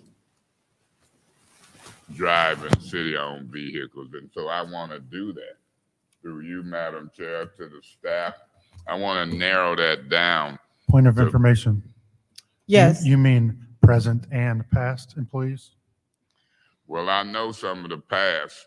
I questioned Mr. Murdoch about it and questioned them about Mr. Murdoch, and I still think they might be covering up information.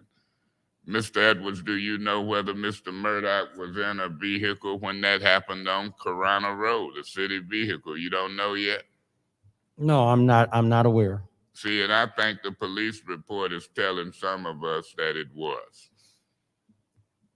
So included in this answer, that's how far I go back in the past.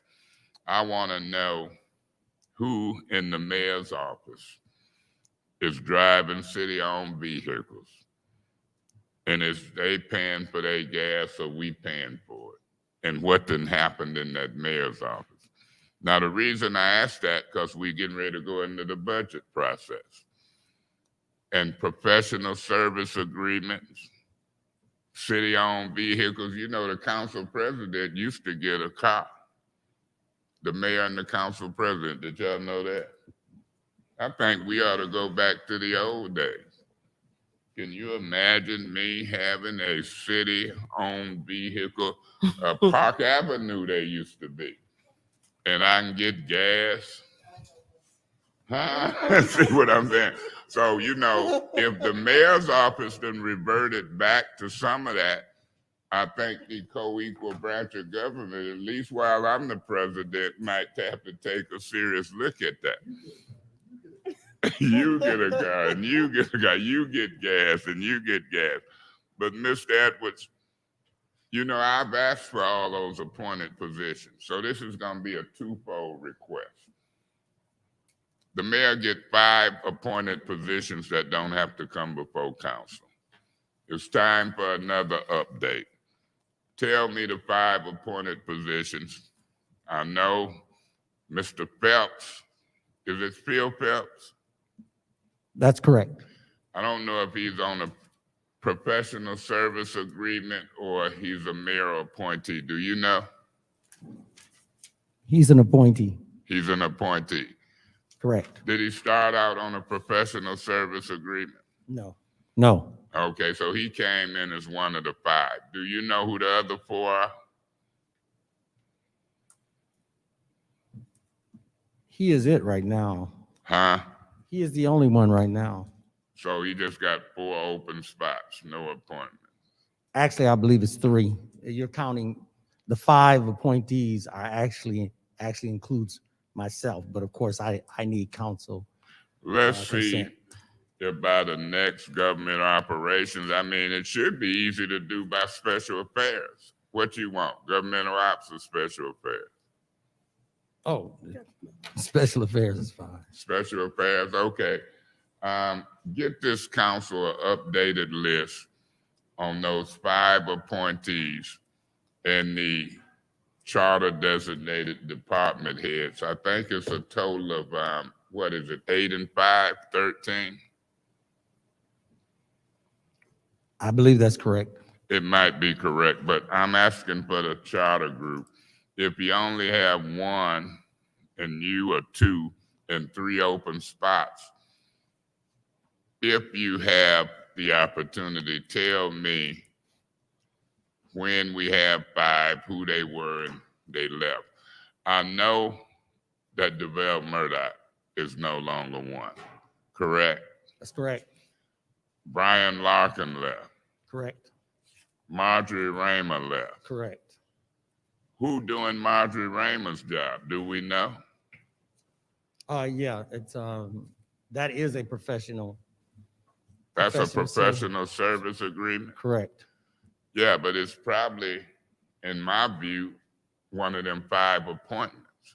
And that's what I want to do, the lines of demarcation, because under the current finances of the city, you can do a professional service agreement up to what, 70, 75,000?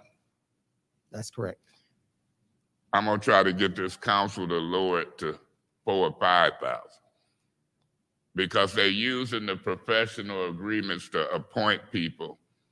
And it's be 5, 6, 7, 10 people appointed combined with professional service agreement, and they're butchering the intent of the charter. Ms. Burns, council, stay on guard. That would hinder a lot of professional service agreements, wouldn't it? In the mayor's office. It's possible. Was Ed Taylor a professional service agreement? He was a professional service agreement that never was enacted. He didn't make a dime? Not that I'm aware of. How much was that one for? Do you know? I think it was 7,000 was the original. I believe it was 7,000. Well, I know he sure was at Hasselbrink running around with y'all. And so I know Ed don't like to work for free. So my thing is I want an inventory, an update. You kind of see where I'm headed. And then based upon the use of professional service agreements versus appointments, whether they replacing Marjorie Raymer, DeVille Murdoch, I'm seriously thinking about asking this council to lower that opportunity unless it comes to council for approval. Because I think they butchering the intent of appointments.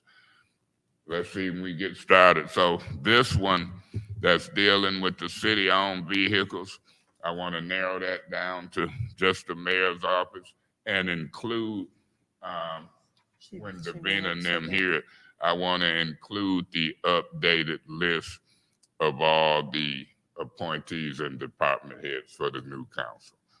And if you get them by special affairs, that'll be great. If not, I'm not going to hit the ceiling. But by the time we get to this next committee meeting, I would hit the ceiling. I think I can jump up and touch it. Thank you, Mr. Edwards. Thank you.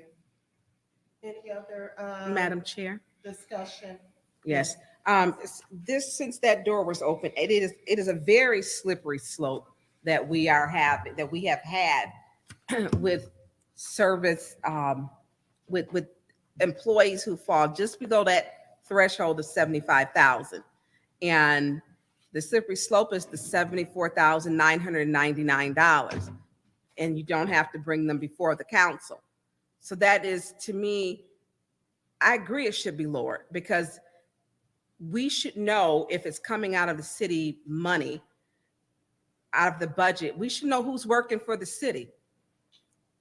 I'm surprised Councilman Mays didn't decide to throw me underneath the bus because he's usually pretty good with that. Because I did work for the city.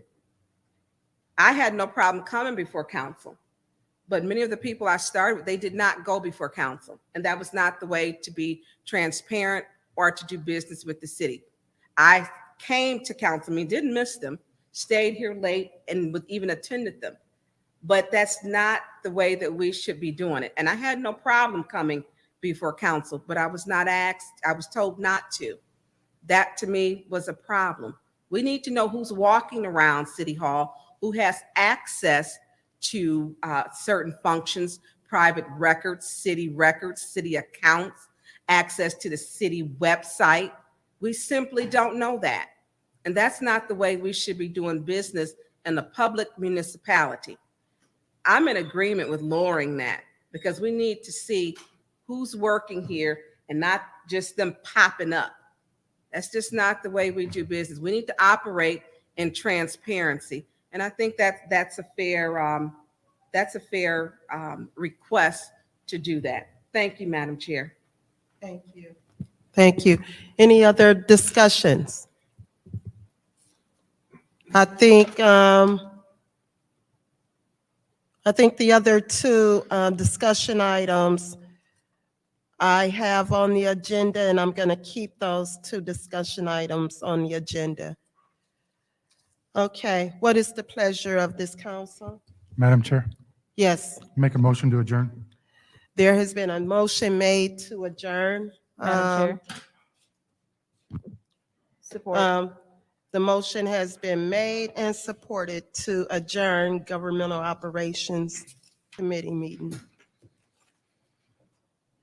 Madam Clerk, roll call.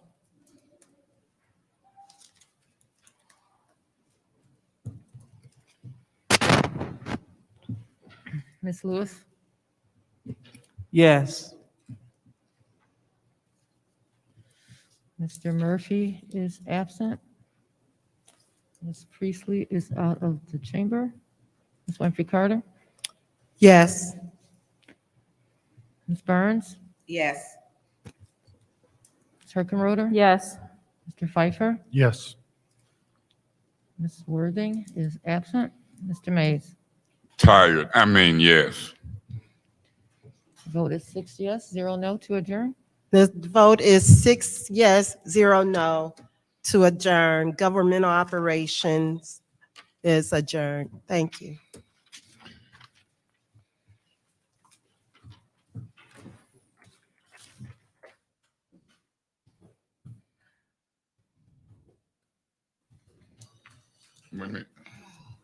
When they get to grants, when I look at this, maybe we'll just break the quorum. Yeah. I'll probably be the first person to break it.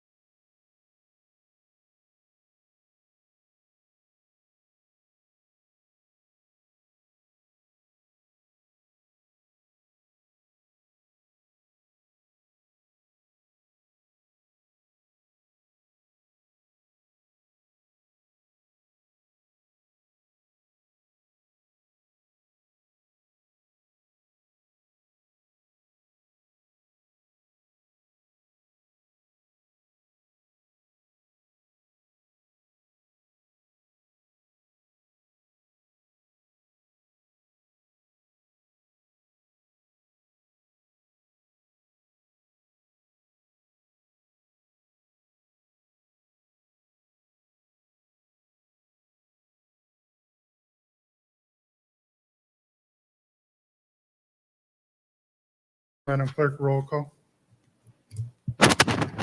Mr. Mays is out of the chamber. Ms. Lewis. Present.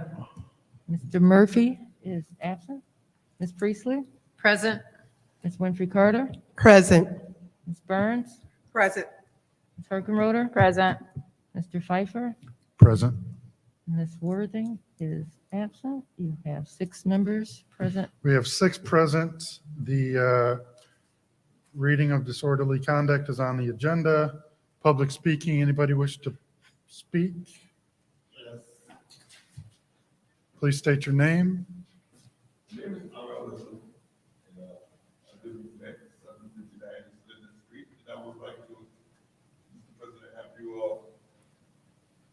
Request for these apps going to be. Oh, hello. Hello. My name is Ara Mitchell. I live at 759 East Linden Street in Flint. And Mr. President, I'd like these APRO funds to be funded to me at my address to work on my pipes. If you will do me the due I can't talk like you guys, but the favorite to be as a senior citizen, be taken care of by the city of Flint, because I'm a senior citizen and I want these APRO funds to be utilized to me, if you can do that, sir, for my pipes, for the roots under my house is terminated, just like the one on Miller Road. Because them potholes is eating up Miller Road. I was on the other day and the bus driver ran over them like she didn't give a care. And everybody on it, they used to it.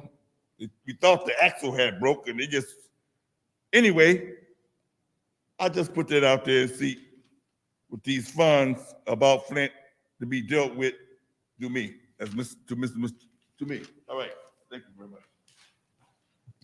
Thank you, Mr. Mitchell. Is there anyone else wishing to speak? Seeing none, we're on to council response. Anyone wishing to speak? Anyone wishing to speak? Mr. Mays, you wish to speak? Then I will say one thing, Mr. Mitchell. You barely look 21. I don't know how you're a senior citizen. Wow. That's because I was dealing with these people in Flint that's like that filibustering around with that marriage stuff, and I'm 20 years behind. Anyway. Thank you, sir. Thank you, sir. We are on to special orders. Mr. Mays, I believe they're both requested by you. Yeah, I think we need to really get into the agenda on the two water ordinances. Are they attached here? Can we pull them for the next council meeting and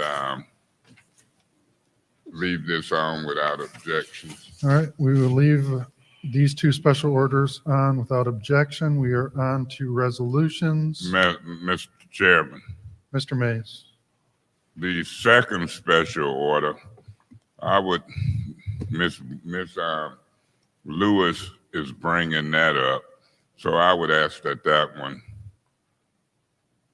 be dropped until we do what she's talking about, and then maybe you'll add it on. You got an interest in that. So I'm gonna drop my special order and let you as chair decide when we have that full-blown discussion. Okay. So I would ask. So that we will that be- drop 220042 in lieu of the special order on government ops. Now we're on to resolutions. What's the pleasure of the body? Mr. Chairman. Mr. Mays. Mr. Chairman, I would move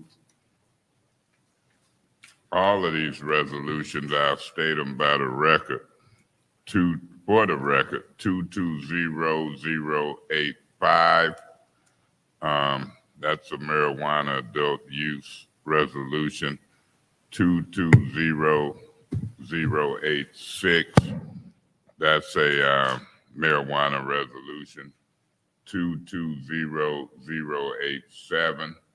That's a marijuana resolution.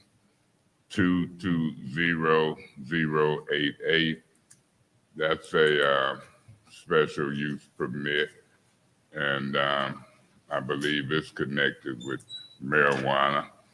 220089. Special regulated use permit, growing for D9AG. I believe that's marijuana. 220090. Special regulated use or growing operation. I believe that's marijuana.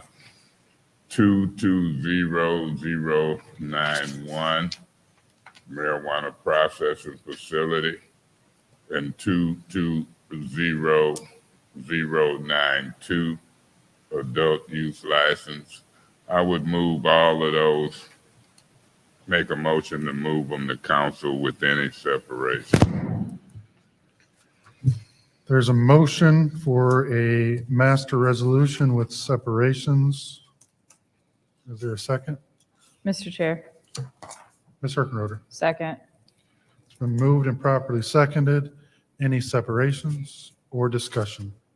Mr. Chair. Mr. Mays. Mr. Chair, just to make it perfectly clear, Ms. Lewis, and to the council, the ordinance required that after the planning commission approved these different licenses, that they would come before council. Somebody in the planning commission department dropped the ball. And so that's why we've been getting all of these marijuana licenses coming to this new council, because they had been approved. They had been operating, but somebody hadn't completed the process. And then some of them, as far as I'm concerned, some of them are getting close to renewals. It's a city mistake. I don't want to get sued. And so I'm gonna vote to move them to council and try to correct this situation just as we did others. And I'm gonna leave it at that for right now and wait to see what happens. Thank you, Mr. Chairman. Thank you, Mr. Mays. Any more discussion in the first round? Or separations? So seeing none, I have discussion. I have it's no secret I have reservations on the marijuana ordinance. So I will be voting no on this. And specifically, I will be voting no because I wanted on the record that I said no for the marijuana next to the Children's Museum. And that is items 0085 and 0086. So I don't want my name or my vote associated with that. So I will be voting no on the entire block, specifically because of those. And not only it's going to be adult use, now it's going to be processing. I can't fathom why we would vote to approve that. Any more discussion, or moving on to the second round, is there any discussion? Yes. Councilman Pfeiffer, I had a question. I'm trying to, the 91 and 92, I believe. I had a question about that one. Now, where is Merle Street and Eastwood Street? Anybody know? What street? Mr. Chair, It's located at Merle Street and Eastwood Street. through you to Ms. Winfrey Carter, I looked on Google Maps and it didn't find it. Okay. Yeah, I had that question. I guess I'll look for that over the weekend. Through you, Mr. Chair, to Councilman Mays, do you know about this particular one? If I may, I looked at that. All I know is Merle School, but I don't know where Merle Street at. And it says Eastwood. So, you know, East is on this side of Martin Luther King. Right. If it cross over Martin Luther King, it's more like west. So, you know, we still have a chance to separate them and get questions or send them back to committee. Okay. Okay. And I have, I'm curious. I'm curious 'cause about that one. we don't have people here to answer questions. I'm hearing what Mr. Pfeiffer is saying. I'm hearing what you're saying.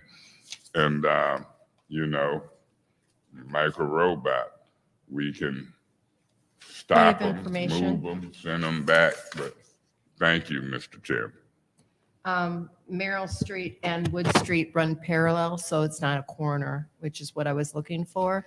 So it's James P. Cole and St. John's Wood and Merrill block are the block, the 4 streets on the block. Point of information, What's your point? they run perpendicular, not parallel. Okay, so. Point of information, they run parallel. They run parallel. So what ward do you see that to be in? 3rd. By industrial. So that's in that industrial area over there? I think 475 is on. Right, okay. If I may, Mr. Chairman. Yeah, because when you look at it, Ms. Winfrey Carter, when they say processing, it has to be under ordinance in that particular area. I mean, in that particular zoning. Has to be E, F, or G. Am I right, Mr. City Attorney? And you ain't gonna have too much E, F, and G on the other side. We approved the rezoning last week. Is there any more discussion? Any more discussion? Seeing none, the motion on the floor is for a master resolution to send 220085, 086, 087, 088, 089, 090, 091, and 092 to council.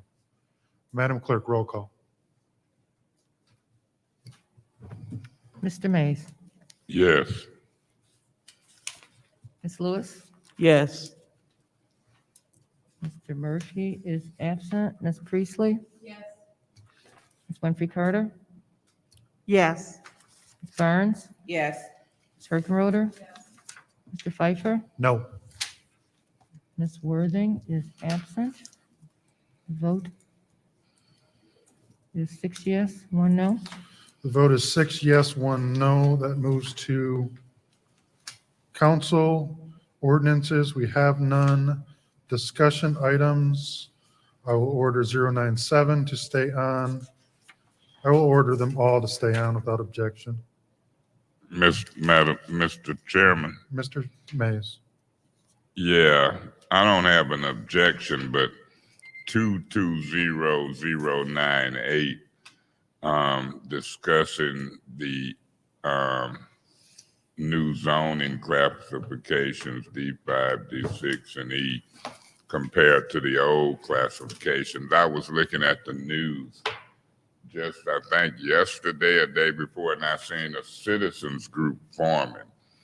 And the news reported that they had a meeting and they want to approach the council, this council, as it relates to updating the zoning plan. Now, I know exactly what they're talking about, and I don't know if any of y'all seen that, but when this group approaches us, just because they're a citizen group, we've got to have a discussion. And I'm not saying we do it at 12:12 tonight, but we've got to have a discussion with zoning and planning in a council meeting. I don't care if it's a special meeting, because when you're talking about changing the zoning from D2 to D3, D4, D5, to all of these new terms, traditional neighborhoods. Y'all remember seeing that in the one over by Center Road. All of these new zoning phrases, they include stuff. I want everybody to get acclimated before they start voting on it. You know, they trying to create new zoning terms where it can include this and that. And I'm saying to myself, everybody keep referring to the master plan and zoning and what's conducive for this area. But that stuff is out of date as far as I'm concerned. And we need to bring it up to date. And it's a long exercise. It might take 2 or 3 meetings on that zoning, and it might last 2, 3, 4 hours a meeting. If y'all up for that, anybody want to resign And the reason I say that, because are y'all starting to realize that a council position is a serious position, and it don't even pay much for how long we have to meet. So I have no objections, Mr. Chairman, of leaving it on, but it's been laying out there for a long time under the old council, and some of us purposely didn't move on them new zoning things. And that's kind of what's got us screwed up. We did it on purpose. We blocked it. We blocked green space in certain wards that didn't allow the bill. When you really look at it, we're gonna find out if the old council approved the master plan. And I'm not talking about the council that just left. I'm talking about the one before that, when Kerry Nelson was the president, third ward council person. Him and I opposed it adamantly because of the proposed green space in the first and third ward. So I think it's time that I get brought up to speed. We all get brought up to speed, and we got to figure out what we gonna do with this item. And I know it was on here as a discussion item because, remember, in council, we got that second reading and adoption coming up for that property that used to be the Buick Credit Union. I don't believe it interferes with St. John Street's project. I believe it sits by itself. I said I would put it on here for discussion. Mr. Murphy ain't here, but I think it'll show up on the agenda Monday for second reading and adoption. And when we discuss it, we will be discussing some of them new zoning laws based on what's there now. I'll leave it at that because y'all will fall asleep if you keep hearing my soothing voice. Am I correct? Well, never mind. Thank you, Mr. Chairman. Any more discussion? Seeing none, I will entertain a motion. Mr. President. Been Um, moved and properly seconded. What's been moved? To Yeah. adjourn. Oh, I didn't hear that part. Madam Clerk, roll call. I'm sorry, who seconded that? motion? Kirkenroder. I was gonna move, but I guess Miss Priestley beat me to it. Hey. Ms. Lewis. This is a Yes. motion to adjourn. Mr. Murphy is absent. Ms. Priestley? Yes. Ms. Winfrey Carter? Yes. Ms. Burns? Yes. Ms. Herkenroder? Yes. Mr. Pfeiffer? Yes. Ms. Worthing is absent. Mr. Mays? Yes. Vote is 7 yes, 0 no to adjourn. Vote is 7 yes, 0 no to adjourn. Legislative meeting is adjourned. 3 minutes? Just, there's nothing on it. Let's leave. All right. Do I need to call it? Almost wrote. I almost wrote 12:15 PM. Uh-huh. Yeah, no. Let's do it. All right, let's just do this and get it done with, guys. 2 minutes, 3 minutes, excuse me, because we have a member of the audit of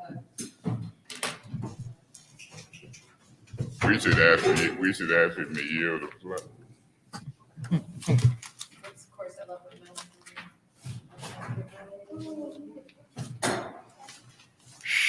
Tired, ain't it? I'm really getting old. I can't even hang out all night no more. I used to could hang out all night. Yeah, really. Well, we'll fix this under the rules. Okay. The The time is 12:16. I'm calling the Grants Committee to order. Roll call, please. Mr. Mays? Present. Ms. Lewis? Present. Mr. Murphy is absent. Ms. Priestley? Present. Ms. Winfrey Carter? Present. Ms. Burns? Present. Ms. Herkenroder? Present. Mr. Pfeiffer?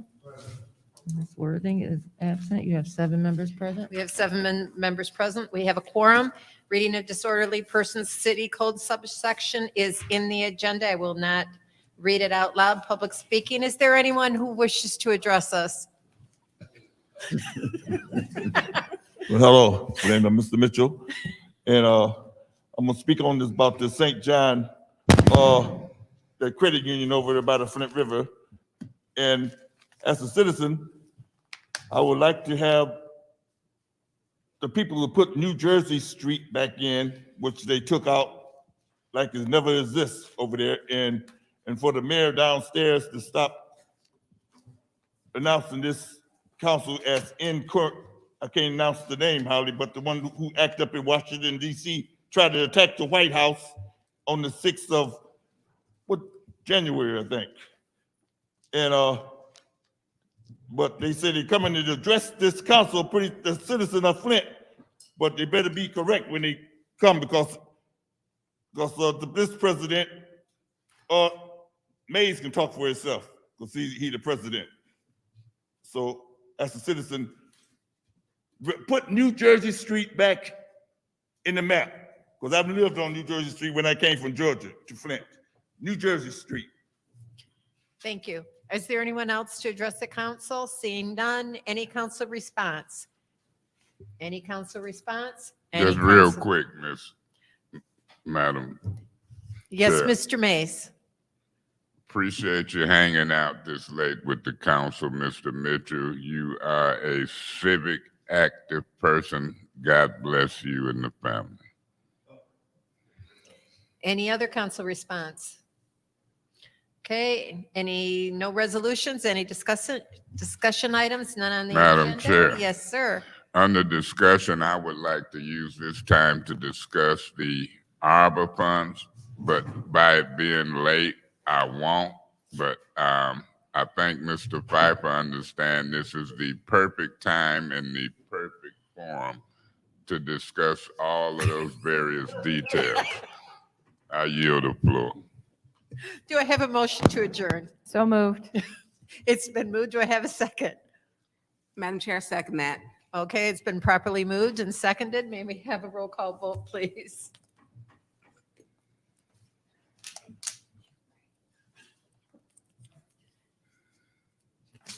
Mr. Mays, No. Ms. Lewis, Yes. Mr. Murphy is absent. Ms. Priestley, Yes. Ms. Winfrey Carter, Absolutely, yes. Ms. Burns, Yes. Ms. Herkenroder. Yes. Mr. Pfeiffer, No. Ms. Worthing is absent. Vote is 5 yes, 2 no. Okay, this meeting is adjourned at 5 yes, 2 no, at 12:19. Don't forget tomorrow and next Wednesday.